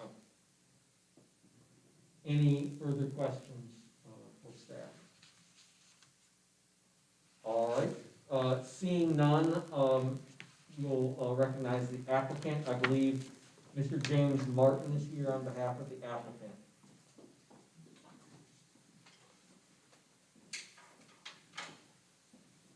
It's like a reprieve to take the mask off, so. Good evening and thank you for your time, Mr. Mayor Pro Tem, council members. My name is James Martin and I represent Building Homes DRB Group LLC. I'll get into a brief presentation on your board here shortly, but I thought I would read a letter that one of the property owners, Tommy Smith, who's in attendance, thank you very much, in attendance tonight, he had prepared and read in its entirety to the planning board. I took excerpts of that and I want to include those tonight, if you'll give me a moment. My name is Tommy Smith and I am one of the heirs and owners of the 22.73 acre Smith property located on South Point Road. This property is here before you tonight to review the request of the zoning petition approved by the property owners and brought forth by Building Homes DRB Group. It is important to understand that tonight's zoning petition is about more than just the number of homes allowed per acre. It's also very much about understanding that a city is not just structures, rather a city is people. And in any decision-making process, people who have contributed to the livelihood of a community for centuries should be given some consideration and appreciation. This property has been in the Smith family for 200 plus years. I say 200 plus years because my Smith family genealogy knowledge goes back only to my great-great-grandfather, John Smith, born in 1816, and I do not know who his parents were, but clearly they were people who were born and living in the 1700s. To the best of my knowledge, my great-great-grandfather, my great-grandfather, and my grandfather were all farmers and blacksmiths. We have a photograph of my great-grandfather working at the blacksmith shop near the railroad crossing in downtown Belmont in the late 1800s. One example of the Smiths family contributions to the Belmont community is the old cemetery located on Bellwood Drive. It was established before the Revolutionary War on land donated by Matthew Leeper. It has the name Smith Cemetery because of a number of the Smiths living in the area. To get to the cemetery, my grandfather and the adjoining property owner donated land for a road from South Point Road into the cemetery location. This donation, which was meant to be a private road just for use by the cemetery, later became part of a state right-of-way and later became Bellwood Drive. Without this donation of land for a road and the ensuing mix-up, the Bellwood neighborhood as we know it today would likely not exist. My grandfather built the farmhouse, the Blue Farmhouse on South Point Road in 1910. That is where my father and his two brothers were born and grew up. All three were members of the greatest generation, and all three served their country during World War II and the European and Pacific theaters. They all had plans to return to the Belmont area after the war. My father returned and settled in Charlotte, working as an engineer for Exxon for over 30 years. One of my uncles returned and worked as an attorney right here in Belmont for many years. He also supported Belmont's American Legion Post 144 baseball team. My other uncle, Uncle Kenneth, made the ultimate sacrifice for his country when he was killed in action near Luxembourg as part of General Patton's Third Army. Living in Charlotte allowed my sister, now deceased, my brother, now deceased, and I to spend considerable time over many years at the farmhouse visiting our grandparents and Uncle Willis. It was a wonderful place to explore the woodlands and the various farm buildings. Dad and Mom built the brick house right beside the blue house in 1988. As the years went by and family members passed away, the land was passed down to the current group of family owners and heirs. The property has always been well maintained by each generation. It was a hard decision to sell the family land, but when the 78 acres across the road were sold for the new middle school, that was a handwriting on the wall. Our selling the property is dependent upon the zoning petition being approved. We know our property has a zoning designation of General Residential, which allows up to 6 units per acre. We know our land is not part of the South Point Peninsula Overlay District. We know our land was listed on the previous future land use map as being part of a village center, but was removed from that designation in 2018 for some reason. Is now considered simply semi-rural. Being within walking distance of the Belmont Town Center, the new middle school, and the high school, seems like our land is more closely aligned with a village center than being considered semi-rural. We also know the commitments the developer has made to positively impact the surrounding area. Given this, we would ask that the Belmont City Council follow the recommendation of your staff and your planning board to approve the petition before you tonight. Thank you. Thank you for those words. Now, for my part, I've been in the business of community development for a good while now. And in all my time, I've never had neighboring property owners who have openly and been cheerleaders for a new development. That's just part of it. What we do in a community when we develop, we represent change. And most folks don't like change. They like for areas to remain like they were. I'm a little bit like that too, I'll have to admit. So it's natural, it's understanding that when change occurs, when communities start to change and retail centers are developed and new middle schools are developed that weren't there a few years ago, that change does come. Regarding this plan of development, I'd like to focus on some of the ways this development will give back to the community. I think we focus a lot on the negatives of development, right? Traffic, school impact. We hear those things, impact to the environment. Those are all things that we hear about, we consider, but sometimes not enough focus is put on the positives of a development. And in this case, these are the items that prompted the planning board to recommend approval for our petition and our proposed density. The Bellwood Road realignment. We are committed to doing that. When we first met with city staff, they said, hey, we have a concern with a road that was left as an offsetting intersections, which is a very, very dangerous situation. It doesn't matter how you got there. What matters is it's an offsetting intersection is very dangerous. And what matters is there's a commitment from us to repair that, to fix that, to realign that, which involves construction costs, which involves giving up land. But whether that was an initial requirement or not, when they mentioned it to us, we said, that's fine. We'll work with our engineer and DOT and let's come up with an alignment that works. We've done that. The South Point Road right-of-way dedication improvements. We're donating land along the frontage for a potential future widening of South Point Road. Anytime a developer can donate that land, that's land that the state doesn't have to come in and condemn, pay for themselves. So part of those improvements that we're doing besides that donation of land is we're installing curb and gutter along the existing road right-of-way as opposed to that ditch section that's there now, storm drainage on that side of the road, street trees on that side of the road. The street trees and the sidewalk that we're putting in are going to be where, once that road is widened, those items can remain. You had mentioned about the setback, Councilman, about from the townhomes, just to address that real quick, is right now, those townhomes would be over 50 feet from the edge of pavement. Once that widening occurs, assuming you would have a 5-lane section, 2-lane, 2-lane in the middle turn lane, you're in essence adding another lane and a half to our side of the road. And so that would change that to about still 30-something feet off of that curve. So it's set back enough to where it's not, but even when it's widened, they're not going to be right up on top of the road, nor are they pushed extremely far back once it's widened to look odd. Normally with an alley-low townhome product, you kind of want those pushed up closer to the road for that aesthetic and streetscape.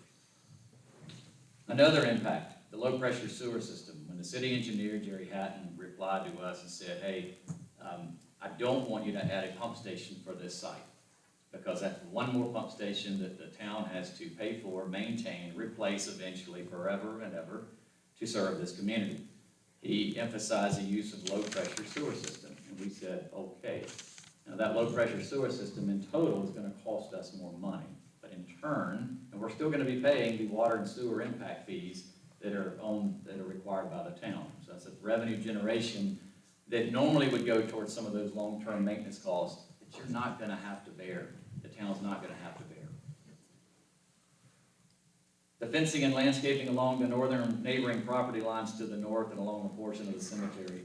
If you add up the cost of that fence and the landscaping, it's over $40,000 that we would be committing to. Again, it's with these commitments and the changes that we made to the site plan that allowed the planning board to recommend approval for our petition at our density. That break that you see along South Point Road in the townhomes, we doubled the break, added a pedestrian connection to South Point. So it's not a road break, but it is a pedestrian connection from inside of the development halfway through that row of townhomes to South Point. That pedestrian connection is extremely important. We widened that out. We didn't want to widen it out too much because then you just have a constant view as you're driving by the rear end of the homes off the other side of the alley.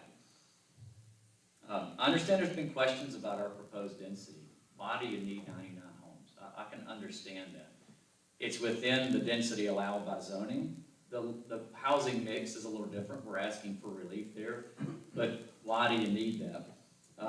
Anytime we do a development, it's an investment, and we have to input into our financial model cost of the land, the cost of the development, the cost of the homes to be built, anticipated selling price, and the pace in which we would sell it.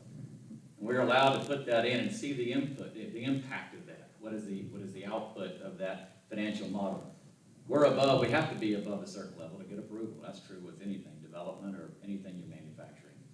Now, while we're above our needed thresholds for this project, we cannot lose any units at those inputs and be at an approvable level. I mean, it's really as simple as that. Is it, did the road realignment have an impact to that? Yes. Is that the only reason? No, it's not. You know, we look at all these things in combined and put that in. When we lose a unit, a housing lot or a lot, then our development costs overall do not decrease. If you have the same amount of grading area, same amount of road, you can lose 2, 3, 4, 5, 6, 7, 8 units. Your costs don't go down, but a tiny amount per lot. So that way the remaining costs are now divided by less units, so your basis on each lot goes up, and you miss out on that added revenue. So it's a double impact by losing units. Many of you and your constituents are concerned about public safety. I've heard that directly from at least one of the council members here tonight. This extends not only for traffic improvements, like we are proposing, but also for pedestrian safety too. On top of the other items that we've already committed to, Bell Road Road Lot realignment, the South Point Road improvements, the fencing, low pressure sewer, there's one more thing. At the edge of our property going north, there is 2 pieces of property that will be disconnected from pedestrian traffic to get to that Belmont Town Center. It's roughly 400 feet across those 2 properties. And part of our petition tonight and our approval upon closing on the land, once we receive approval and close on the land, we're looking to donate $30,000 to the town of Belmont to help facilitate that sidewalk connection from where we're ending, 400 feet over to Stowe Road. Cross Stowe Road, you're at the retail center. You cross South Point, you're at the South Point Village. So that's another commitment that we wanted to make, because that allows pedestrian traffic from our community to walk, that easy walk, to the retail center. It allows folks on Bellwood to access that, our sidewalk in our community, and get there as well. It would have to be a partnership with the town, because we don't control those parcels. But that cost will go a long way in getting that and making that a reality. I know that's a project that the city has looked at doing. So you've heard about our revisions to the site plan that takes into consideration all the planning board's requested changes, which were part of their recommendation for approval. You know, we could go through this site, but one thing, when you're looking at future land use plans, it seems to get mixed up. I look at those a lot, you look at those probably a lot more than I do. I know planning staff does. Where the mix-up occurs, in my opinion, where it gets a little hairy, is where 2 different recommended uses collide. And you'll see a blue and a yellow. And that is a very distinct line. And it almost, as you go away from a village core and start to get out, general planning practices are you would get less dense as you move away from that core. We are 400 feet away from a retail center. We're 200 feet away from middle school and less than a quarter mile from a high school. We're right there at the village center. If we were right dead in the village center today, then I would like to think the density that would be recommended by staff would probably be above 6 units to the acre, closer to 8, maybe more. That's because you're real close. As you go out, you would get a little less dense. And that's where we are. We're within walking distance of several non-residential uses. And that's why I think the proposed density, along with the commitments that were made, are appropriate. I'm here for any questions that you may have. We don't really need to go through, I think you have this packet, but Shelley does such a good job with presenting it. I don't know if there's any more things in here that you would gain. I have a question just about the low-pressure sewer situation, because I've not heard anything about that. Maybe I've missed it. So somebody needs to give me an explanation of how that works. And is that, I don't know, maybe that's similar to what we have in Lake Ridge, but I don't know. I've not known that that was the name of that particular type of sewer setup. So It's I'm- a, yeah. so a low-pressure sewer system is called that because it has grinder pumps beside most of the homes. We would have a larger grinder pump for each townhome building, not unit, but an individual one for every house.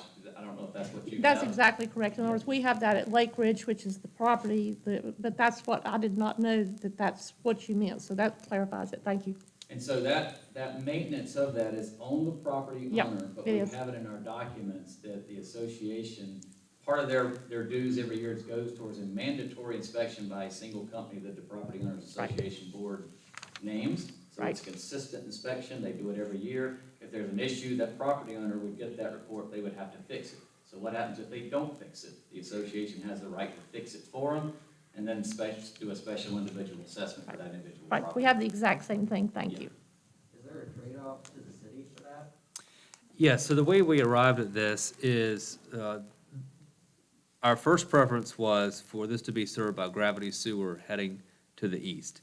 Unfortunately, there's not enough existing sewer easement and right-of-way to catch the existing gravity sewer to the east. And so it was going to feed into existing pump station. So they would have had to acquire easements from property owners for that. They were unsuccessful in doing that. So that was our first choice, and that turned out to be not feasible. Second choice was a pump station to serve just this property that would pump back up to, because Shelley mentioned the grade goes down, it would pump back up to South Point Road and then feed the wastewater north to Stowe Road. Our staff preference was not to take on another pump station just to serve this one property. So we asked them to investigate the low-pressure sewer system, which they agreed to investigate. We were concerned about the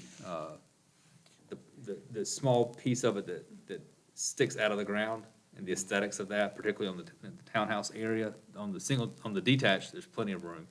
And I believe we ended up putting that in the alley, or behind the frontage of the house.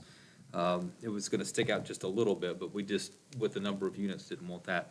So we were able to get this to work out so that it ends up, it's a higher upfront cost for the developer, but it's a much, much, much lower long-term maintenance cost for the city.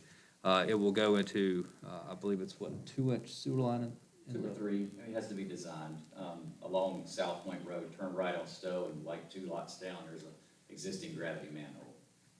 And if it were under the pump station preference at option 2, we would end up taking on ownership and maintenance of the pump station, plus the sewer mains, 8-inch sewer mains, 10-inch sewer mains within the streets. This way, there are 2 to 3-inch sewer, basically private sewer lines in the street that the neighborhood will take on. We'll have ownership and maintenance of the smaller sewer line in South Point Road connecting up to Stowe. So it's a better long-term value for the city. It actually is, Mark, because that's why we did it, but what we had to do, we're below the pump station, and so we had to pump up to the pump station, so the grinder situation was the best option, and they usually are fairly well, in other words, we've not had to replace a whole lot, but it is the homeowner's responsibility, or the homeowners association, not on us. My house, I'm 17 years, I have a maintenance agreement with McCall Brothers, they come out twice a year actually at my house. Yeah. And I've never had an issue with it. Yeah, I hadn't heard that name given to it, but that's what we have grinder pumps. And we have those in Reflection Point and McLean as well. There's been some concerns about the streams. There's a stream head, I think, in the area that's gonna be the tree save area. Right. Yes. And I'm assuming that since you're not touching the tree save area, that's all gonna be protected. If you see where all the tree save area is, that stream really cuts up from that point on the property to the right, to the east, and it cuts up close to where the cemetery is. So that area being the tree save, while it may not be as visible, but that's where a lot of the trees are. It's not a fully treed site, but also it protects that topography and that tree, that stream area through there. And there's gonna be a crosswalk, to, the other side of South Point Road, is that correct? The state's already got that in the works. We have to coordinate that with them, with our alignment of where Bellwood Road comes out. Any other, questions for the applicant? No. All right, thank you. Thank you. Shelley, I have one additional question for you. Yes. What's the density in village centers?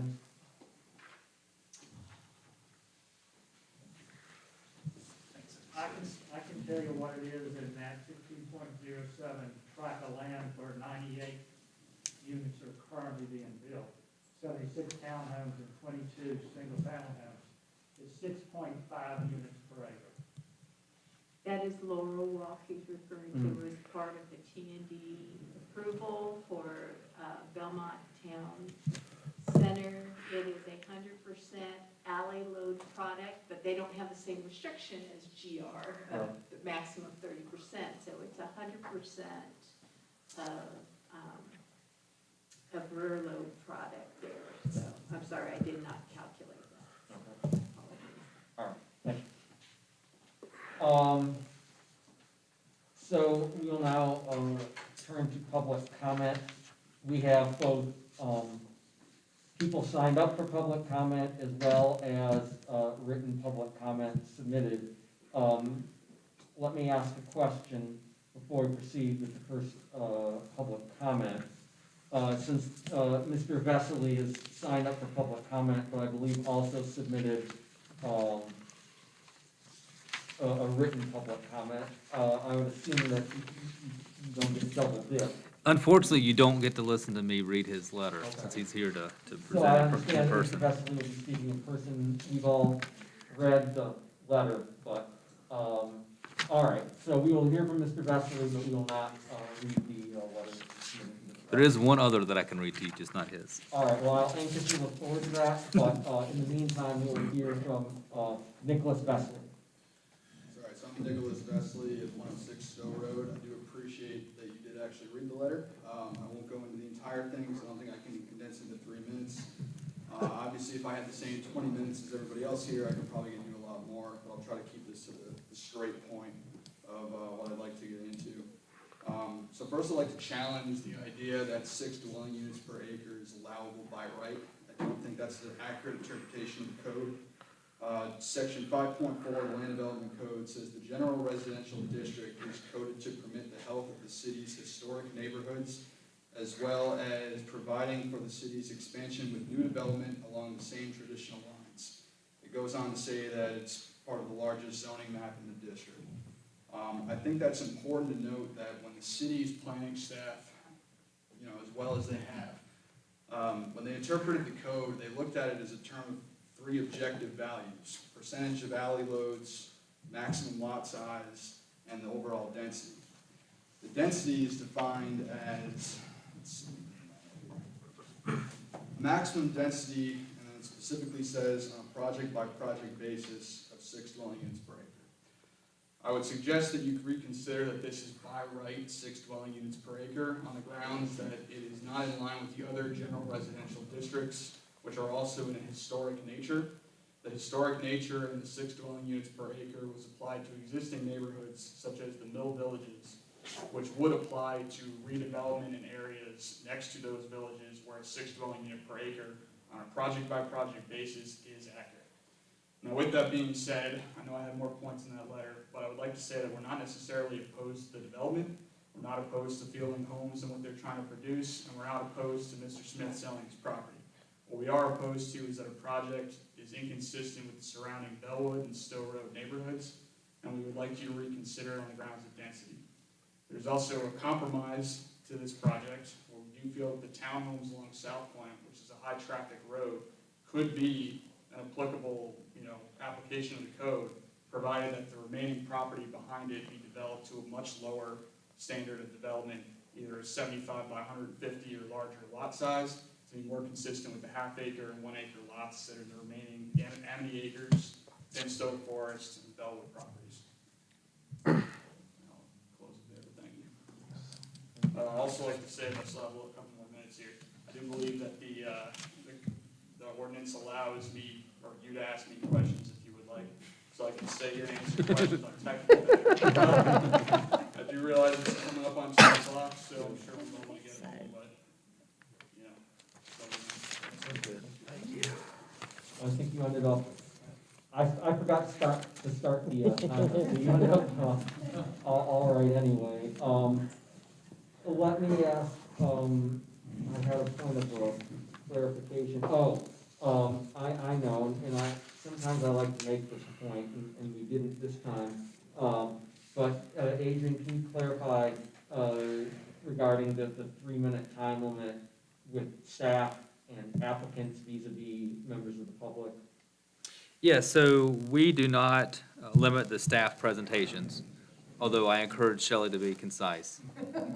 And she does a terrible job of being concise, but she has a lot to go over.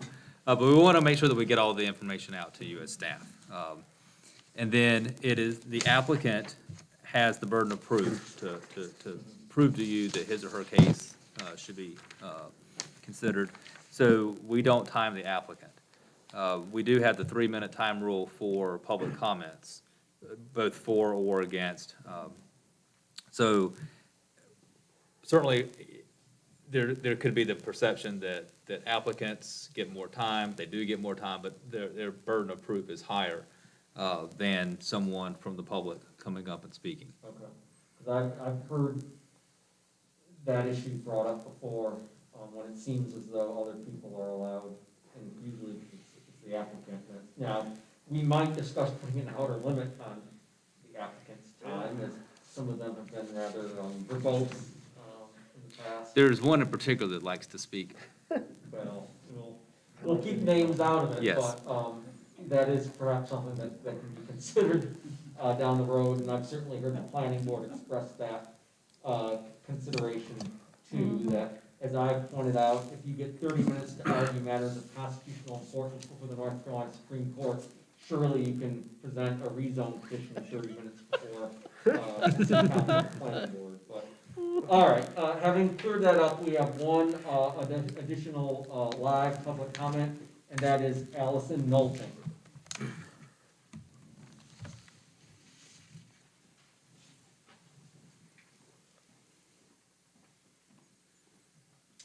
Hello, it seems like you took care of most everything I was concerned about. I'm Allison Knowlton. My husband John and I live at 403 Bellwood Drive.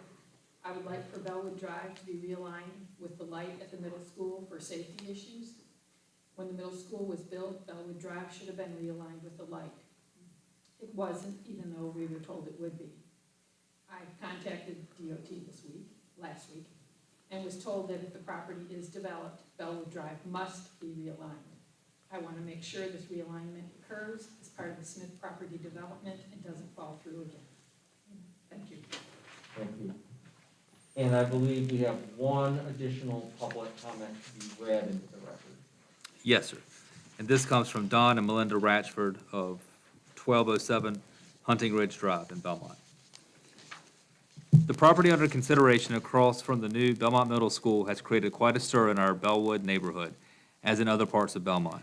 The density of the new development and the areas of traffic and environmental quality of life issues in the entire city has caused many to be leery of any new development. It seems to those of us that have watched this unrestrained growth in the past 2 decades, especially that this is yet another attempt to make developers wealthier and plan development a farce. Belmont has become anything but bucolic and serene, and one can hardly continue to use the bromide of a small town feel. Developers' monies and maximizing tax income have become the driving forces rather than a thoughtful attempt to keep Belmont's growth well-planned and smaller of scale. One of the major issues in Belmont's planning process has been the lack of consideration for building new roads and other infrastructures. Access and egress are 2 terms that are not spoken of without heartfelt and gut-burning stories of the traffic nightmares in Belmont. The Bellwood issue is multifaceted. The new road that will be needed for Bellwood's access and egress, as well as environmental concerns. The realignment of Bellwood Drive is absolutely necessary for the safety of pedestrians and vehicular traffic. The new access to Bellwood has not been widely discussed except by the inhabitants of Bellwood, yet the stoplights have been in place for some time. No one seems to wish to take responsibility for something that was clearly needed when the school placement was discussed. This leads one to believe that not a great deal of thoughtful preparation was given to this situation. If so, the Bellwood light situation would have looked remarkably different. Anyone with foresight knew that the traffic patterns would be obsolete when the school was placed on the location of busy South Point Road. None of us wish to be in a position down the road where the adage of, quote, let's just ask for forgiveness rather than permission, end quote, rears its ugly head. As for the ecological and environmental concerns, we own the 1.84 acres that includes the watershed bounded by some Amity Acres and Bellwood properties and the Smith property. We purchased this property, parcel number 216586, 12 years ago as an unbuildable acreage which straddles 40 feet of the creek part of the watershed. This location is an ecologically protected area. We are quite concerned about the developers changing the slope and lay of the Smith property due to density and what that could portend for this protected watershed. We have virtually attended a presentation by the developers and were given verbal assurances that this land would be protected. We have seen the creek run over its banks and are concerned that the only exit for runoff from the Smith property will be through the existing pipe that runs under Hunting Ridge Drive. The ability of the current pipe to carry the additional runoff from this development is of grave concern. This runoff water directly flows into the South Fork of the Catawba River in the Bellwood-Penstow community. The residents of Bellwood are concerned that the allowance of additional housing, parking areas, and waste will negatively impact not only the amount and quality of the creek water, which supplies many of our natural inhabitants, but that the impact of the watershed will adversely affect our well water.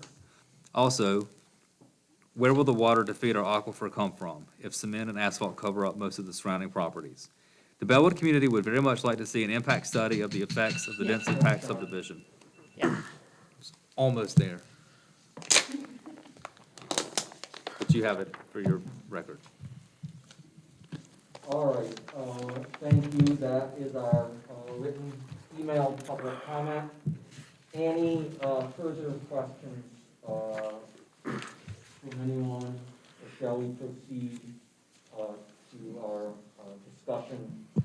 I'd like to ask staff regarding Mr. Vaselli's comments. I mean, how do you respond to that? Do you find them factual, or is it interpretive or subjective, depending on your perspective?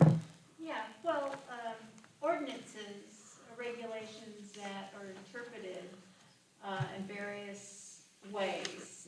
So is there right or wrong? It's through the planning profession, we believe as staff we are applying it properly. If it wasn't up to interpretations, the city wouldn't have the process of appeals that go to the Board of Adjustment for interpretation. So,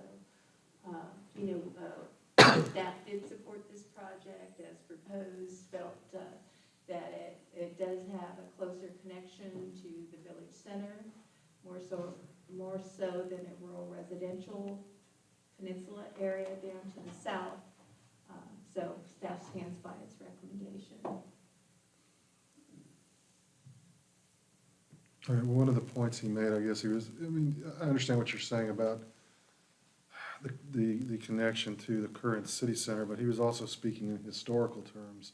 Does that factor into it at all? Well, I mean, you can go back and look at historic. So when Amity Acres came in at Bellwood, all the other property in the area were probably 5 acres or greater. Lot sizes evolve over time. The Amity Acres neighborhood was developed, I believe, in the 50s and 60s. Yep.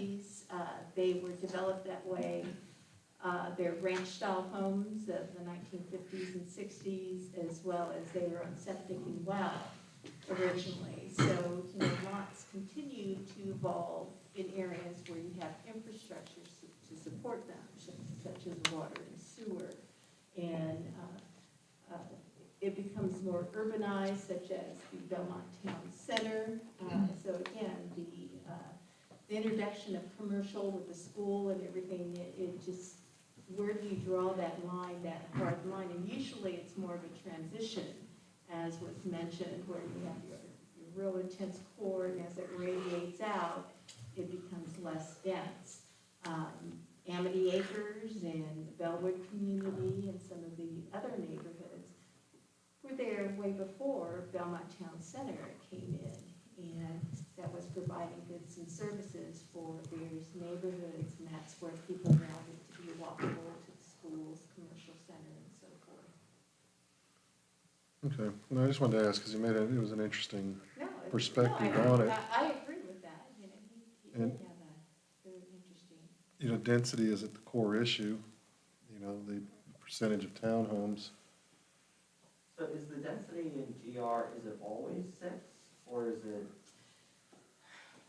I guess I'm trying to understand. A lot of it, we look at sometimes if it's infill, you know, if it's infill where we're looking at it, where they share a street frontage, and somebody's proposing to take this one lot that's on the same block and reduce it down. The 6 is a maximum, and he is correct, it is taken on 6 is a maximum, but it's evaluated on a case-by-case basis.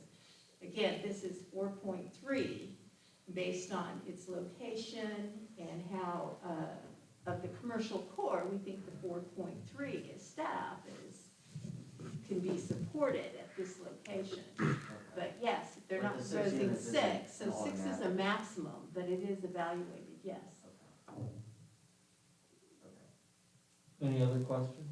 I just have one.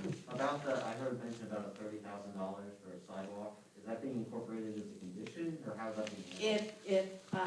If the council is moving in the direction of a recommendation at all, yes, we would definitely put that in as a condition to ensure that it's part of this project. Anything further? All right, I think everyone agrees. I think if we want to continue our discussions, we can move out of public hearing and proceed to the next agenda item if we have nothing further. I'll make a motion to take us out of public hearing. So moved. Do we have a second? Second. All those in favor? Aye. Aye. Opposed? All right, that closes the public hearing.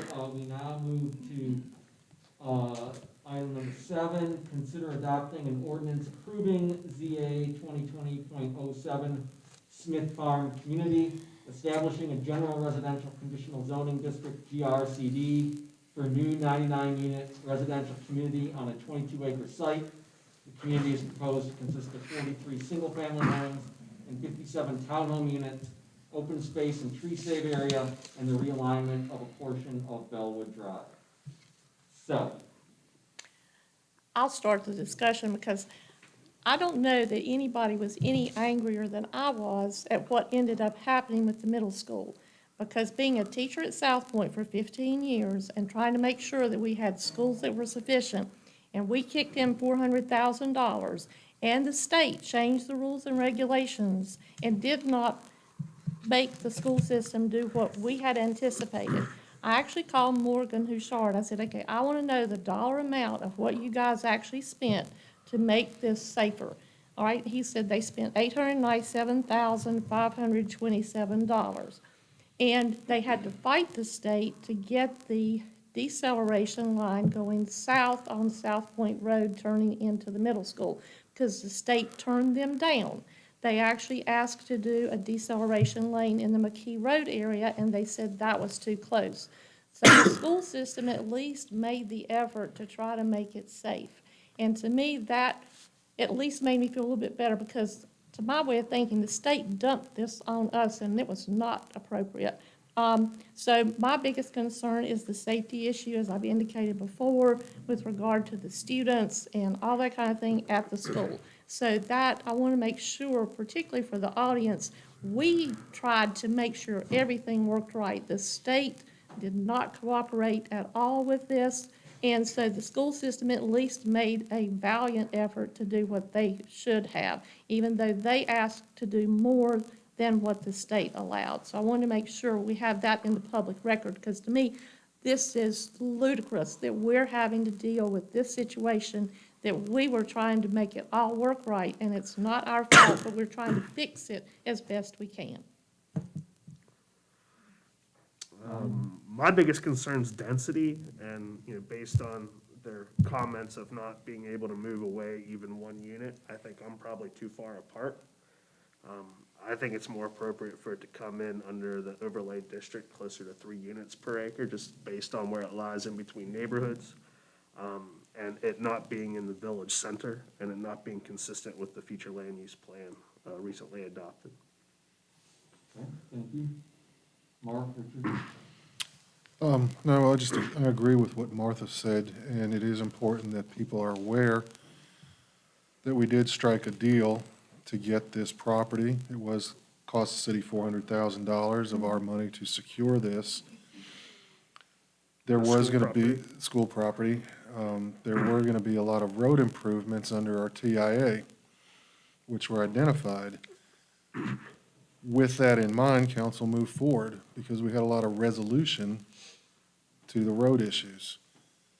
And I can tell you, before the ink was dry, the rules were changed in Raleigh, which eliminated our ability to apply the TIA to this project. So a lot of road improvements were erased, and I guess it potentially impacted this realignment. You know, be that as it may, we are where we are. I agree with Martha about the safety. I'm not a fan of this density. I mean, they're essentially doubling what's allowed in the townhomes. That being said, I also understand this is a negotiation. We need to get that realignment. And I'll be honest with you, I'm not sure where I am. I understand what Ryan is saying, but I mean, is this a cost of doing business, so to speak?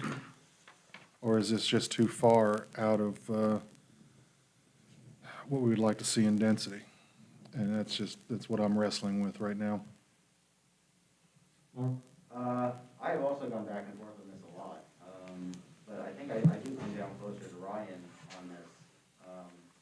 You know, the density for me is a big issue. That's a very busy part of town. And, you know, I think it is significant that the townhome makeup of the development in the zoning ordinance specifies 30%, which to me suggests that whatever development is built under this code should not be a majority townhome development. So while I am open to discussing something above 30%, I feel like the 57% that is being asked for here is too much. I also think it's significant that this property was specifically removed from the Village Town Center in the latest plan rewrite, which to me suggests that the thinking was to make this area less dense and not by specifically excluding it from the town center. I think that, as Martha and Richard have both alluded to, we got kind of a raw deal on road improvements tied to the middle school. So I think getting, you know, there's a very real, you know, public safety issue tied to that because that intersection is dangerous.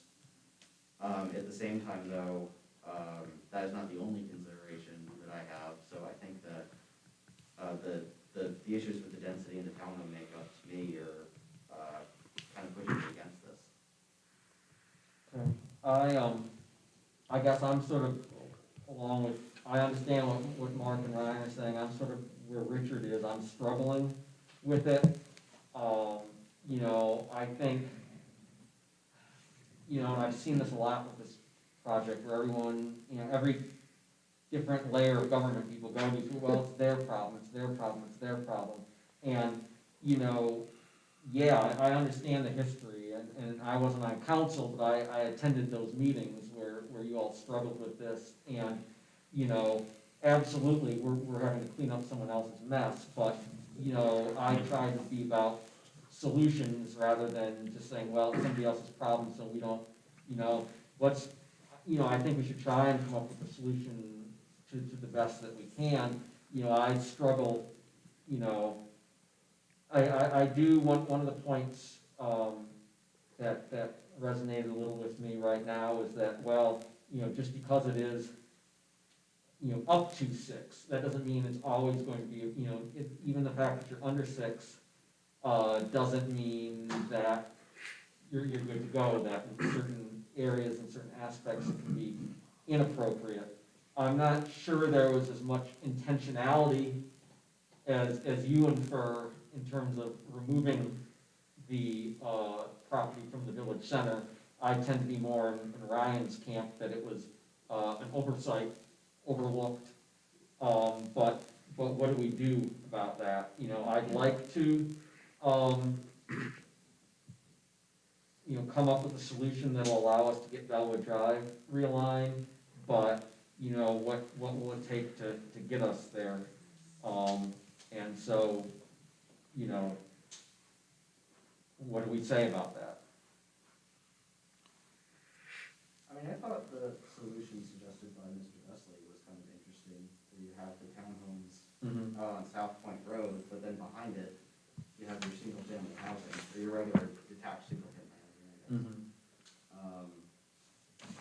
That, I mean, I don't know exactly how how all that would work, but that to me seems like a more attractive starting point than 2 long rows of townhomes right on South Point Road. Well, can we address the developer? Well, I don't think we can, since we've come on public hearing. Can we? I would say if you're, so a conditional zoning district has to have conditions approved by both the applicant and the city. So if you're wanting to negotiate some conditions, I would certainly think it would be appropriate to have the Well, the applicant. only thing, what I would say to him, everybody wants to get that road done. Because the safety of the kids, the safety of the residents is a great factor in this discussion. I think what you're hearing here is you've got some council folks that are trying to find a way to say yes.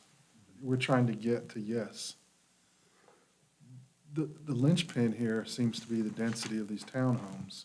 So I guess my question to you, do you have any alternate designs? Do you have any latitude? Is this something that you can revisit?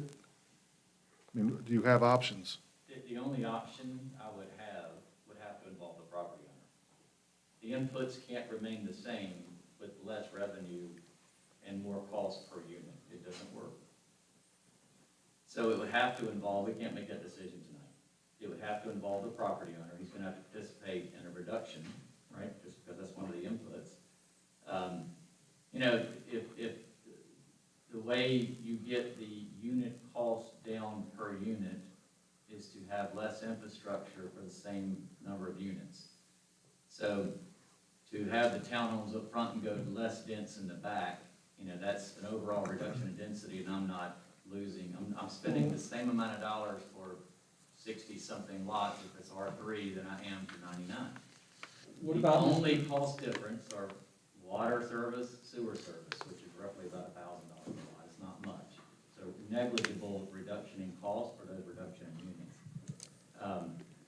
But I can't decide anything with that tonight because of the same input, I can't drop. What about Mr. Vesely's suggestion regarding the reduced infrastructure potentially on some of those lots? That was in writing only, just a heads up. Oh, yeah. I can explain it if you want. I think what he said, having the townhomes up front makes sense, and having something less dense, larger lots in the back. But that's a reduction in density without a reduction in my cost per unit. Would council like to hear that proposal?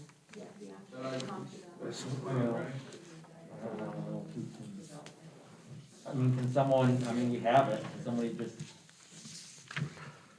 I'll read it, that final bullet point. Yeah. So, You have the issue of maintenance on this section that you chase that flagging tail for Shelley? years. So I'm going to read this proposal from Nick's letter. As a compromise to increasing the minimum lot size, but not to apply financial hardship to the developer, allowing the single-family portion of the site to be treated as a low-impact development without curb and gutter and reducing the number of sidewalks required to limit development impervious area. For the larger lot sizes, this would be an appropriate consideration for environmental concerns and would be more consistent with the surrounding neighborhood.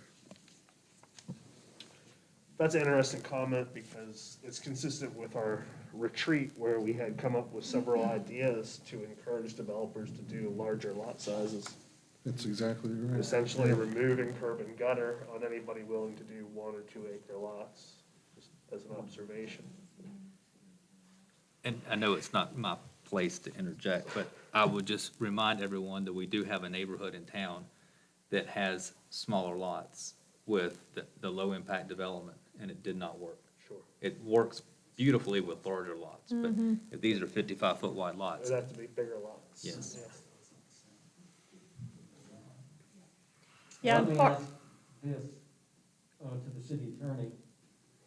If we have a vote and the project is presented, and that vote is no, what are the consequences of that no vote? He can't resubmit for a year under unless it's a totally different plan. What would be totally different? By right. And to Adrian, Oh, sorry, go ahead. to Adrian's point, the small lot size, and one of the reasons that did not work was the topography, and this has some topography issues too. So that, although I would like to think that would work, based on what we've seen, that's not a good option, I don't think. Short of voting it down, is deferring action a possibility? Would you basically table it? Have to. You can defer action. Are we allowed to do that? What would be the effect of that? Like, would it just roll in the next meeting, or how long? You would decide that. The public hearing's closed, so it wouldn't be any further public comment. But if you wanted to delay action on the council level till next month, or the time you determine, you can do that. Well, if the idea would be to get a revised plan that's more to our, would we need to You might want to include the developer in that conversation. There's really no comment I can make besides a change in density will have to involve the landowner. But, the change in density will impact the value he's getting for his land. Just cut and dry is what you can put on it and what makes it what it's worth. I think I've heard 3 units to the acre referencing the overlay district that doesn't apply to this, but is that Yeah, I'm not overly concerned about the townhomes, but I'd like to stay in that 3 units. Because clearly, it should, there's an oversight.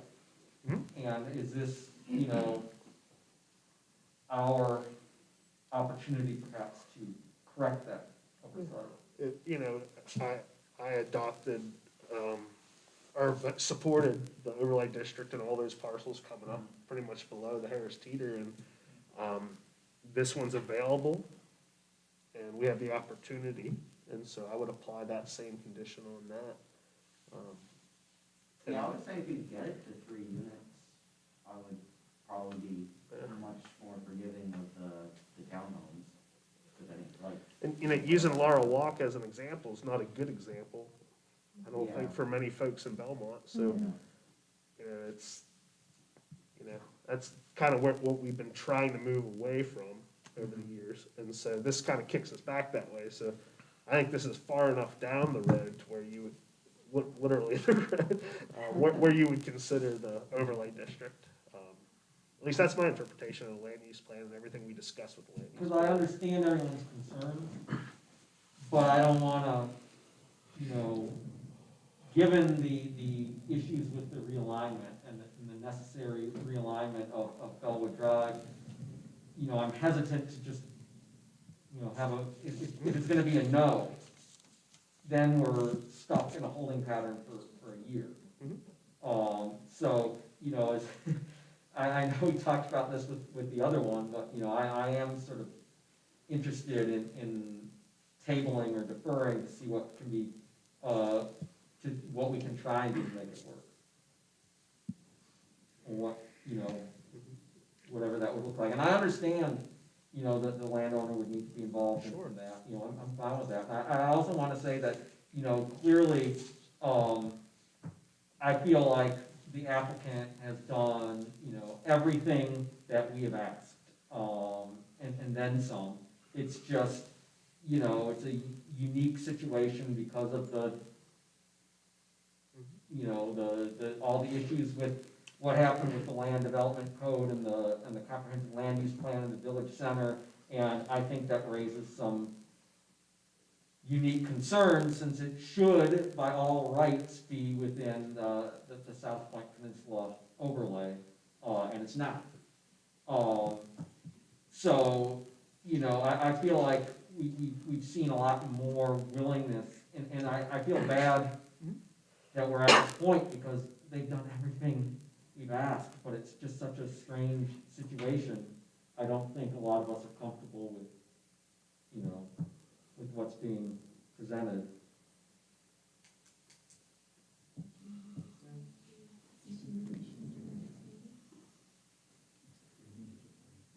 So what are we thinking?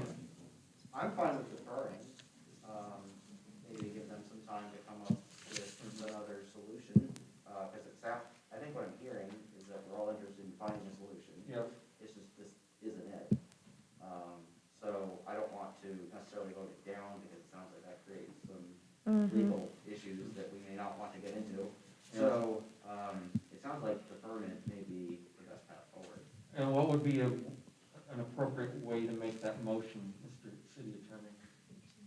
I would think you'd want to make a motion to defer to the March meeting.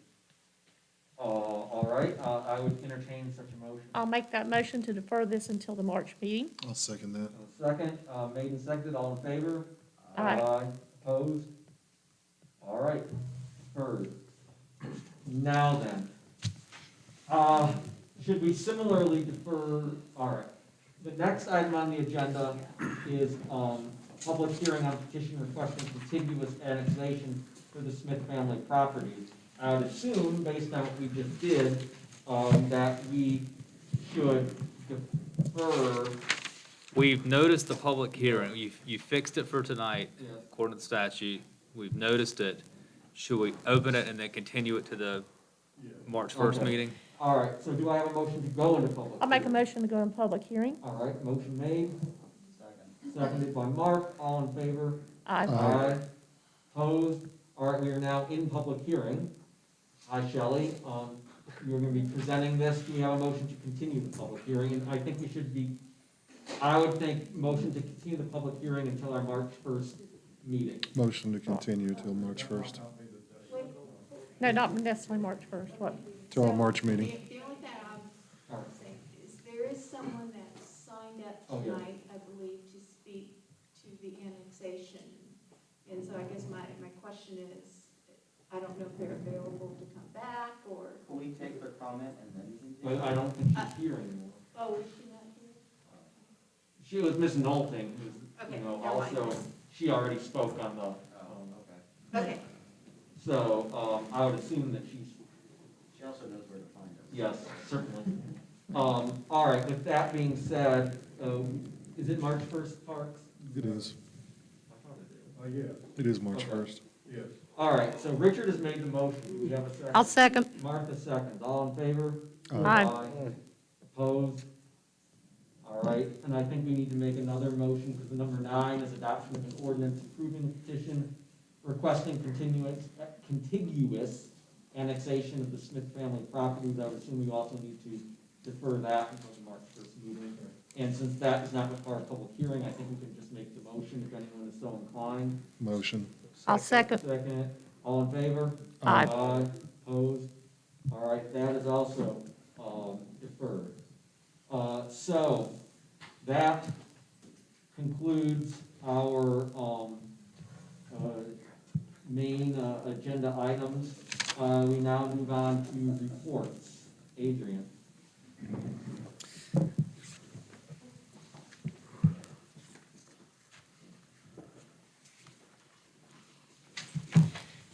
Thank you, Mr. Mayor Pro Tem. Under the report section, you've got the draft minutes from the Watershed Review Board, the Environmental Sustainability Board, the Historic Preservation Advisory Board, the Parks and Recreation Citizens Advisory Board, the Main Street Advisory Board, the Downtown Belmont Development Association Board, and the Planning and Zoning Board. Those are just for your information.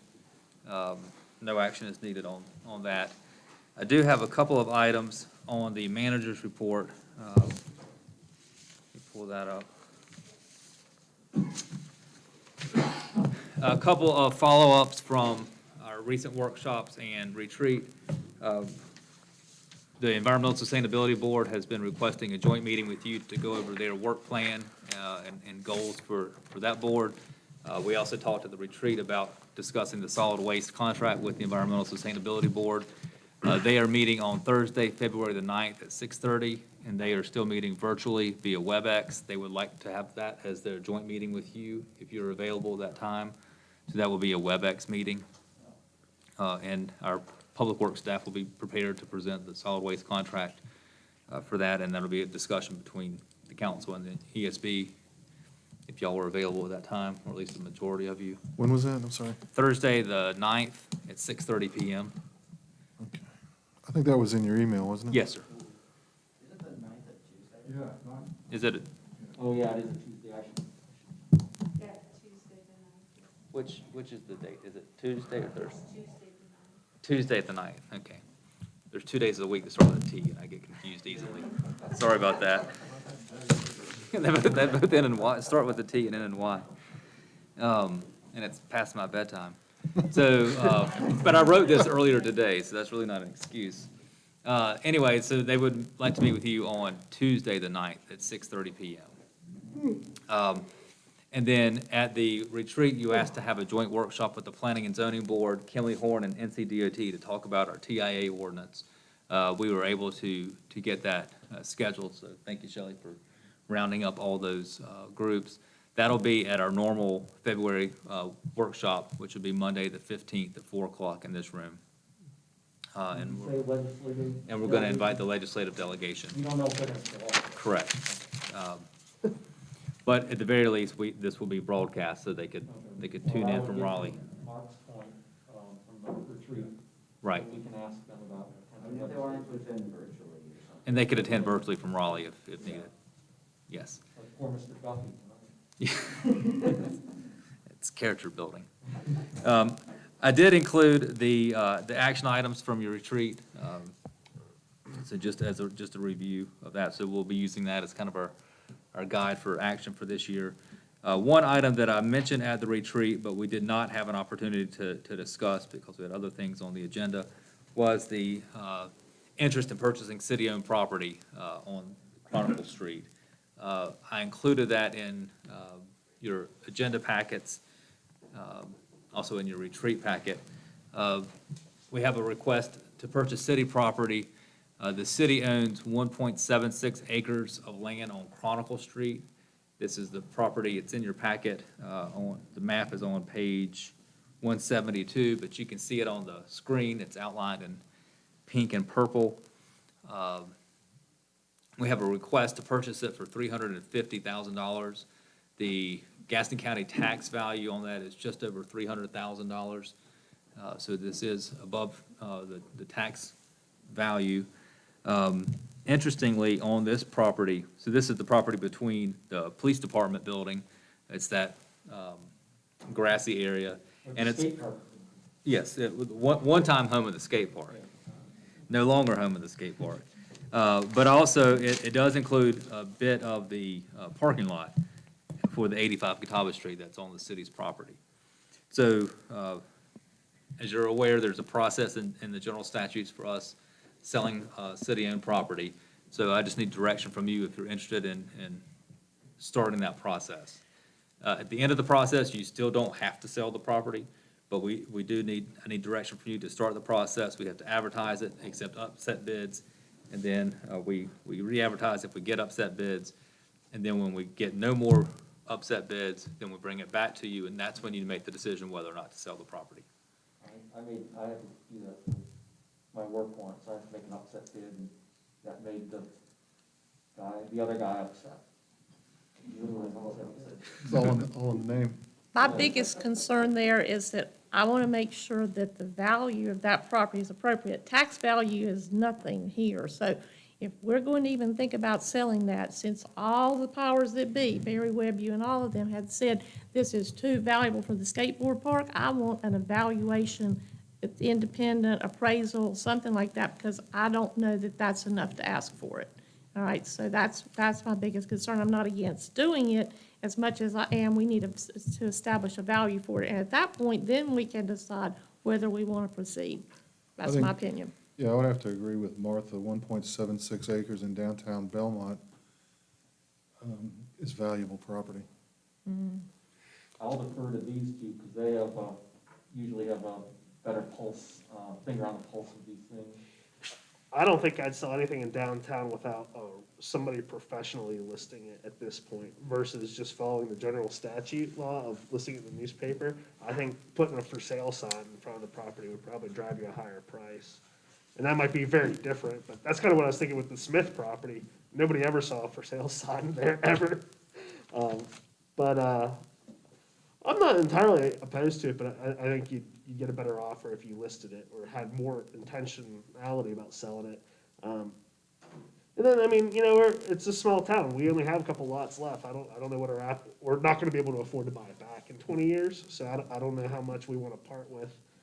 I don't know what we have left in downtown, but I don't know how much we wanna part with, because especially being adjacent to our police station, if that ever needed to grow, or you had to put a fire station, like, we couldn't afford to buy the property back, so. We would have to take that into consideration as well. That's a good point, though. Yeah, I'd like to, whatever we decide, I'd like to hear from Chief Hawkins about. I have discussed this with the chief. Yeah, that would be kind of my concern too, is that, undeveloped land, especially in downtown Belmont, is a rapidly shrinking resource. And we'll look at the Ford Center with that too, in order you're looking at a, tract of land there. So we gotta look at that whole picture, I think. Yeah, so if we ever needed to build something downtown, Where would we go? Yeah. Yeah, like if we ever need like a parking deck or anything even, I don't know that there's, and this is a fairly large lot too, I mean, it's almost 2 acres. And I don't know what their intent is, but we could parcel it off too. Yeah, Well, have they indicated anything about their intent for the property? I was Parking. assuming it was to add parking to Parking. the Chronicle Mill development, because that was an issue Yeah.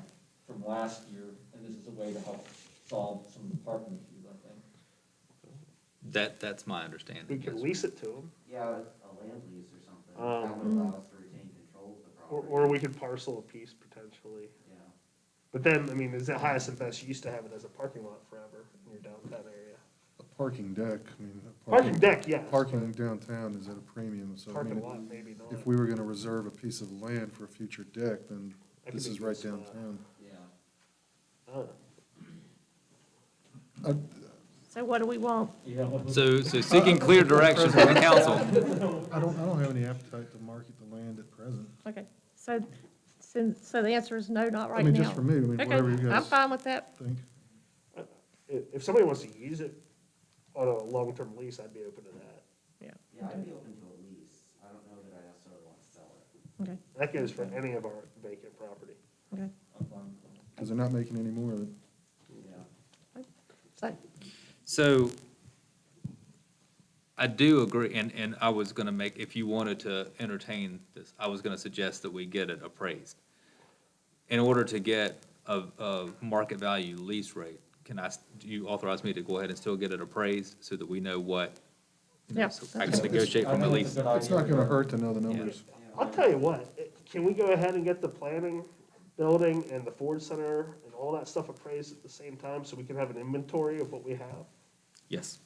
I mean, this isn't gonna be the last time somebody offers to buy something that we have. It would be helpful to know.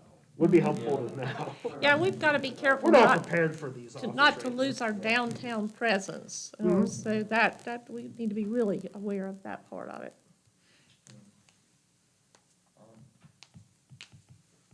Was there Thank anything you. else? That concludes my manager's report. Thank you. All right, other business, we'll start with Ryan. For the sake of time, we'll pass till our workshop. Okay. Richard? Just one brief item. I saw on Facebook, got a couple of calls from folks, South Fork Crossing. They had seen some folks out there surveying and laying down grids, and they had some concerns about it, so I reached out to Mark Stafford.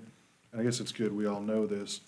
They're doing preliminary work for that realignment for that exit.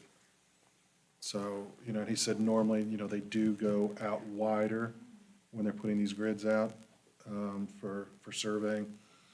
So, I mean, that should put some of the folks at ease, because there was all sorts of rumors being spread about what was gonna happen in their backyard. So that's it. That's all I have. Okay, thank you. I'll just say, you know, I thought this was a really good discussion today. And I think, like, especially with the Smith property, that we reached a good resolution, and we'll see what happens next month. But I just, you know, appreciate everyone's input and willingness to listen to each other. That's all I have. 2 items for staff. One, unless the council disagrees, I would like for staff to talk to DOT about the possibility of a light at Stowe Road, or a traffic circle, or a pedestrian crossing. So if we're looking at the safety piece of all this together, probably we're going to get no on the first 2, but I would certainly think the pedestrian crossing should be considered, and how they would think that would be best. The other item, if staff also would contact the Abbey people, Matt Spiva or Bill Monroe, because the parking lot of the Walmart Lowe's area is horrific. The Abbey Plaza, there's trash over all of the cans, and the stormwater, the storm drain there by Waffle House is totally blocked and trash, so they're not taking care of their property. So whatever we can do to encourage that, I think we need to do. So those are both for staff. Thank you. Mark? The other thing I got is, I've just kind of been pitching this idea about the mulcher for the yard waste that we'd be collecting to people. It's been fairly well received from everyone I've talked to. So we'd be kind of interested in getting, I have no idea what that would even cost. Just, you know, kind of get an idea of what that would cost, even if, I don't know if it's feasible to do it before our meeting with the ESD, is that next week? But if that's possible, that would be nice. And just some idea of even where we could stick it. In terms of just having a facility for mulching, or do like Gastonia, mulch it and then sell it back to the public? Or at least just mulching it and? Yeah, well, I mean, I guess there's 2 ways you go with it. We can either use it for ourselves, like for city landscaping, or sell it back to the public. So I don't know if one of those makes more sense. It makes a big difference when looking at land availability, because if you're selling it back, it's got to be a place that's accessible for the public. We've been thinking about some land that we own that we could just do for mulching, you know, and stockpile it. I think it's a good idea. There's some property right behind Eagle Park. Yes. Well, hey, I and we think got it's that, across the street from Eagle Park. and we have the big property on Gaither Road too, guys, so a lot of property down there. But we can look at that, yes. All right, anything further? If nothing else, I would entertain the long-awaited motion for adjournment. I'll make a motion to adjourn. All right, I'll second. second, all those in favor of adjourning? Aye. Opposed? Meeting is over.